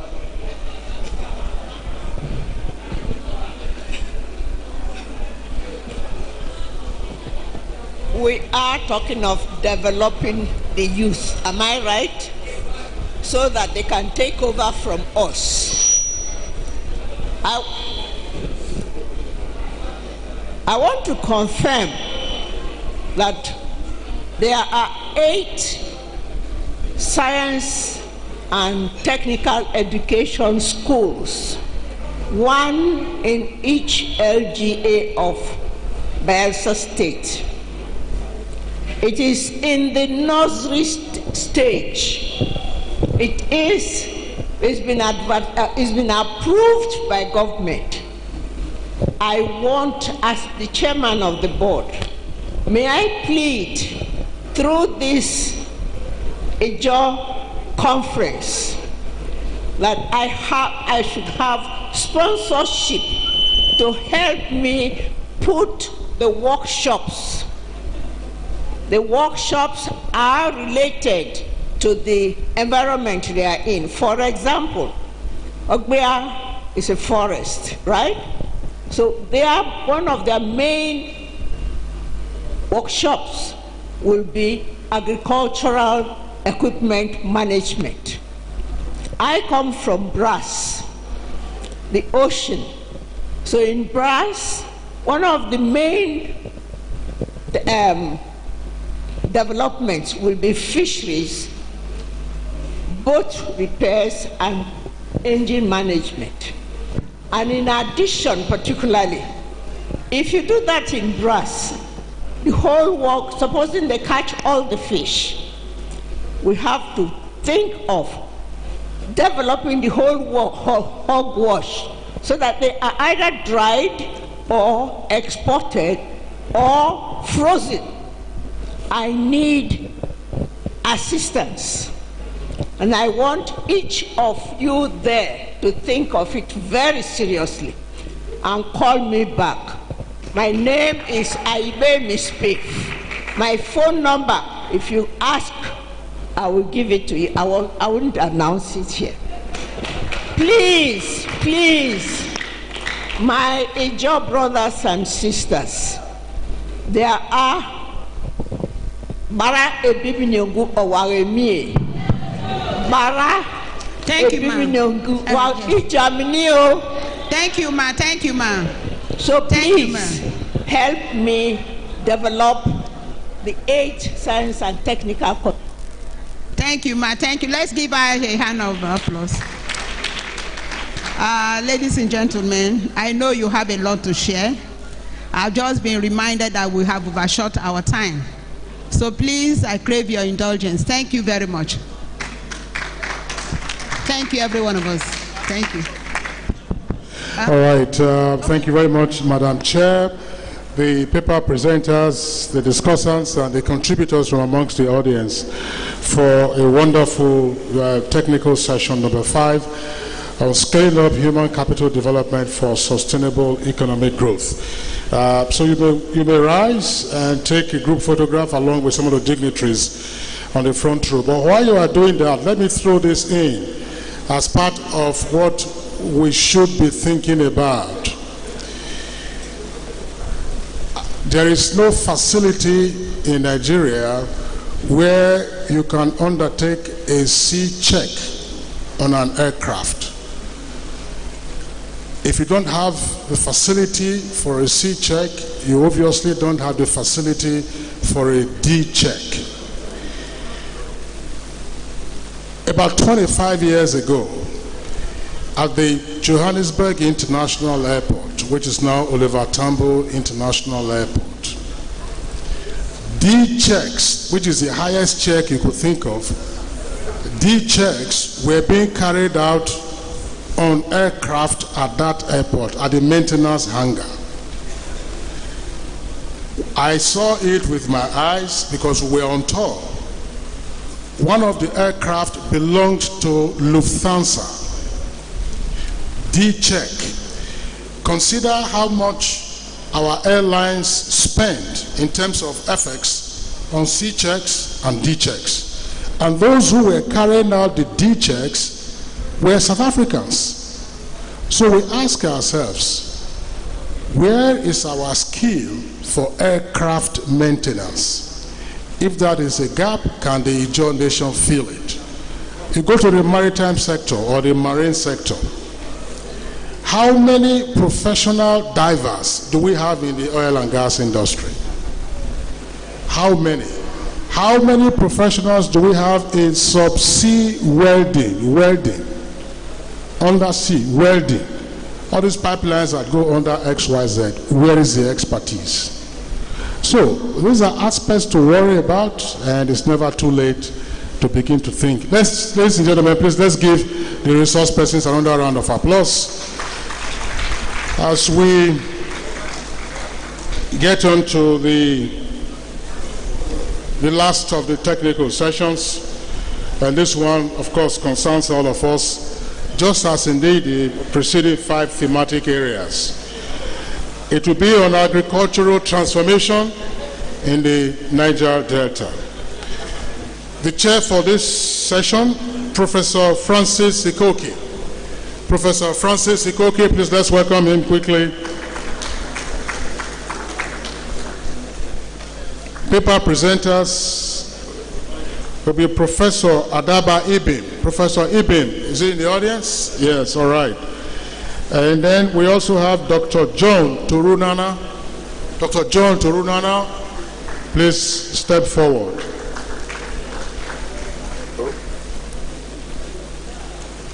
The discussants, Professor John Alfred Okia.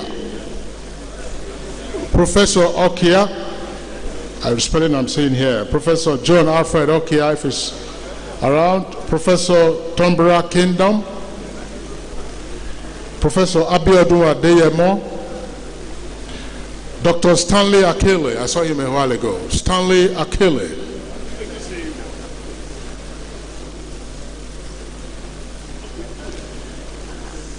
Dr. Emmanuel Ajayi,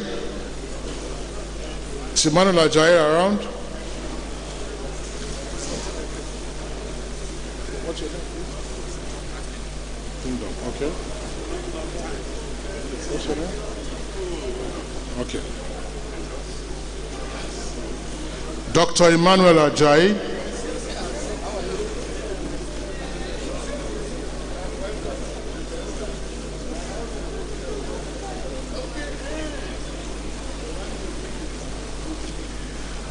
Professor Thomas Commander. Professor Thomas Commander, are you around? Kindly signify by raising your hand so we properly identify you, please. Take a seat, thanks.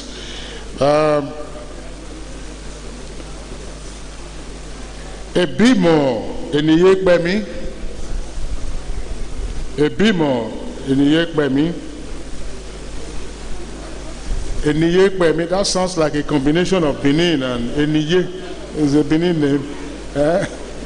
So, Dr. Celestine Ikwenobe again, you are invited as a discussant.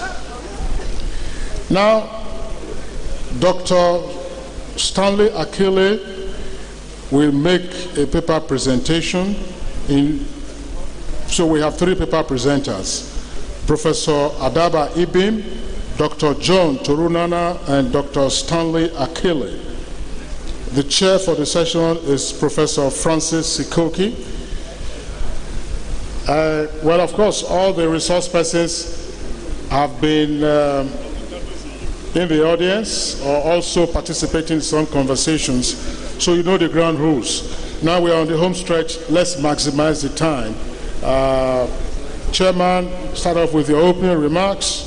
7 minutes max for the presenters, 3 minutes each for the conversationists, and then we take the audience, and thereafter we call it time on the technical sessions before we do the closing ceremony.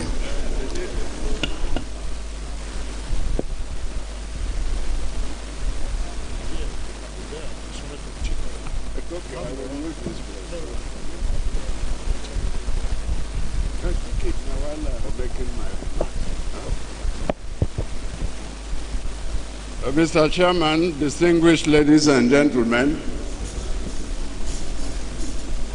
the agric component is coming up as the last of all the programs that have been discussed in these 2 days.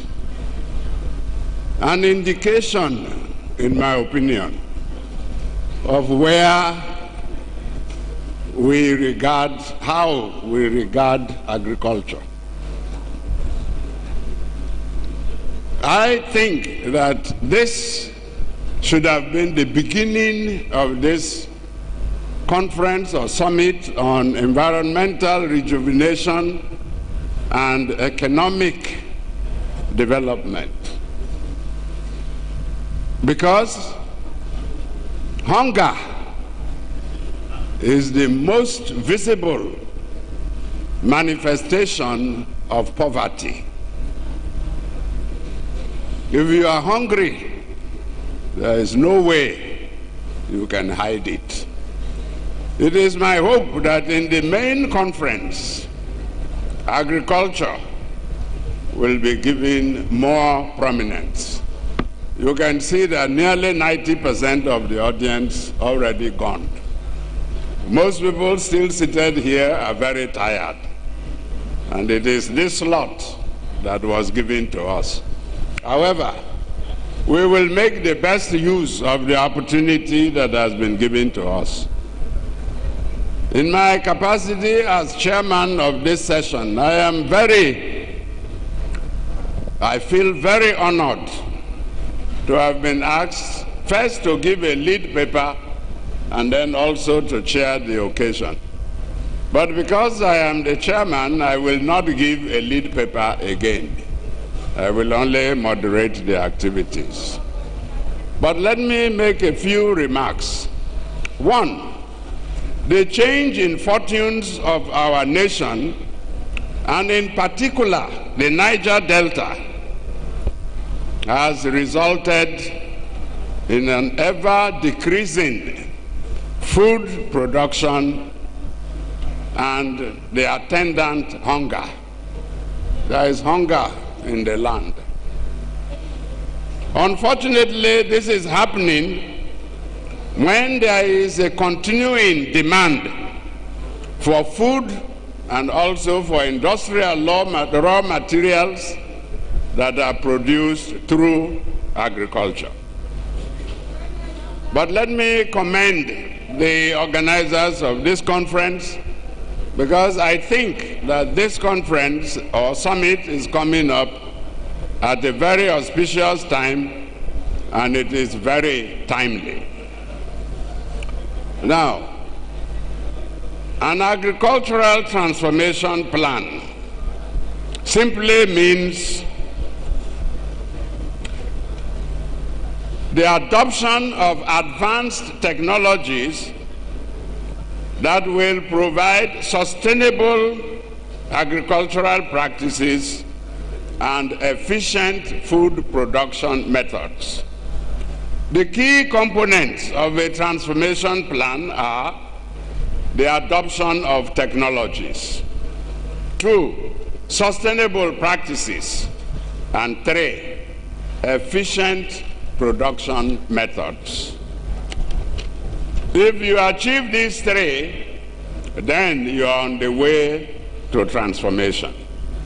Now, historically, Nigeria used to be a great producer and world leader in the production of many commodities, including, if we may recall, cocoa, palm oil, cotton, rubber.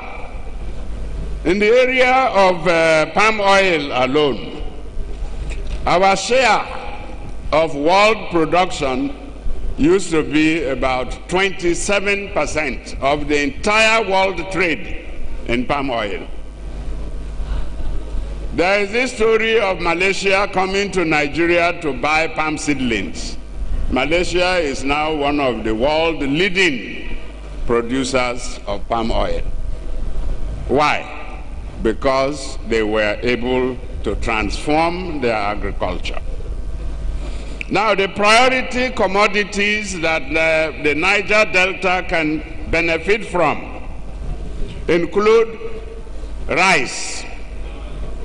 Our consumption of rice in 1960, at the time we gained independence, rice constituted only 1% of our diet. By 2000, rice constitutes 15% of our diet as Nigerians. Now, the Niger Delta is blessed and can produce enough swamp rice to feed the whole of West Africa. The farm at Peremabri, right here in Bayelsa, is said to be the largest in West Africa. What has happened to all these farms? Dead. Dead.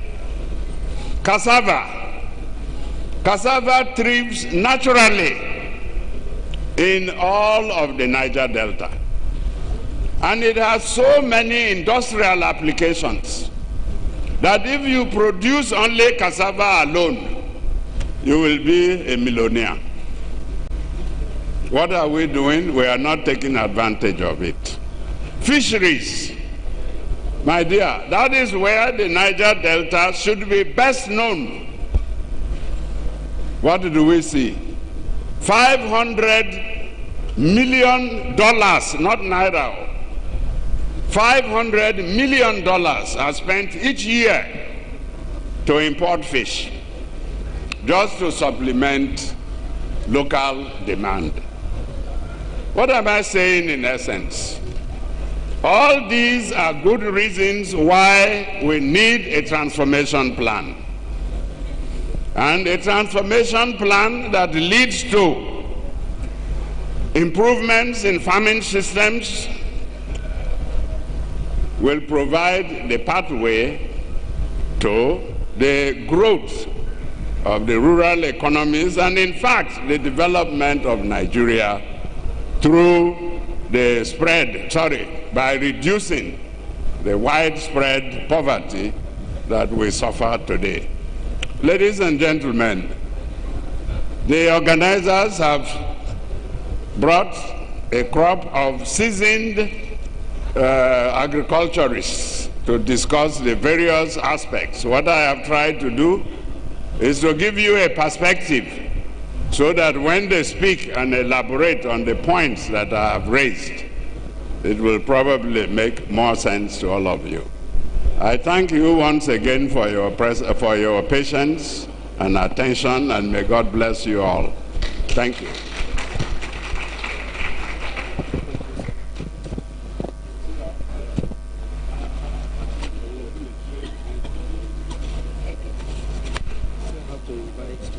Yes, the man was to give me those words.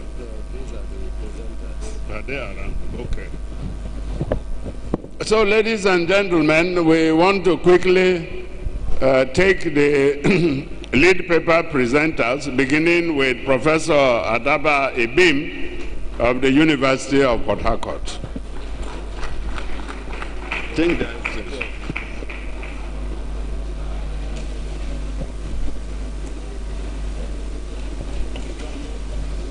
Good afternoon, all. Standing on existing protocols, I'm sure we're all tired, but let's just try and listen to the few things we have to tell you. My senior prof, Professor Sikoki, has said quite a lot, giving us an overview of agricultural transformation in the Ijaw land. So I'll just continue from where he stopped. He talked about transformation plan. Now, if you're talking about agricultural transformation, you're just trying to look at, from the layman's point of view, a change that is very relevant, that gives you a better life. It's not everybody that is very educated here, so I just want to bring it down to you. A change in agricultural practices, production processes that will give you a better life. And now, what are we looking at? Before you look at transformation, you must have an idea of what you want to do. There are three principal keys I want to look at in transformation. Those keys bring us to three questions. Where are we in agriculture? Where are we? What is the current state? Who are the actors? The grade, the age grade that we're dealing with. What are their challenges? And then the last one is, where are we going to? Based on those questions, you will be able to get a transformational plan. Now, what are the processes in the transformation plan? First of all, there is need to collaborate with tertiary institutions for research and development. The tertiary institutions will identify gaps in the agriculture. Where are we? Where are we going to? They will be able to, based on research and development, identify the gaps and create innovative processes. Secondly, we need to also identify appropriate needs and specific areas of intervention. It is not all the areas that we can intervene to bring transformation. We must look at the specific areas, especially based on where we are. If here, some parts of the Niger Delta, the agricultural practice, the practice is mainly water-based, then you won't really have any need going into land-based innovations. You need to look at water-based innovations like aquaculture, like deep-sea fisheries, like our mommy was talking about them in the ocean, the brass. So you need to know specific areas of intervention in the area where you are looking at. Then you need to identify and implement necessary new technology. Professor Sikoki talked about use of latest technology. We need to identify it. Who helps you identify? The people mainly in the research institutions, they're able to identify and upscale and then help us to implement. Then we also need to go into mechanization. A lot of our youths are not interested in agriculture. In fact, almost 3/4 of our population are not interested in agriculture. because they see it as a dirty job, because they don't know that it can be truly mechanized. They don't know that it can be done in such a way that they don't have to kill themselves. So we need to go into full-scale mechanization. It's possible, people are doing it, and we can do it. Then we need to go into human capital development, because if you are talking about the people involved, the actors, you need to train them in the developed techniques. You need to train them in how to mechanize. So there must be human capital development, and we must be able to liaise with the necessary people. And for me, preferably the private people, because in interventions like this, if you go to the government, yes, they will say they want to be part, but at the end of the day, they will politicize it. So we must be able to work with private investors that are interested. There are a lot of them. I can tell you that a lot of our retirees, especially those in the military, they are interested in agriculture. Just like our former President Obasanjo. So let's identify such people and get in touch with them so that we can develop human capital. Then another thing is access to funds, still tied to accessing the people that have the money, and most of them are willing. Let us endeavor to access funds. There are grantors also. Sorry? Are you talking? There are grantors also that are interested in funding agriculture. A lot is happening. People are interested. Let's access them. Then we should try to establish marketing boards, off-takers. The minute we have off-takers, we won't have issues. So we should try to involve marketing boards. Then processing and packaging is very important. Value addition, without which we cannot do much. Thank you very much. No, I'm just, can I do a okay. So in all of this, we must have a sustainability plan. Without a sustainability plan, we'll be wasting our time. So what is our sustainability plan going to look like? We must be able to ensure that we can go into practices that will enhance sustainability, like continuous collaboration with institutions for R&D, quarterly monitoring and evaluation, which can also be done through the institutions, training and retraining of the key personnel, improved security. You know, we have security issues. Nobody is going to go to any place to farm that is outside in a rural area without improved security. Standardization of products is key. A lot of our products can't go out abroad. They cannot be exported because they are not standardized. So let us ensure that there is standardization of products. Partnership with private sector for optimal funding and production. And lastly, engage vibrant youths, especially those that have studied agriculture. There are so many, and they will be able to do the best. Then, you know, transformation has its benefits.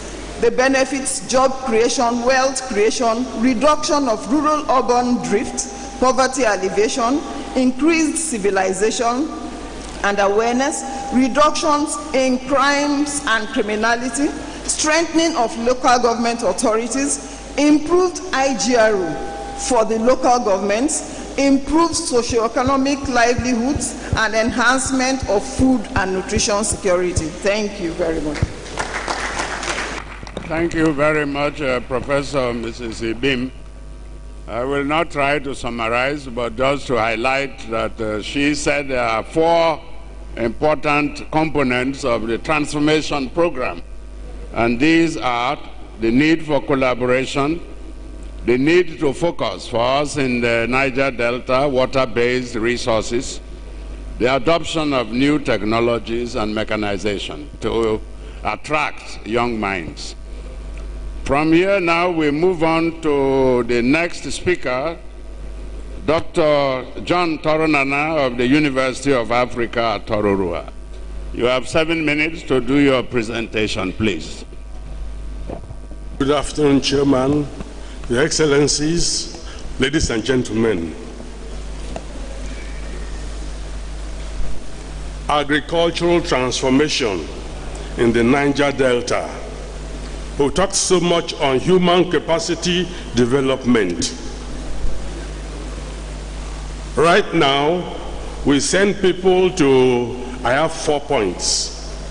Human to manpower development, knowing the soil that we are operating with, mechanization has been stressed already, and then collaboration, involvement, and participation with other bodies, other people.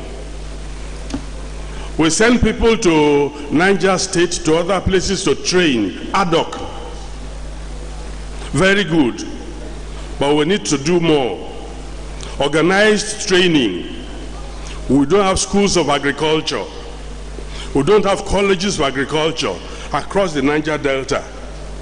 We have few faculties of agriculture. And a place like my own, the number of students in agriculture are very few. People don't want to study agriculture. We need to encourage people to study it. We need to give special scholarships so that people will study in the universities. For us that went to school, if not for Governor Spiff's scholarship, we will not be where we are today. We need scholarships for agriculture, particularly, so that people will go there and study it, and study modern agriculture that will transform our agriculture in the Niger Delta. This cutlass and whole farming will not carry us anywhere. We need modern farming, and these students, we need to learn these things in the universities, in the colleges of agriculture, and take them out. They will be the people that will manning the ministry desks. And if they are not well trained, they cannot carry our agriculture further. So we need proper training in the universities. Agricultural faculty should be well funded and well provided for by all our ministries. The soil we are dealing with, well, we see a few crops, potatoes in the air. We know of hydroponics. But the real agriculture is done in the soil. Our soils are fragile. Niger Delta, insectisols and entisols, they are very fragile soils. And if we want to go into proper agriculture, we must know these soils very well. It's not just clearing land and farming. We must know what these soils entail, how to manage them. These are things that we study in the university, and it's not just going to open the farm. We must carry this to the university for them to look at the soils properly and advise us on how to handle the soils to give us transformation in agriculture. The soils could be acidic. They may not be. We need to know that. The nutrient content of the soils, we need to know. We need to know so much of the soils that we can really practice agriculture the way it will help us to be productive. She has talked about mechanization. Yes, we must go that way. We must mechanize our agriculture. When the students learn these things in the university and they come out and they are tractor-mounted farmers, young people were attracted. I was in Abobri in 1975, 76. And we were using hand-operated tractors, hand-operated. The heavy tractors are not good for our soils. Like I said, our soils are fragile. We need light tractors. And the kind of thing we're using at Abobri, hand-operated, you can plow a hectare in no time with your hand propelling the machine. Not the heavy tractors that will spoil our soil structure. We need light machines that will not be a problem to our soils. Collaboration. The Dutch people were here. The Israelis have been here. They know what to do with our agriculture. They have gone to the point where the irrigation, it is the plant that indicates when they need water. You don't just pour water at any time. The plants will indicate. We need to collaborate with Israel. We need to collaborate with the Dutch people who were here to start the Niger Delta Development Board. They have done a lot of studies on our soils. They also know, like the rice farm at Perimabri, that was supposed to feed the whole of West Africa, but is wasting. We need their expertise. We need to involve them in our agriculture. When we do, there will be transformation in our agriculture. We have the need to breed seeds for our soils. The breeders, we need to work. It's not every seed that you bring from anywhere. We need seeds that are adaptable to our soils. It is the breeders that will do that for us. They are around. We have breeders in our universities. We need to challenge them. Produce the seeds that will do well in this place. And they can do it.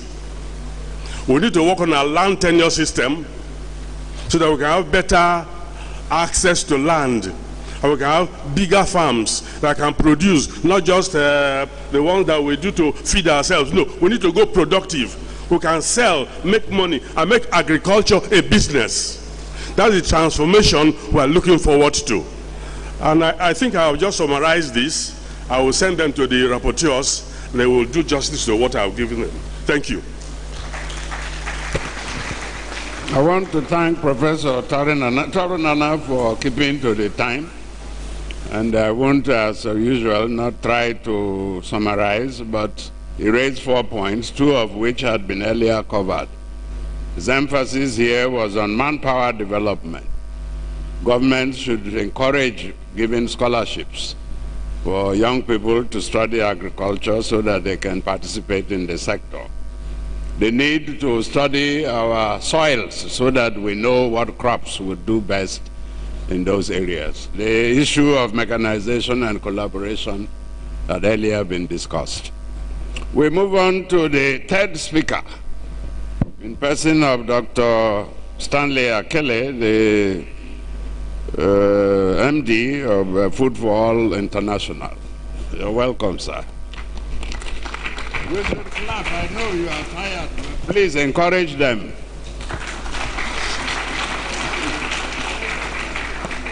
Mr. Chairman, sir, let me quickly recognize the former military governor of Bayelsa State and the former deputy governor of Bayelsa State, who have for 2 days have been showing the examples. They've been here since morning and they are still here.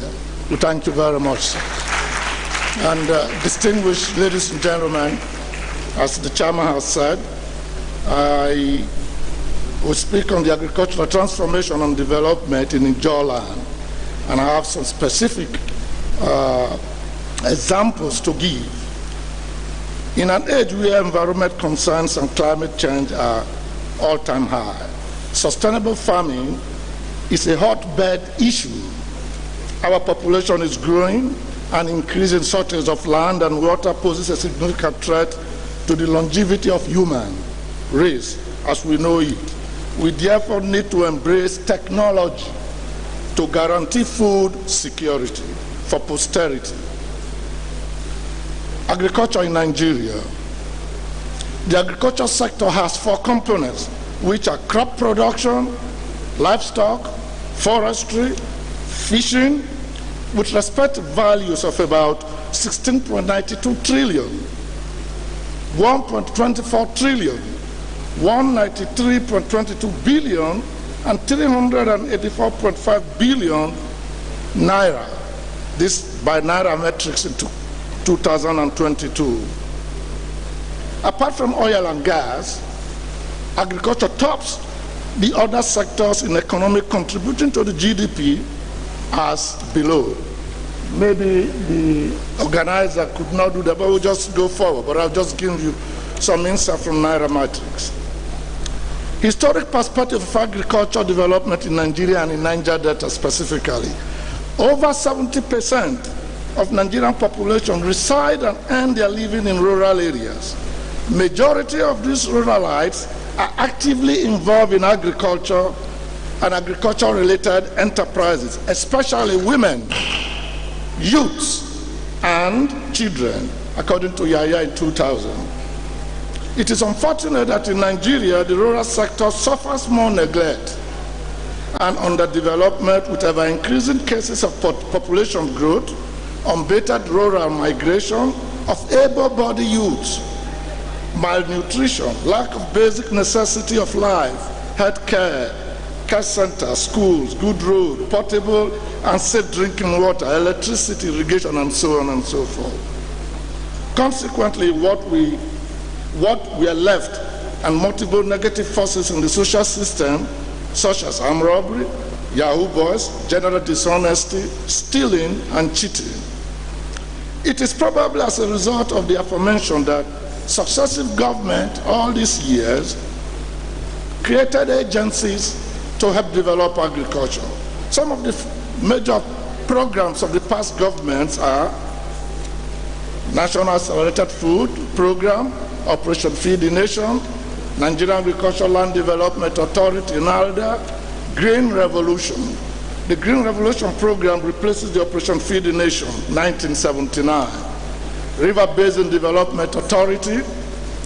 The existing abundant water resources in the country is a potential for increasing agricultural production, prompted the establishment of these agencies. We have agricultural development programs. The idea of this development program called ADP is an offshoot of the concept of integrated agricultural and rural development. It started in 1972. It is a semi-autonomous and focuses on small farmers. It adopts the integrated rural development strategy in its operation, Jibowu in 2005. We also have there, most of you have heard, Director of Food, Road and Infrastructure.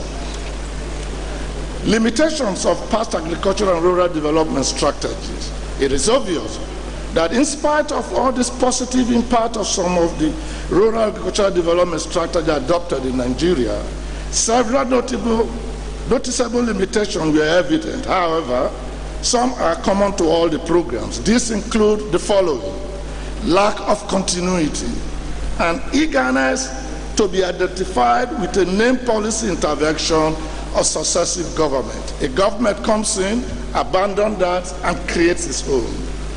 Top-down approach in project design and implementation instead of bottom-up approach. Then we should not forget the bureaucratic bottlenecks in all our systems. What are the way forward? The design and management of rural development and agricultural progress in Nigeria can only move forward if the present practice is adjusted to the social and economic realities and progressive strategy and ideas are given a chance. This is with due acknowledgement of the existing shortcomings. To achieve the most cherished result in this direction, design and management of development programs should be a collective venture where all the stakeholders will have a say. It is imperative to encourage the formation and capacity strengthening of farmers' cooperative society, as it was done in the Western region during Awolowo, as it was mentioned here. This cooperative to build on the gains of such unions as a way forward, cooperative societies. Some past agricultural development projects in Nigeria through the Green River project of the then Nigerian Ajip Oil Company that does not exist anymore. It's now called Oando. That is our own now. Please permit me, Mr. Chairman, to speak about my direct involvement in agricultural development in the past 35 years and counting through the Green River project, which was my PhD thesis while I was in the University in Florence, Italy. I know in 1986, the federal government issues a directive asking all foreign oil companies to implement projects that support local agricultural development. That gave birth to the Green River project. Historical presence of the project is in 4 states: Rivers, Imo, Delta, and Bayelsa State. Let me quickly go now and tell you some of the achievements and some of the development programs we did in Bayelsa State. oil processing mill in Akipelai, Krokrose, Beniboye, and Biseni communities, water processing plant in Dogohama, Tuombras, of Bangbiri communities, Tenta cold room in Biseni, Tuombras, and Akboma community, Gari processing mill in Tuombras, Akboma, Etiama, Olububira, Zuzuama, Tibidaba, Ikebiri, Ekbebu, Bidiama, Egbemwangale. The Egbemwangale is one of the farthest community in Bayelsa State. Now, most of us here, even the Jaws here, may not have known. I've visited all these locations. Establishment of Bomb and Rice Farm with a capacity of 50 hectares, and we have some of our commissioners here that can attest to this, that we handed over to. Rice processing mill in Olubobiri, Ikebiri 1 and Ogbangbiri communities. Olubobiri community, we established a bread making factory and distributed some multifunctional kits to Olubobiri, Zuzuama, Kokumama, Biseni, and Liberia communities. All these communities I know and have lived there. Going forward, with all the aforementioned agricultural development projects in these 4 Niger Delta states, our host communities now to handle. The job people are in the Niger Delta. With that, we move on to the discussants. We have 8 of them, but I think one of them is not here, while one has been moved to the lead speaker. So let me call on Professor Tombra Kingdom, Deputy Vice Chancellor Academics at the University, Niger Delta University. Please give him a hand of applause.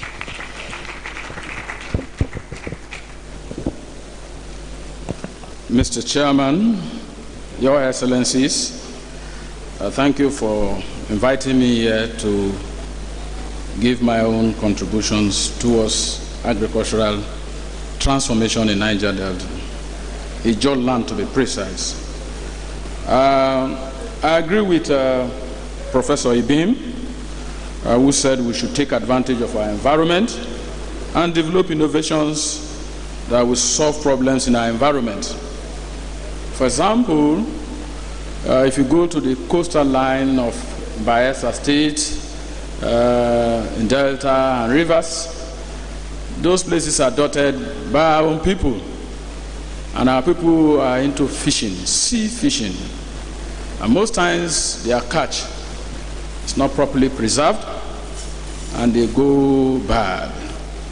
And so I will suggest that we have cold stores sited around all our coastal communities. In Brass, in Bonny, in Fishtown, in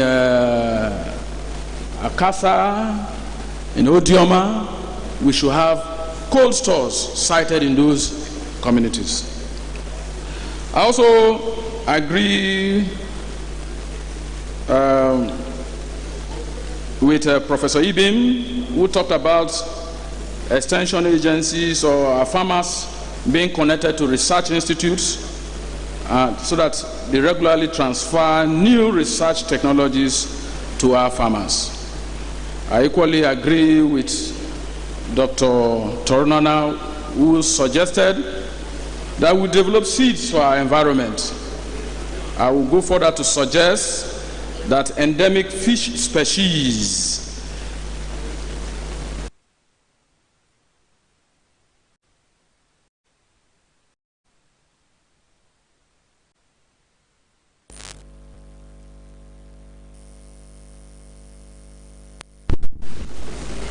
we can also develop the mullet as one of the aquacultural candidates.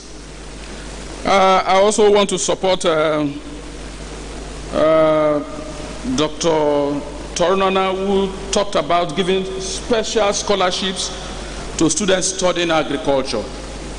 I want to go further to suggest that we develop, for your information, in Bayelsa State, the immediate past government established a College of Agriculture in Ofuni in Sagbama local government. I'm surprised that after more than 6 or 8 years, the College of Agriculture in Ofuni is here to take off. the state government, Bayelsa state government, can do us some good by developing that College of Agriculture. I also quickly want to say, in addition to what they've said, that the various empowerment programs we are carrying out in this state and in Ijaw land should be channeled towards the real farmers, fish farmers and the crop farmers, not briefcase farmers or political farmers.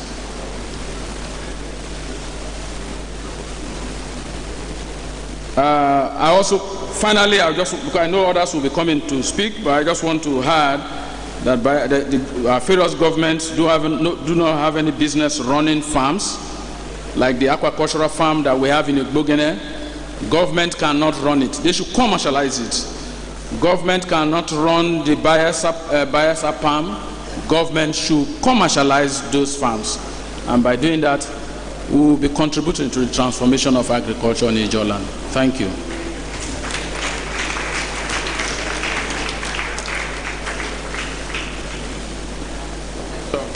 For keeping to the time, and the only thing he added was that there is need to emphasize preservation to avoid spoilage, and then to ensure that empowerment programs go to the people who actually need them, and then concluded that government programs should be executed as planned, and cited the example of the College of Agriculture at Ofoni that is yet to take off 8 years after. We move on to the next discussant, that is Professor Abiodun Adeyemo, also of the Niger Delta University at Wilberforce Island. 3 minutes, please.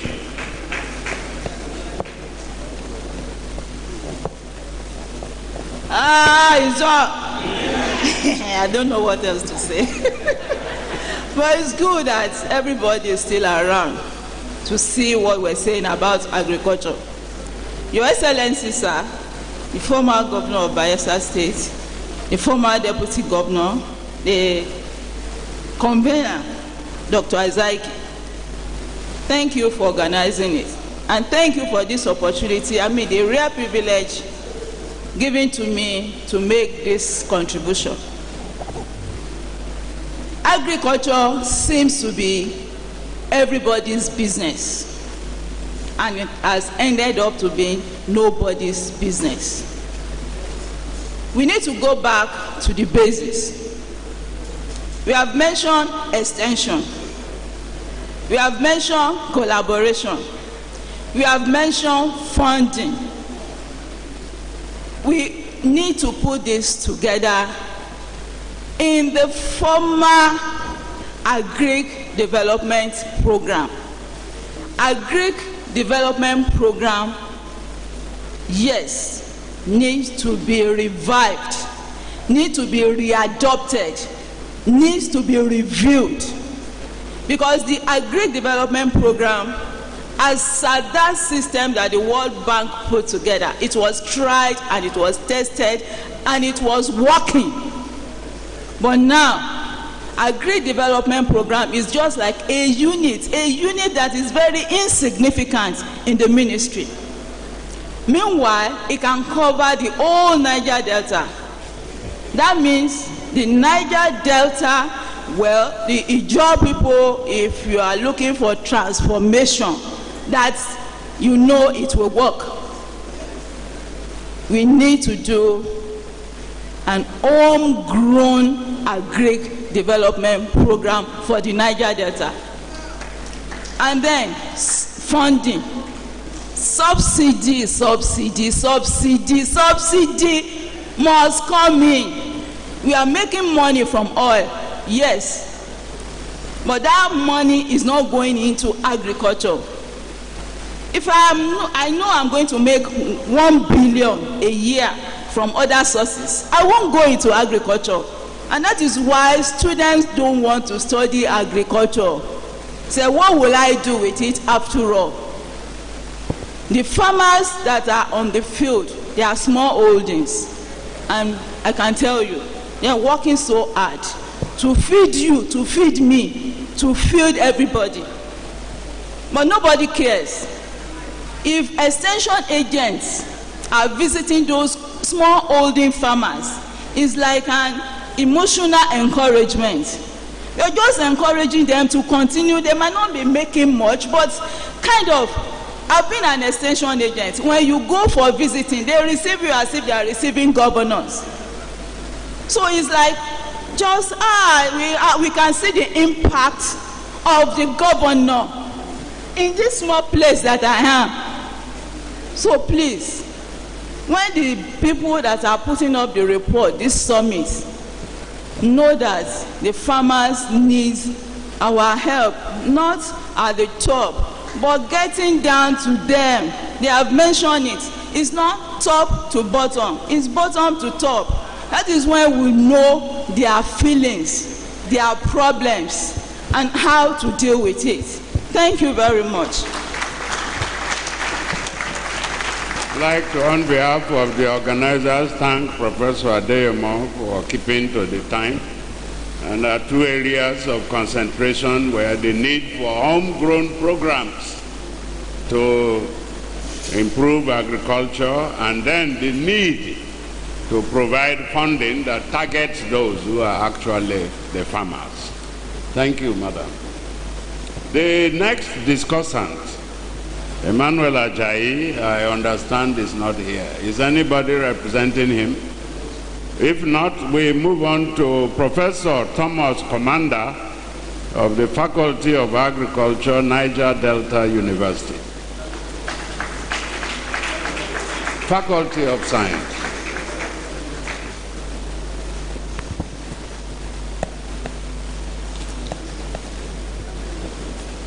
I adopt all existing protocols.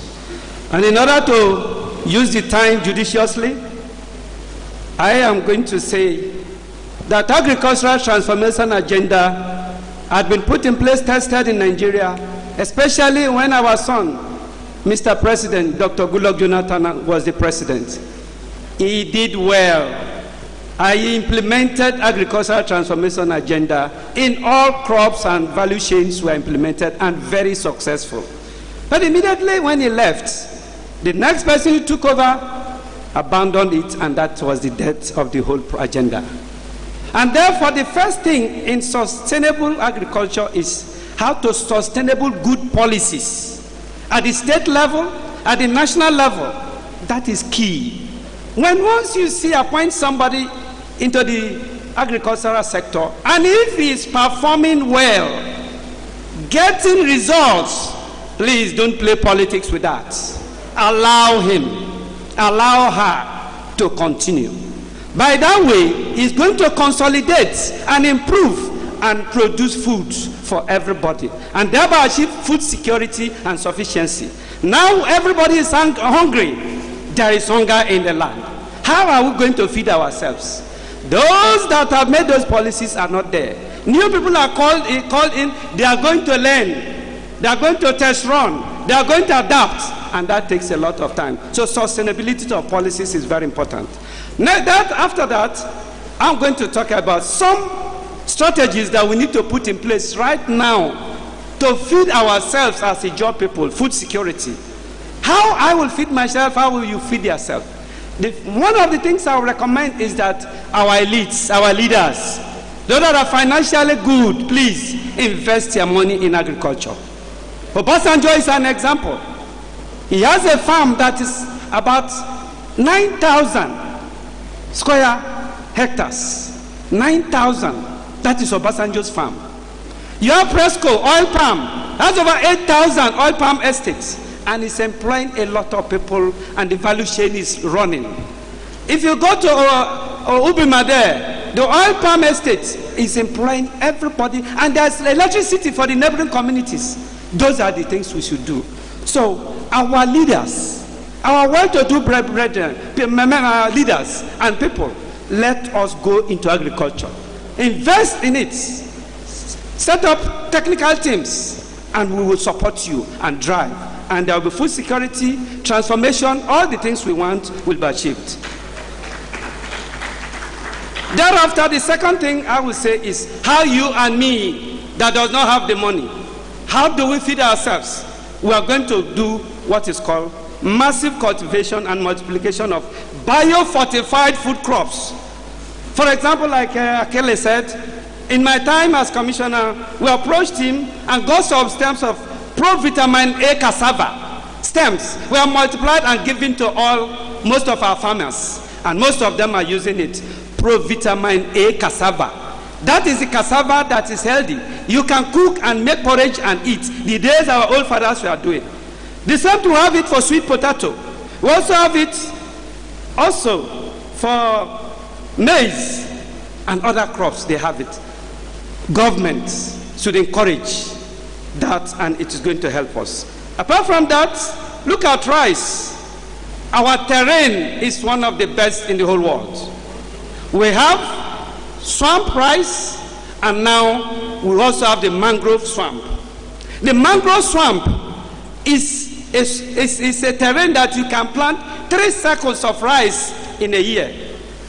3 months, 1 cycle is completed.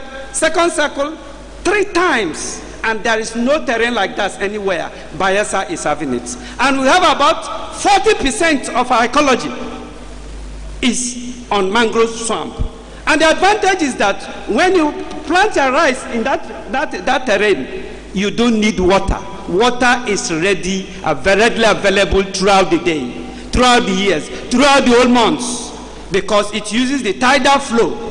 When the tide is high, it covers the whole plantation, rice plantation. You don't need to pray for rain or irrigation. It's not needed. Naturally, it is there. Then as the tide ebbs, you do your management, you apply your fertilizer, and you use the time to do. As soon as the high tide comes, you rest. You only take care of the protection. We did that at Boma Rice in Nembe, and the production was good, the yield was good, the growth was excellent. And therefore, we encourage every Bayelsan to go into mangrove swamp rice cultivation, processing, and exports. It is going to pay us very well. You may please summarize. Apart from that, the next thing is cowpea. We need to plant cowpea, beans. Beans is for protein. We Jaw people, we've been doing it, but we have abandoned it. I encourage that every of us should look at cowpea. It is not difficult. We can plant it. Get agronomists, advise you, and because beans is very expensive. To buy a rubber of beans is about 9,000. So please, policymakers, private sector people, everybody should do that. Then we have to do research on indigenous food resources. You may please conclude. Thank you very much. So based on that, we need to establish smart agro cities, and support our indigenous food research, and we'll have food security. Thank you very much. I want to thank Professor Commander, who had been Commissioner of Agriculture in the state before. His paper emphasized 4 areas. The fact that former President Goodluck Jonathan initiated the first ever agricultural transformation program. Unfortunately, it was not continued after he left, and so he is emphasizing the need for policy continuity. And then how to feed ourselves. And he gave the specific example of pro-vitamin A products, including cassava, potatoes, and others. And finally, he says the mangrove swamp, which is very prominent in the Niger Delta, can produce 3 cycles of rice every year. Nowhere else in this country can you do this. You want to think about this and see how we can fit them into our transformation programs. Let us move on to the next discussant. All along we have been talking about university lecturers and so on. The organizers were very kind. They have brought a private sector player in person of, I believe, Mrs. Ebimabwere Enie Bami. Please pardon me if I didn't pronounce your name well. She is from the private sector. What's the name of the up in Africa? Okay. We will introduce her properly later. You have 3 minutes, please. All right. Thank you, sir. Good afternoon, distinguished guests, my elders in Ijaw Nation, and ladies and gentlemen. My name is Ebimobere Nyepemi, and I'm the CEO, Afrotropic Farming and Agro Services Limited, a private agricultural company committed to building a sustainable and economically viable future for Africans, of course for Ijaw Nation, as I am proudly Ijaw from Delta State. So we've said so much about the beautiful resources, agricultural and ecological resources of the Ijaw Nation, the Niger Delta. But then, what do we do with this? With all of these resources, of course, there is still poverty. Like Madam Hilda Dokubo said yesterday, hunger day. So what are we doing? Why still the hunger with all of these resources? As a private sector, we've been doing so much with partnering with government, and we are just rounding up a project for 120 units of greenhouses for Delta State government. And we believe that just working with governments, using government funds won't be enough. So we also have a charity, Agric Eco Resource Foundation, which we flagged off on the World Food Day a few days ago in Delta State to distribute 6.5 seedlings of tomato and pepper to smallholder farmers in the region. So I will go straight to the point. What should we do to transform the region, the Ijaw Nation, through agriculture? I would say it's database collection. How many farmers do we have? Data is very important. We need to know the number of farmers we have so we can be able to assist these people. We don't have to keep empowering people all the time, repeating the same people to empower. But if we have taken database and we say we have 10 million farmers, we can say we've empowered 1 million this year, we've empowered 2 million. We can reduce the database from there. We don't have to keep repeating. So not just database, what do they grow? How many crops do they grow? The indigenous crop we grow. I call it bring back our food. I am advocating for some of our indigenous vegetables, crops, which I've started earlier this year. When I end up eating mama cocoa, we all know that. When I end up eating mama cocoa in ice cream in Thailand, then I said, this mama cocoa has been saving us in the Ijaw land, and we felt it has gone extinct. We are not paying attention to it.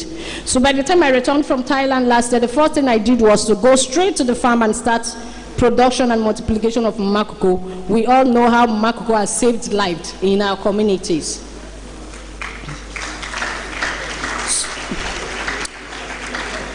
So bring back our food, bring back what has revitalized our Ijaw people, what has kept our elders so strong.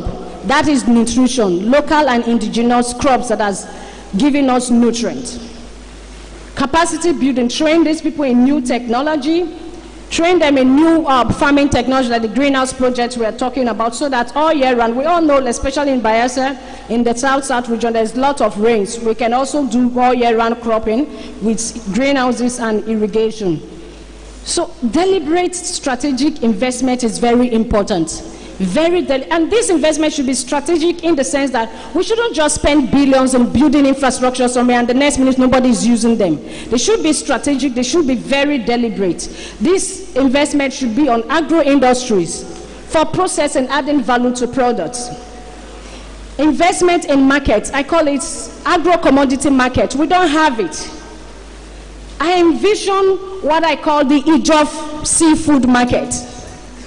Let's have the Ijaw seafood market that will serve as an international market where both the local and international community will come and buy our seafood.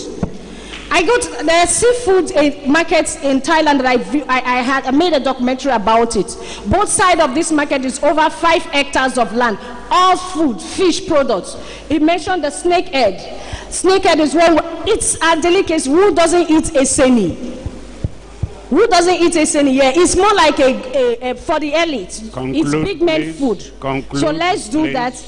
Let's focus on research and development. Thank you, sir. Please. So in all, what I would say is that we should come together. I have limited time, so I will just round up. Izontu Kenwenemo. Let's work together, not the pull him down syndrome. Let's work together as one and serve as a beacon of hope for our people, serve as a beacon of hope for the region, and develop our agriculture, fishery resources, seaweed in our coastal lines, for feed production that will cut methane gas emission from our livestock. Let's work together and do this and drive. Let's be the power that will drive the region so that others will look at us and also emulate from us to develop other regions rich in resources. Thank you.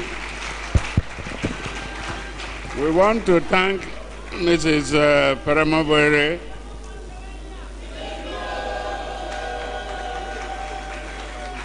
We thank Mrs. Paramabwere for that practical content of her paper. It clearly shows her inclination to the public sector. New things that she brought to this discussion, the importance of data collection for record purposes. Bring back our foods, the foods that our grandparents ate that we have virtually forgotten. And then ended up with the need for greenhouse development and marketing. I hope that the rapporteurs are noting all these. And I hope you are also benefiting immensely from this well-selected group of discussants. The last masquerade here is former director of the National Forestry Research Institute, one of the Oil Palm Research Institute at Benin, in person of Dr. Celestine Ekwenobu. He is the last of the discussants. You have 3 minutes, sir. Okay, sir. So within the 3 minutes, let me properly introduce myself. I'm the immediate past chief executive of the Nigerian Institute for Oil Palm Research. That's NIFO in Benin City. So sometimes when a lot of people refer to oil palm, Malaysia, Nigeria, we are actually in the center of all this language. But again, there are a lot of errors and myths that are spoken in those languages. Now, coming to the point here is that we have identified that the Ijaw region is well endowed for agriculture. But there are many constraints that will not even make an individual want to go into the agriculture itself, because there are many constraints to itself. Those of us who speaking who are agriculturists, you look at the terrain is also very difficult. And investing in that environment with all the problems of security, human capacity, which might not really be there, they are there. So sometimes we think we have the human capacity. Human capacity is not really there. If you are looking for tractor drivers, for instance, tractor operators today, you won't find. We don't have tractor operators. We don't have tractor mechanics who are able to do or to have that. So that's one area we also need to be able to invest in. Investing in human capacity for tractor, for mechanization across the value chain. But coming to the point here is that our farmers have tried to do their best in the best of circumstances that they know. They use their seeds, so they don't use improved seeds, which is the first drawback. So if you are not using improved seeds, already you are putting yourself into poverty because you remain where you are.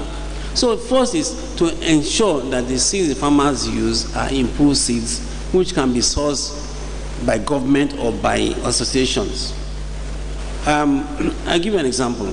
In the oil palm today, for instance, we have oil palm materials that will yield for you oil per hectare if you process well, can yield between 4 to 6 metric tons of oil. But what the farmers are planting amongst themselves here can barely give you 1 to 2 tons per hectare. So you already find that you're in a poverty trap. So it's to improve the seeds. Farmers' access to seeds is very, very important. And AB will tell you that that is for one key event here. So which we must agree to help the farmers source the seeds. Then the capacity of the farmers, they have been doing what they know best. But we also need to gradually upskill that through extension and through some level of training. The Songhai example, I don't know if you know about the Songhai example. If it's possible for us to bring the Songhai example to Ijaw nation, Ijaw region, so that the farmers go there to eventually learn what to do, upskill themselves and what to do with even the aquaculture and the fisheries that we think they know. They might not know as much as they know. So that's one key area I think is. But first is the extension system must work. Somehow we have to find a way to make the extension system work. When the extension system works, then the farmers are able to access good seeds and good seedlings. When you access good seeds and good seedlings, you're already upscaling what you have. Then the markets. There's a lot of market for the products we have, but somehow because of lack of knowledge or because of lack of communication, we don't have products. Now in Edo State, which is about 3 hours drive from here, there are some ethanol plants, factories there now producing ethanol from cassava. And they can consume the entire cassava that is already produced presently in Bayelsa State. So if such a factory exists that requires that volume of cassava, you don't need to tell the farmer to produce more cassava. The farmer will look for the land to produce the cassava because he has a market, there is already market. Now, down the road is Bayelsa palm, which was part of the recent palm. And indeed, my institute was part of the groups that mapped the soils for that place. We mapped 29,000 hectares of soil for that work. And part of where we're sitting here today is part of that land that was mapped for that. For that. Now, they have been able to develop, I think, about 1,000 or 3,000 hectares. I can't quite know the figures now here. Now, of that can be a center point. They don't have to expand beyond what they have. Now, if they do have a big mill there, then they begin to source their fruits from farmers around, local farmers around, and that creates a market for farmers.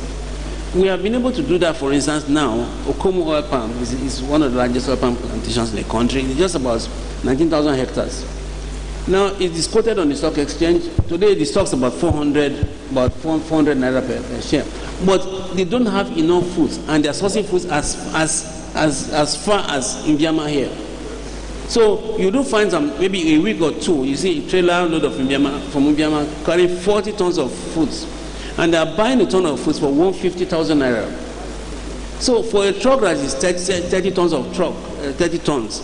Times 150,000 naira. You imagine the volume of money that's going in that direction. So we can't develop Bayelsa palm such a way that it can then begin to demand fruits from farmers. So that's about markets. We need to create markets and expand the markets for farmers. Thank you very much. Let me, on behalf of the organizers, thank Dr. Celestine for a very stimulating discussion. He centered on 6 areas, namely acknowledging the endowment of the Niger Delta region in terms of agricultural potential. But then said that there are many constraints, including the low capacity, security problems. As for capacity, tractor drivers, tractor mechanics, he says very few. So they need more of those people. Then improved seeds to be provided by government for high-yielding seeds that will improve yield. Then the capacity building, he says, for the transformation, we need to adopt the Songhai model. He didn't have the time to describe all the Songhai model, but I believe they will capture it in their listing. And finally, markets and communication, the importance of these two. We thank you, sir. The floor is now open for a limited number of comments.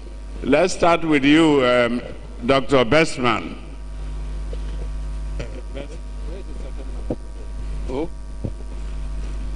Who is giving give the speaker, okay, the mic.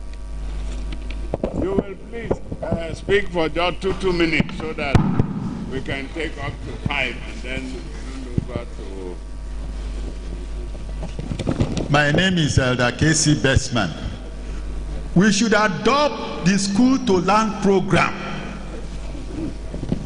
The School to Learn program involves our youths, our headmasters, our secondary school principals. They should have their own farm.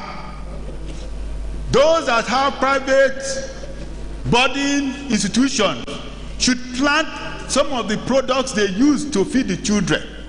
It should be a standard policy that the School to Learn program should be reactivated as a policy where every school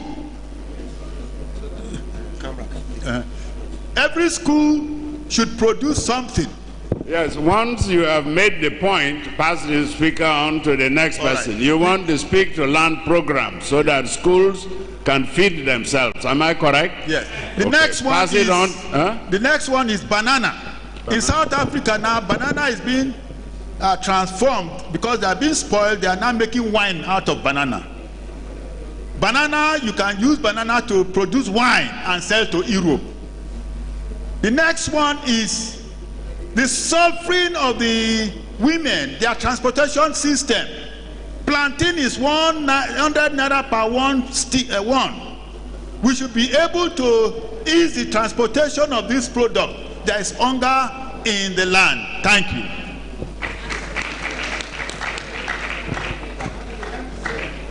We are coming row by row. 2 here, 2 here, 2 here, 2 here. So, say that, okay. Thank you, sirs. Dr. Major Itaimowe is my name. My submissions are very simple. Number one, that in Ijaw land we need more agropreneurs, people that will serve as role models that young ones will look up to. They are lacking in the Ijaw nation. Government in its own part should make sure that whenever they are arranging programs for agriculture, they should not do it on party lines, because all the people that are sent, just like my professor said here, are portfolio carrying farmers, which is not good enough. That way there will be no motivation. When they come back, they will sell the starter packs and go back to square one. Lastly, there is a building in this what do you call this road now, going to Oxbow Lake. I think the program is called a World Bank program, a multi-billion World Bank program called RAMP, Rural Access and Agric Marketing Project. That project is equally in other Niger Delta states, but unfortunately the one of Bayelsa is non-functional in as much as I'm concerned. We are not maximizing anything out of that program. I'll call on the president of the Ijaw National Congress and the chairman of the Elders Forum here to please see how to see the governor, as the case may be, to see how to bring that program to limelight. Thank you, and God bless us all. This row, 2 people here, say the lady and then the man in white.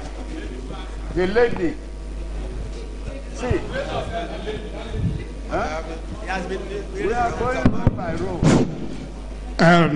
My name is Dr. Wazawi Alamine from Niger Delta University.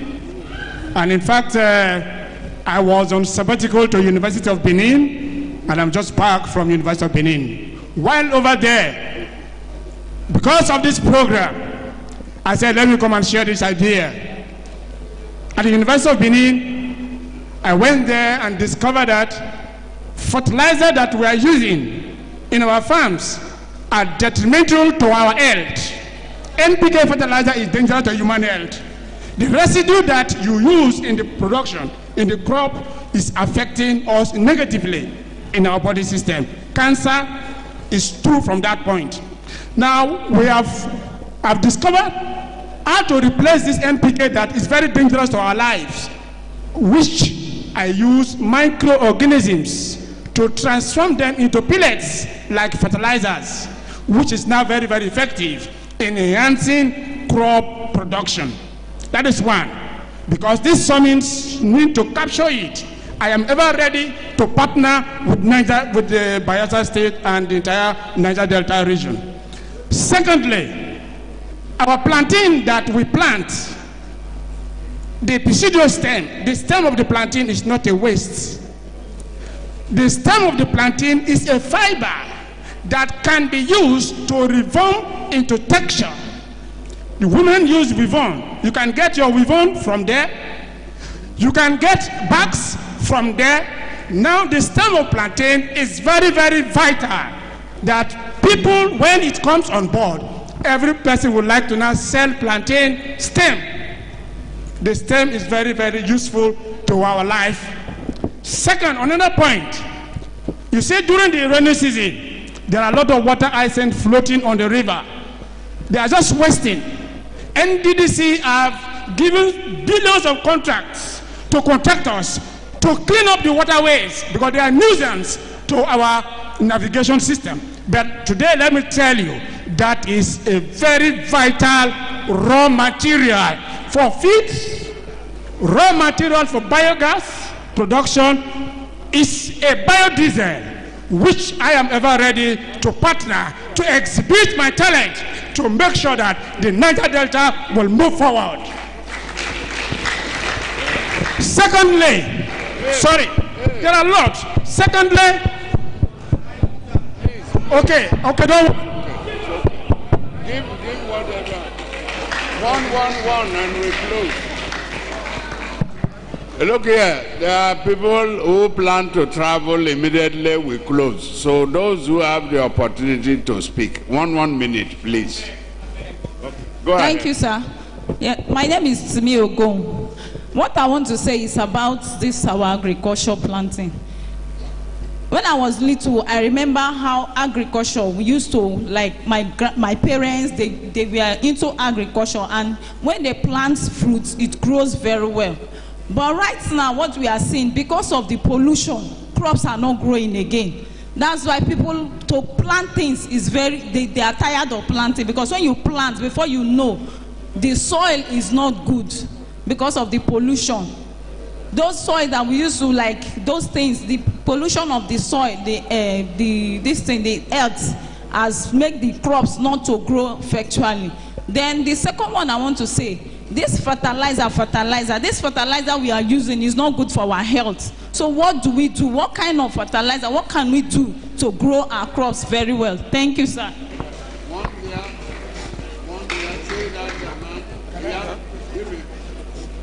Okay. 1 minute, please.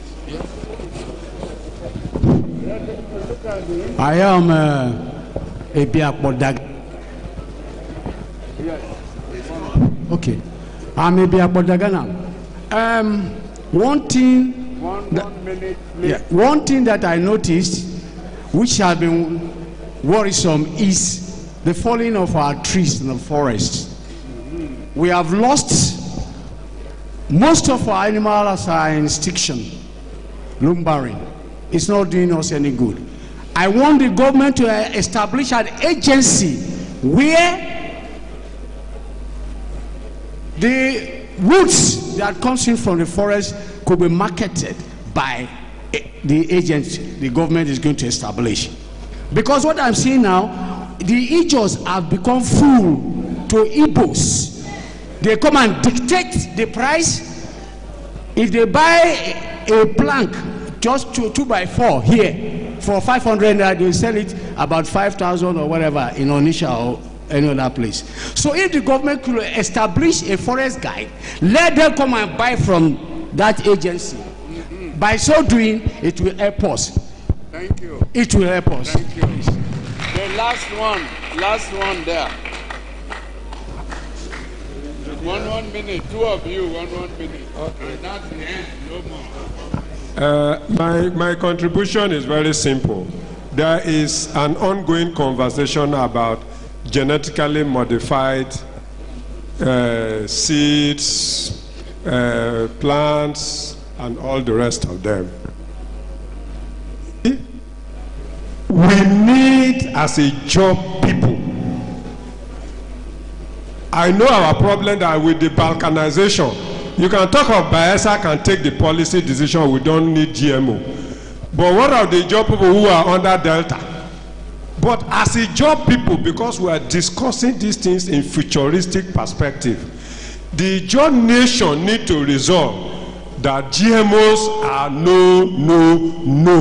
And if that is our decision, we must factor it in such a way that it becomes part of our restructuring agenda and everything that we are demanding from Nigeria. Don't introduce GMOs to come and kill us. If you want to introduce GMOs to kill us, it's better for a job people to go to a separate republic of their own.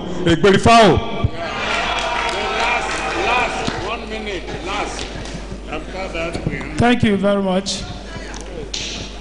Thank you. Sitting here all morning, I've been thinking of what this is all about and how we can make it work. I see this pre-conference summit as a legacy program. And if you are planning a legacy program and it's not consummated hereafter, then you would have sat for nothing. Permit me please to make that comment after I had contributed to the one that is on. I'll do that very quickly.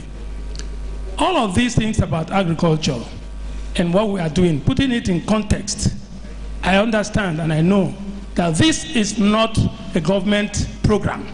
Therefore, we must speak in context. What can Ijaw nation do to increase value addition to all of these productions? Even right now, as we speak, people are producing. Plantain is growing. Fisher folks, 100% or not, they are catching their fish. But what can we do to add value these that are being produced? How do we want to extend that to attract the young people? All of us here, 90% of the participants and those who are presented, who are on their next stage of life. Whatever we are doing here, if you are 40 and above, all the things we have discussed from morning to now are things that you want to leave behind. That's why I say it's a legacy thing. What can we, rising from here, from the chairman to the rapporteur to the organizers, take back and ensure that the system that we are leaving behind benefit from it, so that they can put our names as they have put all these ones here tomorrow. So wrapping that up, we need to emphasize on value addition in the chain, the value chain, so that they can make money. Agro-business is good business. If you grow and you don't sell, you don't add value. Right now there is a lot of harvest of cassava. But if you see, it goes to fufu and gari, and that's where it ends. How can this summit put something down to ensure that that transforms to benefits? That is the legacy that we can give. Thank you very much.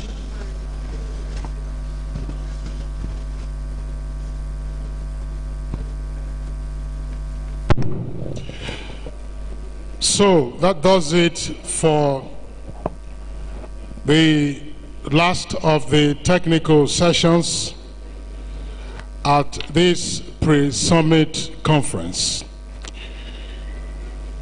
Agricultural transformation in the Niger Delta, and the chairman, Professor Francis Sikoki, would like to thank you immensely, along with the paper presenters and the very able discussants, as well as the valuable contributions from the audience. Incidentally, I'm sure many here are aware that the president of the Azaiki Foundation, Professor Steve Azaiki, was the pioneer commissioner for agriculture in Bayelsa State. And Professor Steve Azaiki took his bachelor's, master's, and doctorate degrees in agriculture in the former Soviet Union. Particularly, give him a round of applause. I was in Ukraine, and if you know that Ukraine is one of the biggest grains supplier to the world, you would know that there's something that keeps it going. And even under the current war situation, you saw the impact that Ukraine was trying to make by continuing to ship grains, particularly wheat, to needy countries in Africa and elsewhere in Asia. Professor Steve Azaiki, of course, is very passionate about agriculture as well as other areas in which he has now deployed his transferable skills. Professor Shikoki, would like to thank you once again. And gentlemen and ladies, you may rise and take photographs along, of course, with the dignitaries who are on the front row. So let's give them a round of applause as they do that. And then we get ready for the closing formalities. We do that very briskly, and we call it time on the pre-summit conference. The big one is yet to come. Well, the tremendous amount of legwork that has taken place here today and before now, the various consultative meetings, will be immensely useful at the economic summit itself.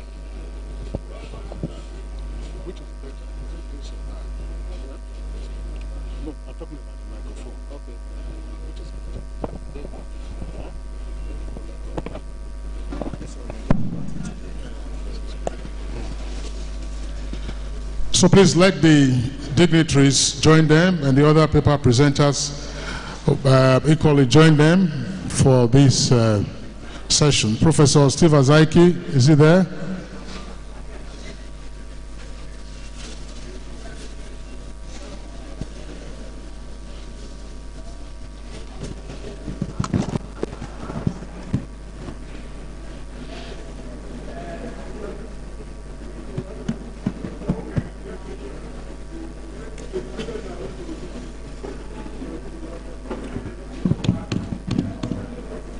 Okay.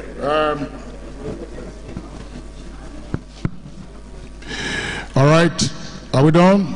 Last few shots, and then we return to our seats for the closing formalities.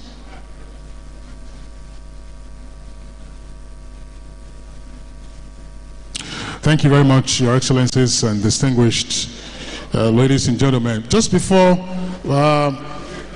please, can we return to our seats for the closing formalities? Just about 3 or 4 items will be taken during this closing session. Now, just to let you know that we have had a team of rapporteurs who've been working since yesterday, and they will be providing a report. And of course, this report will form part of the paperwork to be deliberated on at the summit coming up in December. Let me now invite Professor Ambili Etekbe, who is the Rapporteur General, to provide to present the interim report of the team of rapporteurs. He has just about 5 minutes to do this. Go straight to the heart of the matter, and we'll take it from there. Professor Ambili Etekbe, please.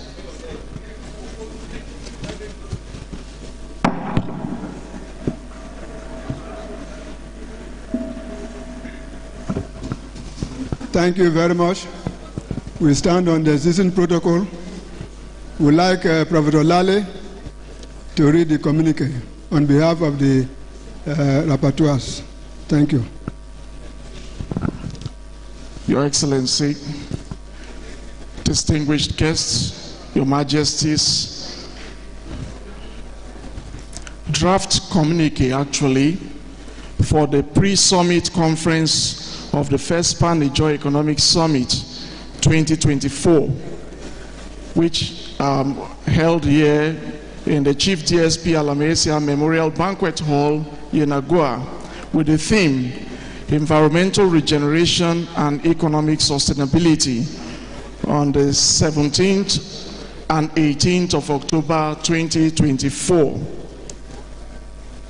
We, the representatives of the Ijaw people, gathered at the pre-summit conference of the first Pan-Ijaw Economic Summit on Thursday 17th and Friday 18th of October 2024 at the Chief DSP Alamesia Memorial Banquet Hall to reaffirm our commitment to the economic and environmental sustainability of the Ijaw nation. The summit, the pre-summit, was well attended by prominent Ijaw sons and daughters and across the 6 states of the Ijaw nation, or where the Ijaw nation has presence, and those states are namely Bayelsa, Rivers, Delta, Akwa Ibom, Ondo, and Cross River states. Of course, the keynote address was delivered by the Governor of Rivers State, His Excellency Sir Timileyin J. Fubara, GSSR, who was represented by Sir Tamuno Danagogo, the Secretary to the State Government. The opening conference was, of course, chaired by His Excellency Riyad Biralboria John Juna, retired, former Deputy Governor of Bayelsa State and present Chairman of the Bayelsa State Elders Council. The President of the Ijaw National Congress, Professor Benjamin Ogilo Okaba, also gave a speech at the opening ceremony. And of course, not forgetting that speech was also delivered by the convener of this pre-summit conference, Professor Steve Azaiki. Far-reaching decisions, because of time, I'll just keep and go straight on to the key resolutions reached at this 2-day pre-summit, pre-conference summit. And the submissions are as follows. The pre-conference summit unanimously resolved to continue the age-long self-determination of the Ijaw nation of our founding fathers, the 4th largest ethnic nationality in Nigeria, which, despite being the major producer of resources of the country, are denied and deprived access to the opportunities and benefits from it. The pre-conference summit is unanimous in stating that the Ijaw nation is the 4th largest ethnic nationality in Nigeria, with people and persons with enormous potentials for harnessing the economic endowments of Ijaw land. The various erudite speakers at this summit acknowledged that all parts of Ijaw land have abundant agricultural and mineral resources yet to be exploited maximally for the benefit of the land and people, of the land and the people. That governments, local government councils, communities, and wealthy individuals should invest in the industrialization of Ijaw land. Of course, we remember that there were 7 segments or 7 themes, thematic areas in this summit. And what I am reading are drawn from key statements that were made by stakeholders and presenters of papers and discussants in the various panel sessions that we have had here in these 2 days. The summit notes that Ijaw land has benefited to the extent that it has through the various interventionist agencies such as OMPADEC, the NDDC, the Presidential Amnesty Program, the Ministry of Niger Delta Affairs, instituted by the federal government of Nigeria, but pointed out that appreciable as those interventions are, corruption and lack of commitment have marred the holistic development of the land. Sadly, even some Ijaw sons and daughters in positions of authority and influence have been a cog to the wholesome and satisfactory development of the land. A major aspect of the deliberations of the summit was that Ijaw land is one of the most polluted places in the world and is therefore prone to cancers and other catastrophic consequences to the environment, its plants and animals, and more so to humans. The summit therefore calls for serious remediation remediation measures by the full implementation of reports such as, of course, the Bayelsa State Government instituted Archbishop John Sentamu-led Oil and Environmental Commission and several other reports, that such reports should be fully implemented. The summit holds crude oil multinational companies like Shell, Ajib, Totalfina Elf, Mobil and others, some of whom are currently divesting their onshore ownership and operations to indigenous companies to account for the massive pollution of the air, land and rivers and ocean of Ijaw land through crude oil exploitation, gas flaring, effluent discharging and other activities. The summit recommends that they embark on cleanup before leaving the shores of Ijaw land. The summit also asserts that the companies, that's the old multinationals, are divesting to should inherit both the assets and liabilities as well. Participants at the summit generally hold the position that 65% of the blue economy resources in Nigeria are located in Ijaw land and should therefore be adequately harnessed and exploited for the prosperity of the land and people. The summit frowned at the indiscriminate felling of trees and harvesting of resources without any plan of replenishing such resources, forest resources, and of course other resources. The summit was unanimous in the opinion that we reintroduce and encourage Ijaw sons and daughters to participate in water sports and tourism, which includes swimming, boat regatta, sailing, boat cruises, as ways of harnessing and benefiting from the riverine and seaward resources of the blue economy. The summit hopes that the findings and decisions reached at this pre-conference summit will not just be another talk shop, but be practically implemented to the farthest extent that can be. It was unanimously resolved that an intellectual approach to the agitation against exploitation, marginalization, and deprivation of Ijaw land by the federal government and multinational corporations that appropriate the resources of the land to enrich themselves while depleting the resources of the land and impoverishing the people should be sustained. That is the way forward for the regeneration of our environment and the economic sustainability that we desire and crave for, to harness the coastal and oceanic resources, thus developing the blue economy, which is ubiquitous across the nooks and crannies of Ijaw land.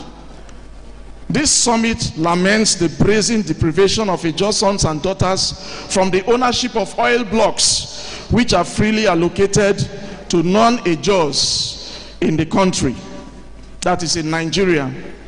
To correct this syndrome of marginalization and economic marginalization of our land and people, the summit recommends the concession of 40% of all contracts in the oil industry to Ijaws, 40% of oil and all employment quota, as well as 20% of allocation of oil field to firms owned and run by Ijaw sons and daughters. As a measure of getting a fair share of the national economy, the summit recommends also that Ijaw leaders should regularly and consistently engage the international oil companies, the IOCs. The summit proposes that due to the ubiquitous presence of marine and coastal resources in Ijaw land, the Federal Ministry of Blue Economy and Marine Resources should be sited in Ijaw land. There should be also community ownership of infrastructure, as to have a sense of belonging as an attraction to the protection of infrastructure. The summit also proposes an integrated approach to the building of smart communities in line with the Social Development Goals, SDG. The summit also recommends and encourages Ijaw sons and daughters to participate in the marine economy, such as fishing, trawling, aquaculture, farming, tourism, and transportation as it relates to our rivers, waterways, and of course the sea and the ocean. The summit also proposes the preservation of our biodiversity within the blue economy. And then the summit also advocates homegrown agricultural development program, ADP, should be sustained by way of encouraging smallholding farmers. In conclusion, the Pan-Ijaw Conference Summit reaffirms our collective commitment to the environmental regeneration and economic sustainability. We pledge to work together as Ijaw people to implement these resolutions and recommendations and to ensure their actualization. Thank you very much for your attention. God bless us all.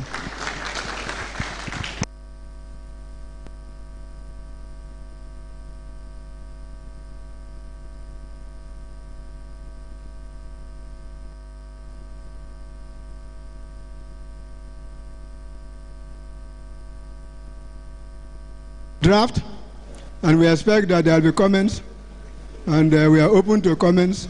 Either they can send comments to the Secretariat or whatever form that the organizers will announce to enable us come up with the final communique and report.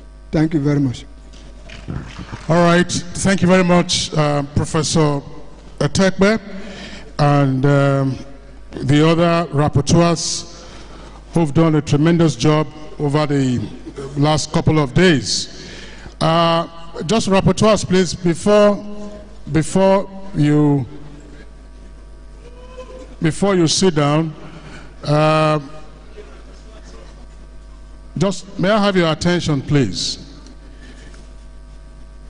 There are persons who may wish to respond to what has been read right here now, so you note their comments. There are others who may also wish to write in to the rapporteurs. Defense College and led the Nigerian team. I had rapporteurs at Defense College. So when they came, that must participate while they came with their own. They said, no problem, let them come and do a test. When my 6